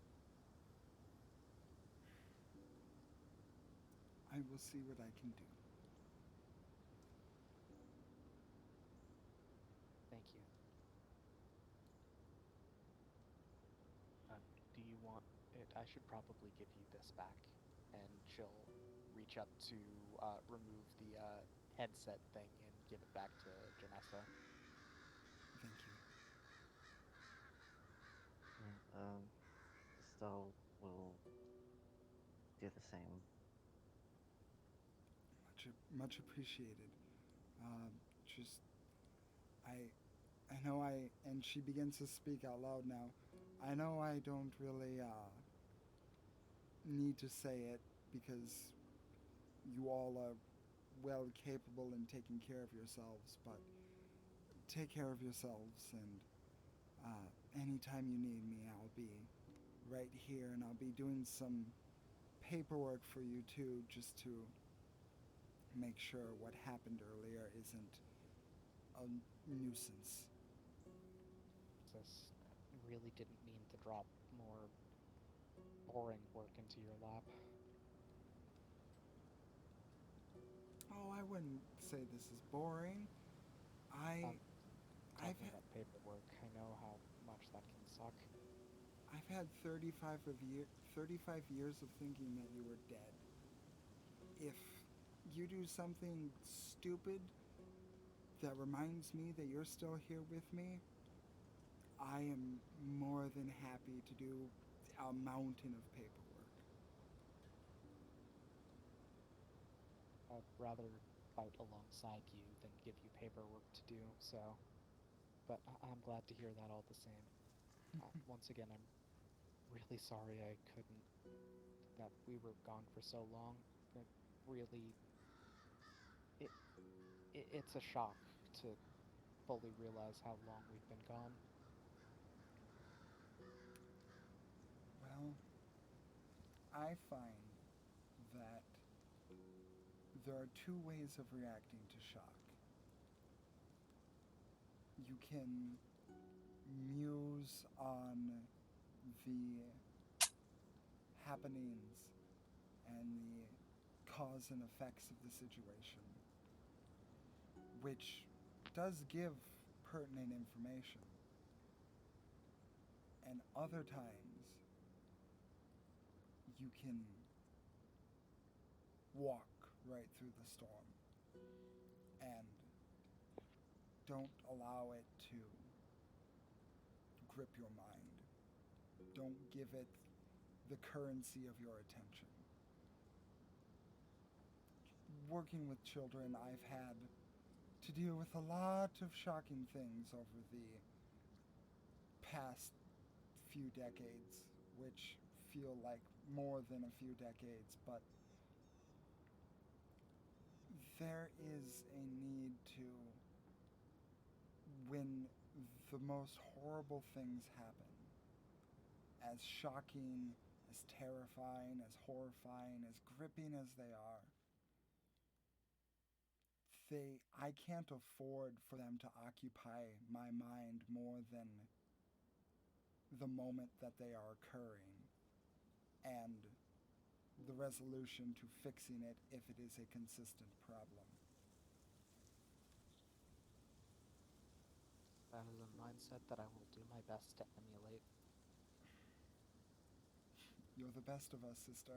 I know you won't. I know you won't fail. You're the best of us, sis. I'm not the one with thousands of statues across the country, so popularity vote, I think history will reflect more kindly on you than me. Maybe. But I know you better than everyone who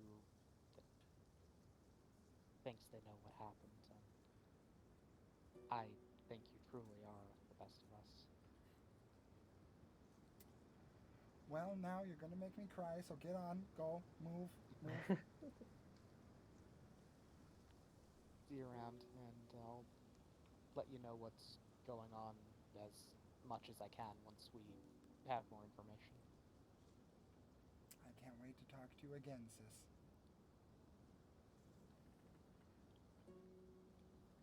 Quick hug, and yeah. She returns the hug. She gives you a quick hug, Estelle, too. And with a smile and a wave, she sends your group off down to Radivan's hold.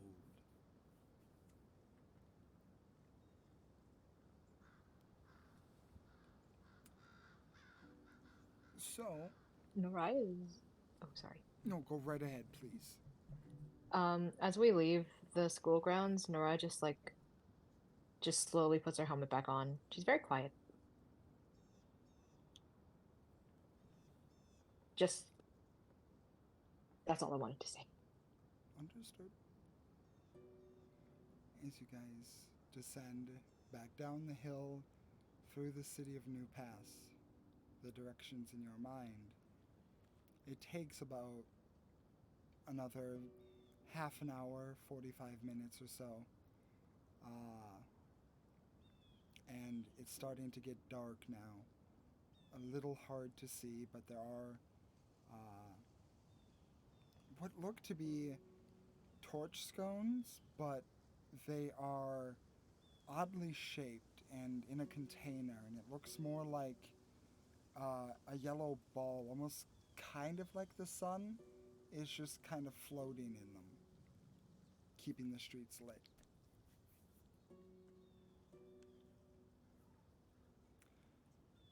Yo, they have magic lampposts. It's great. I love it. I love magic. They, they do say that. What was the exact phrase? To any technology, uh, advanced Anything enough, or can be considered magic. thank you. So yeah, At about the 45-minute mark, you guys begin to notice a small, not small, it's not small. You guys begin to notice kind of like a shack, fairly tall, about 10 feet tall, extends back about maybe 60, 70 feet. Actually, probably more like 80. And there is a simple sign above it, uh, above a single door, and it says RH. This is it. I guess so. It's just a shack? Looks like it. Knock, knock, knock, knock. No response. Perception to see if I can hear anyone inside. Go ahead and roll perception. Guidance. Would you say? Oh, you're rolling as well. That is a 25 plus a d4. 28. Okie and a 16 from Lucy. Okay. For Lucy and Leiana, Lucy, you can hear there's like some muttering. It doesn't sound like incantation, like a ritual thing. It just kind of sounds like someone's reading something to themselves. Leiana, you can hear what sounds like someone reading a book, like a novel, to themselves. Because it sounds like someone just going, and then they went down to the dock, and at the dock there was, and it just sounds like he's reading the pages of a book to himself. Like someone's reading it there. Knock, knock, knock, knock, knock.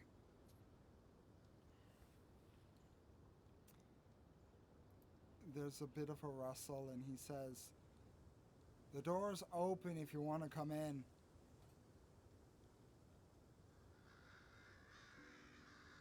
Yeah, I'll push it open and hold it for everybody else. Nod and will walk in, but cautiously. Okie doke. Stealth follows right behind. And as you guys go in, you are greeted with this sight. I had to change the size of the tokens because I was stupid and couldn't figure out how to change the grid. So, because it's not as massive as the current layout would make you believe. So, you are greeted with the sight of a older looking man behind a desk, feet kind of propped up, reading a book. You notice that the eastern wall is just lined with potted plants. There's a rug in the middle of the room, and there appears to be 3 separate boxes on the left side of the room, one by the counter, one by the hallway in front of you, and one by the left corner of the room.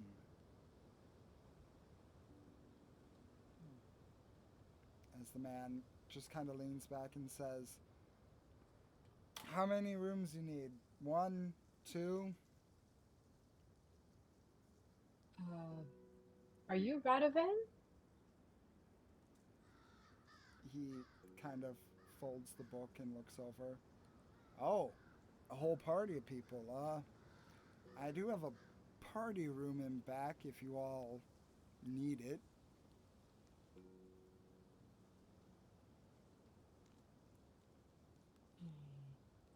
We're here to collect our friends. You might have seen them, 3 or 4 greenery-loving folk. Oh, yeah, the kids from the grove to the east. Yeah. Are you with them? Uh,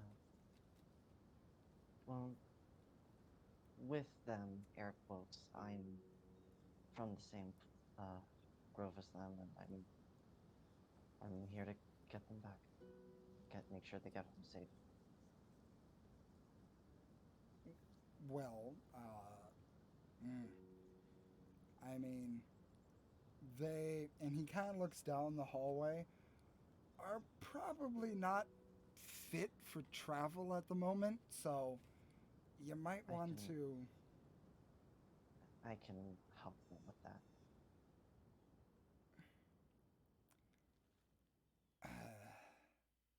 You know, I bet you could, but maybe just.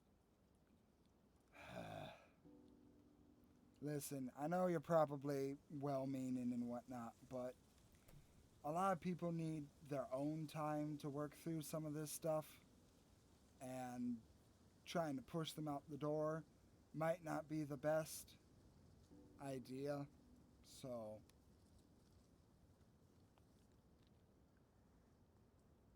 Well, while they're getting over their problem, have you seen them talking to a elvish man? Has them running around? Wait, why Elvish? Isn't that what they were saying? Like, Yeah. it's like we got like 2 things about this guy Cedar was talking to. Yes, Mhm. you did hear that he was Okay. an elvish man. Yeah, I heard that there was some elvish folk that they were talking to. There's a number of them that have come to New Pass recently from Crystal, so I'm mainly here to make sure that they don't get hurt doing whatever they're doing. I'm not really into their rumor mill that much unless it comes here.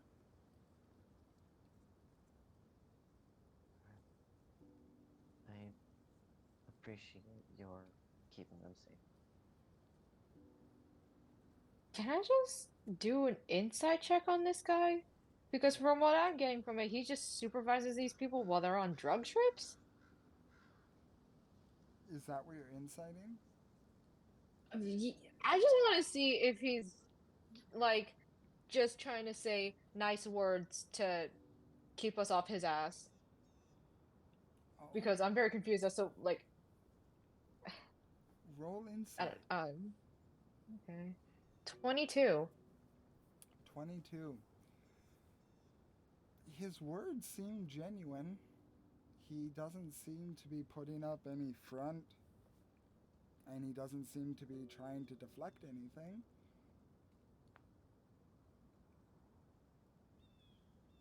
Okay.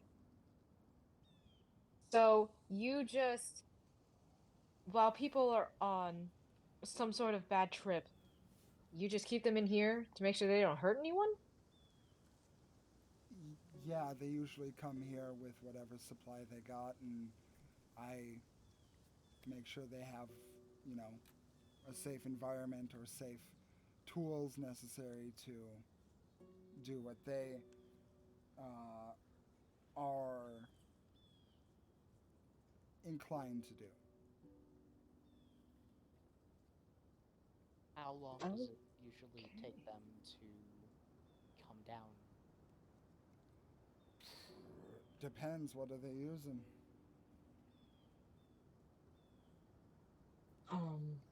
Believe it was called, the name that we got was Artist's Delight. Yeah, that shit. After you huff that shit, usually about a couple hours. It give or take someone's natural resistance to it, but yeah, about a couple hours usually. Okay, and how long have they been here for now, for this time? I mean, they've been here quite a while. I think they've been here since last night, but you know, the it doesn't stop after you just they could be taking a huff right now and that would restart the clock essentially. Yeah, that's fair. That's true. With that information, Drager's just going to go the direction that he had pointed. And if he can't find the room right away, open all the unlocked ones. But he will call out as he does that, the tiefling already came down from hers. So you're going up to that area? Yeah. He goes, where are you going? You check on the people who are killing themselves. I assure you they aren't killing themselves. And you just walking in there is going to make random people suddenly very not happy that you're just barging in. I'm just gonna approach the desk and ask, do you know which room these druids are in? Because their parents are very worried and would like them home now. His eyes are on Lucy as he's getting closer. I will stop when she says that because, yeah, she makes a good point. I could check every door randomly, which would upset a lot of people. And I'm familiar with this situation. I don't want that for them. But we do have some specific people we need to check on. I'm surprised you didn't just straight up ask in the first place. Like, I'm sure they're somewhere in there, but he kind of puts down his book and sits up a bit. I don't keep a registry of their names or the rooms that they're in. Keeping a book on that stuff tends to get people in trouble. So, We'll take a guess. You've been here with them. You probably know which direction they went. But look, you just said that if they huff that stuff, it's going to start all over again. And I don't think, and he kind of looks like as if this is a question to the group, I don't really think we want to stay here for days or a week waiting for them to come down. That would be correct. That would. Yeah. listen, God damn it. Let me look. And as you see him get up, he kind of like looks down and starts kind of rummaging through his desk, looking for papers. But as you see him bend down, you notice that strapped to his back is a two-handed war pick that he has. And he's like, oh God, do I have anything? Oh. Go ahead. Seeing that, I'm not going to do anything threatening, but I am going to watch him because if he puts a hand on it, we're going to have problems. But I'm just Yeah, me waiting. too. I'm gonna watch that war pick. Okay, I have these books here. Some people leave shit behind in the rooms, and I have to clean it out, and I never see them again. Maybe there's something in here. And he takes out two specific books. One looks to be a leatherback journal that looks like it was used as a punching bag, and another one looks to be a more of a black leather kind of journal. Looks to be very clean and very nicely kept. And he just starts flipping through and just trying to look for any information he can.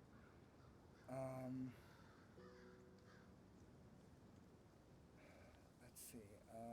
You have. Oh, here. And he holds up the nice book. I think I got something here. Is anyone approaching the table? So, I'm I probably would have been about like here.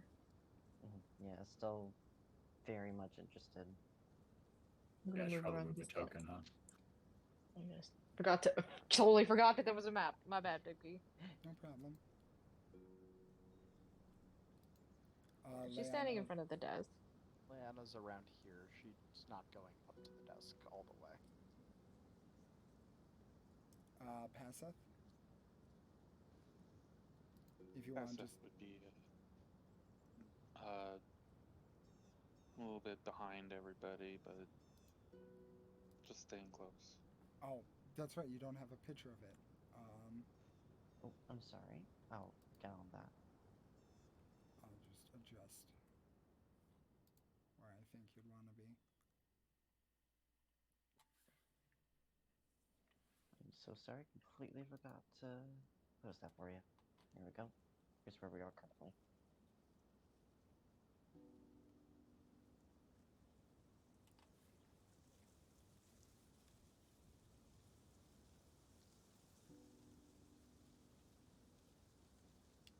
Yeah, I'll just be behind Naraya. Naraya? Okay. Yeah. Are you centaur mode or are you in back spot separate? Who's Centaur? Got it. Okay. Right here it says something about an elven man visiting. Let's see.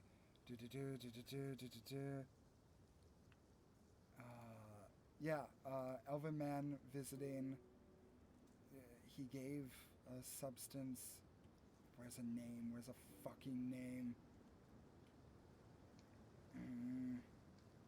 We already know the names of the druids, right? Yeah. You said the man Yeah. you were looking for was an elven man? Yeah. Yes. Yeah. Been here at least 4 weeks. Yeah. This book says something about an elven man dealing a drug to whoever owned this book. They didn't sign it or put their name in it. I'm hoping there's a name of him somewhere in here.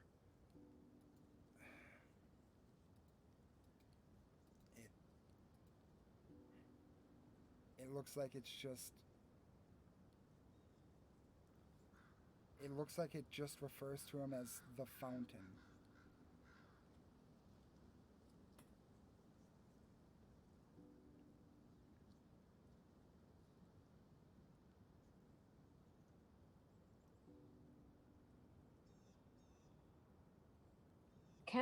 Would it be all right if we took a look at that journal? Yeah, be my guest. I'm gonna pick it up and look at the latest entries. The latest entries. Yep. The latest entries would basically specify how they met this figure named the Fountain by a courtyard, and they describe a little bit about how he just seemed unsettling this time, a graveliness to his voice that was not there before. It looked like his ears were starting to become a little bit discolored, going from more of a yellowish tint to a more kind of off-white. They note that his demeanor was impatient and quick. They note that there was definitely fear on their end, that they didn't feel comfortable. They felt scared, but they needed what he provided.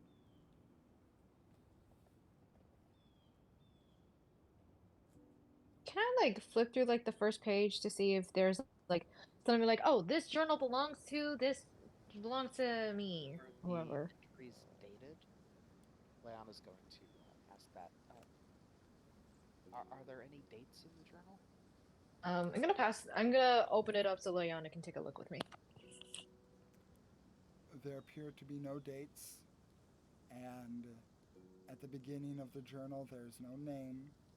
There is just a description of a trip from Lostshire to New Pass, and the taxing journey along the way, how tiresome and ration losing journey it was.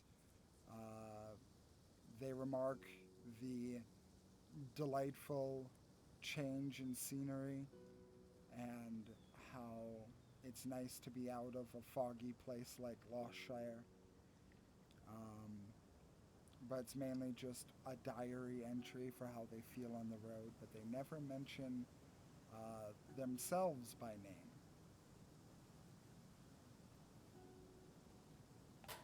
Doesn't mention any people around them, people they traveled with. Any names of anybody? Roll me an investigation check. I will assist. I'm so good at investigation. Do I get advantage since Leiana's helping me? Yes.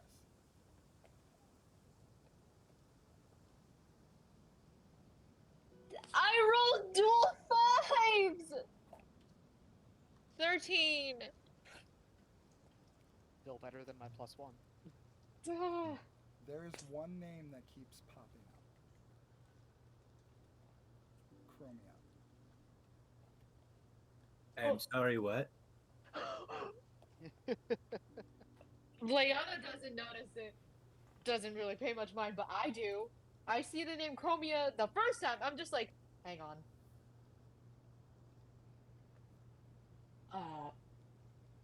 Oh dear. Oh dear.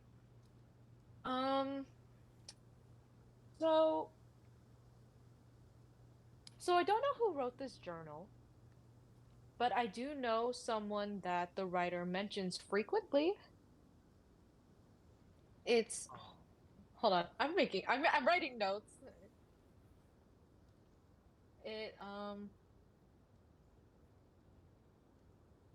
I don't suppose the name Chromia rings a bell for any of you? Nope. A bit. That is my Wait, character and you- not me. Ugh. I'm asking a character! Yeah, no, my character is saying a bit. I'm just clarifying because I'm sure it's confusing. Not really, no. Chromia is one of the people I met in the Feywild. Oh. What was she doing in the Feywild? Sorry, refresh. You were in the Feywild, correcting a problem, saving the world. I wouldn't say I was saving the world. I was just there. Anyway, Chromia was one of the people who was there in the Unseelie Court for much longer than I was. And I kind of like glance up at Radovan, and I'm just like, maybe we should have this discussion in private. Yeah, probably. Do you have a room available for us to just borrow for a little while? He gives you a squint. And what's to stop you from going to every door after I let you in there? I was just given a revelation that I very much need to talk about. It can wait.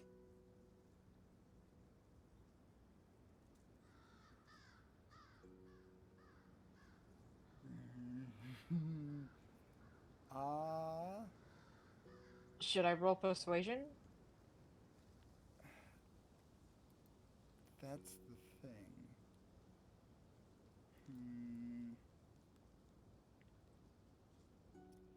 Radovan kind of looks at you all, a wary glance, and he says, "You're free to step outside if you want." Yeah. I just turn and walk outside. Yeah. Leiana will follow. Yeah, just. Yeah, Drago will follow. Okay, Stella will as well. so you guys go back outside. I'm gonna get a few paces away from the door and just be like, Chromia helped. Chromia was one of the people who fought the false prince with me. Who else fought the false prince with you? And what, like, just not just what were their names, but what were they? Just so, in case we run into more about them. Would you like let me me see. to? Would you like to say that you describe them and we can leave it at that, or do you want to describe them in character? I can describe them in character. I have the list here. I wrote it down. Okay. There was Chromia. She had dual colored eyes. There was this elvish man with a prosthetic whose name was Danil. Danil. An air genasi named Lynn. A wood elf who went by the name of Harper. And this, forgive me for saying this, fairly ratty looking rabbit folk by the name of Runmill.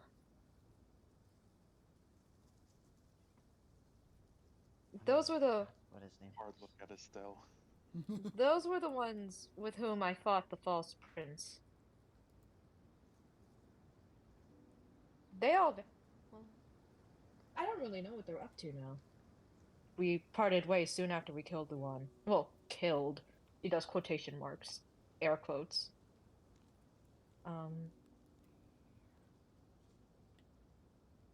Whoever wrote this knows Chromia.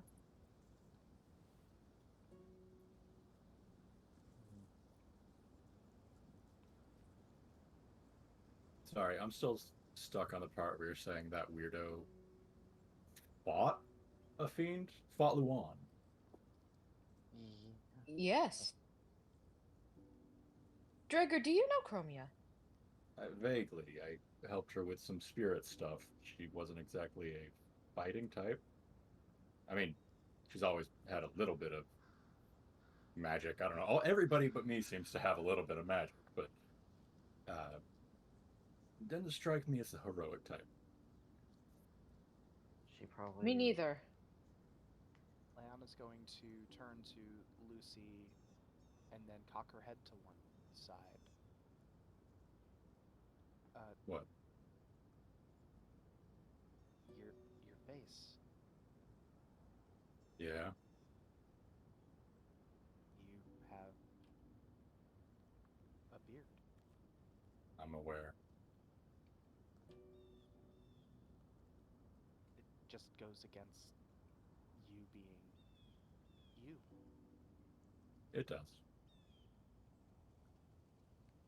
May I know why you decided to grow one? I'm sorry, you just noticed the beard now? I've had a long day. That's fair. I suppose, but how does that relate to the spirit world thing? Yeah, no. It just clicked. Yeah, it's fine.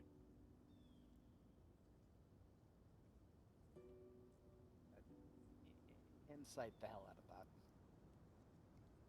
that. Yeah, I'm not going to contest that, and it's pretty obvious that he's dying inside.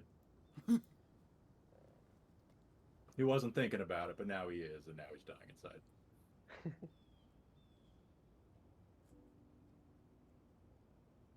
Should go somewhere so you can get yourself back to yourself.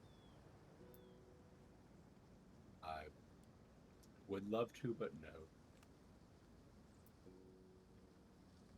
Okay. She'll leave it at that.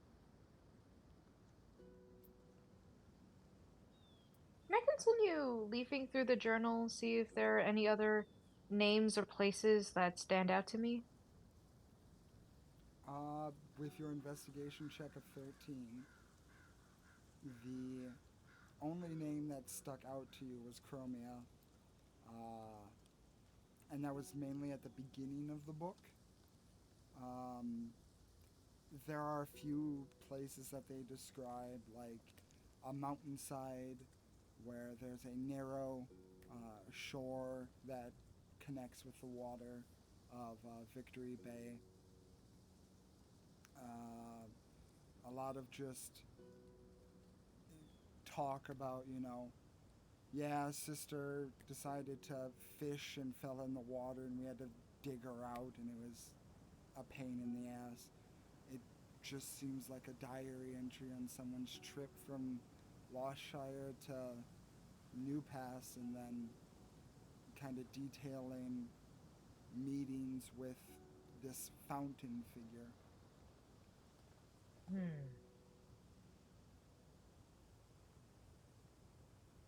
gonna go back inside.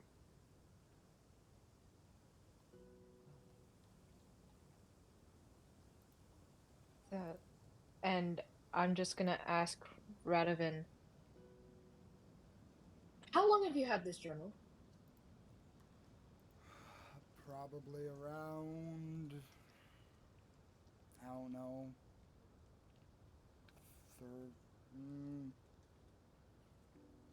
I think 2 weeks. Do you remember the person who used the room that you found this journal in? I don't remember everyone that walks through here. Is he lying to me? Roll a insight check. Dirty 20.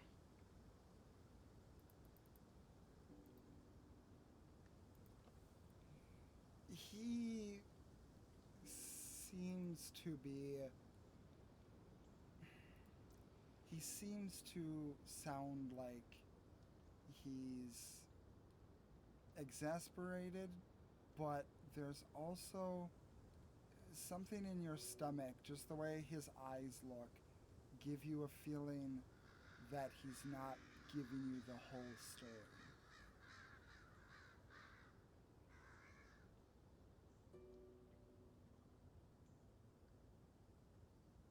Is the writer of this journal dangerous? Is that why you look so hesitant to tell me everything? In all honesty, it's a bit hard to want to just divulge any information to someone who is of a guard persuasion and a bunch of cosplayers. So forgive me if I don't want to give people's personal information out.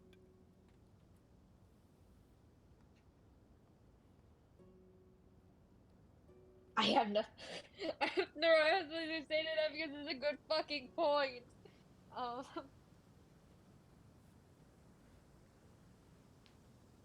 Do you mind if I hold on to this? I mean, they haven't come back for it yet, so it can't be too important.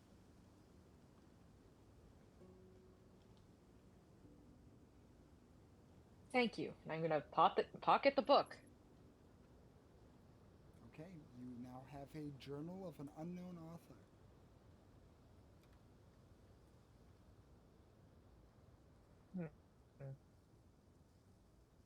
I'm gonna walk back outside to talk with the party. So he doesn't remember who. Well, he doesn't. He claims not to remember who wrote the journal. But I don't think this journal belonged to any of the druids that we're looking for. That makes sense, considering it seems to be talking about somebody traveling from Lostshire and the Druids are from Sharuknatal. Mm-hmm. But they also had the same dealings with, well, maybe, but they had the same dealings with some drug dealer, maybe the same person that the Druids are dealing with. But it's still good information, definitely. Maybe if we run into Chromia, I can pass it on to them. They may know who wrote this. Estelle, yes or no? Oh God. Why? What am I even determining this time?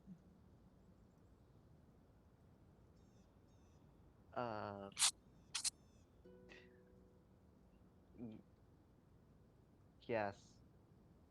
Understood.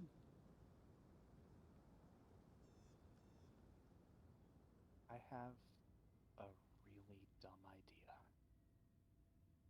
What? Dumb ideas usually work. That thing that I did that gave me a really bad headache back at Sharuknatal, I could try using it to get some more insight into the journal. Are you sure that's safe? Oh, yeah, no, it probably isn't the most safe thing that I could do. But if it gets us information,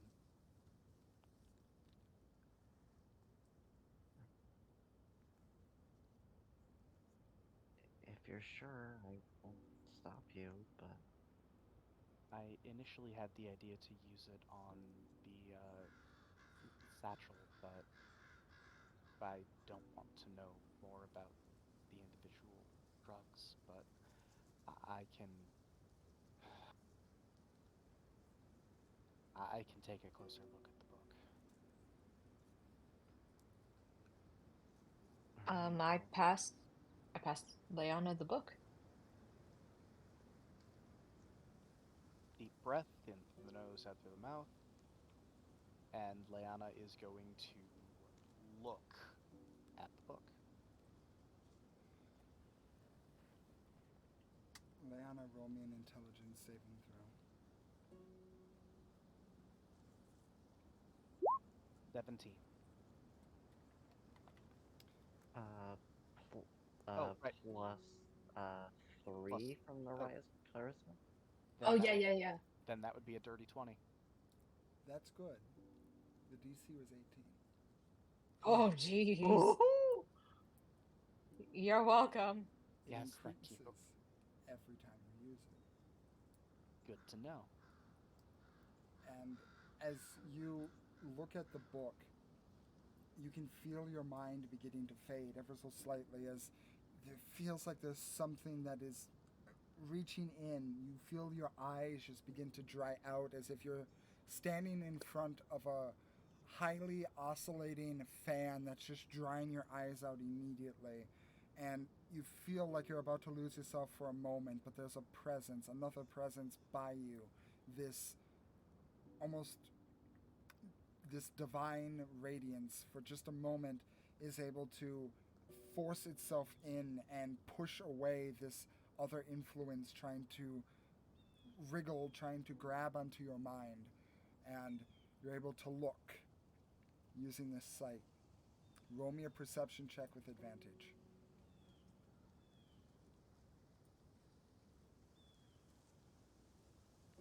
Natural 20 for a 31. Holy Let's go! fuck! Let's go! The dice have a story to tell. So, to end the session, Leiana, you see nothing from the book. There isn't a glimmer, there isn't a even slight indication that this book does anything other than be a book.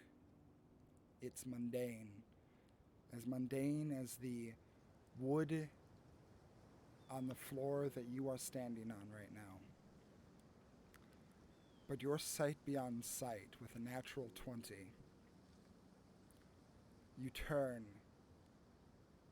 and your eyes take in information that you didn't even know you could take in. Leiana, you see one out the door that is closed, but you can see through it. You're staring, at least part of your vision, towards the distant side of the city, towards the mountain. And the one thing that you can tell,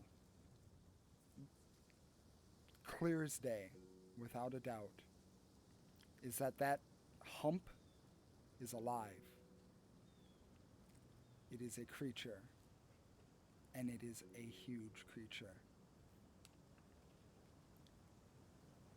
The second thing you notice is that in the distance, off to the right, about 70 feet away from the house or the hold that you are currently in, there looks to be a boy, young. But he's dressed in a suit, a little suit, hair combed back, nice and neat. And you can see him mouthing the words, "Mommy? Daddy?" And the third thing you see with your sight beyond sight with a natural 20 is you see a man leaning back, also in a suit, a cigar in his mouth, staring at Estelle, and then at you with a cocky grin. "Oh, am I in this story now? Hello, dear. Would you like to make a deal?" And that is where we are going to end the session this week. What? Whomst? Thank you all for tuning in this week, and we will see you next week. Bye. Oh boy. Bye!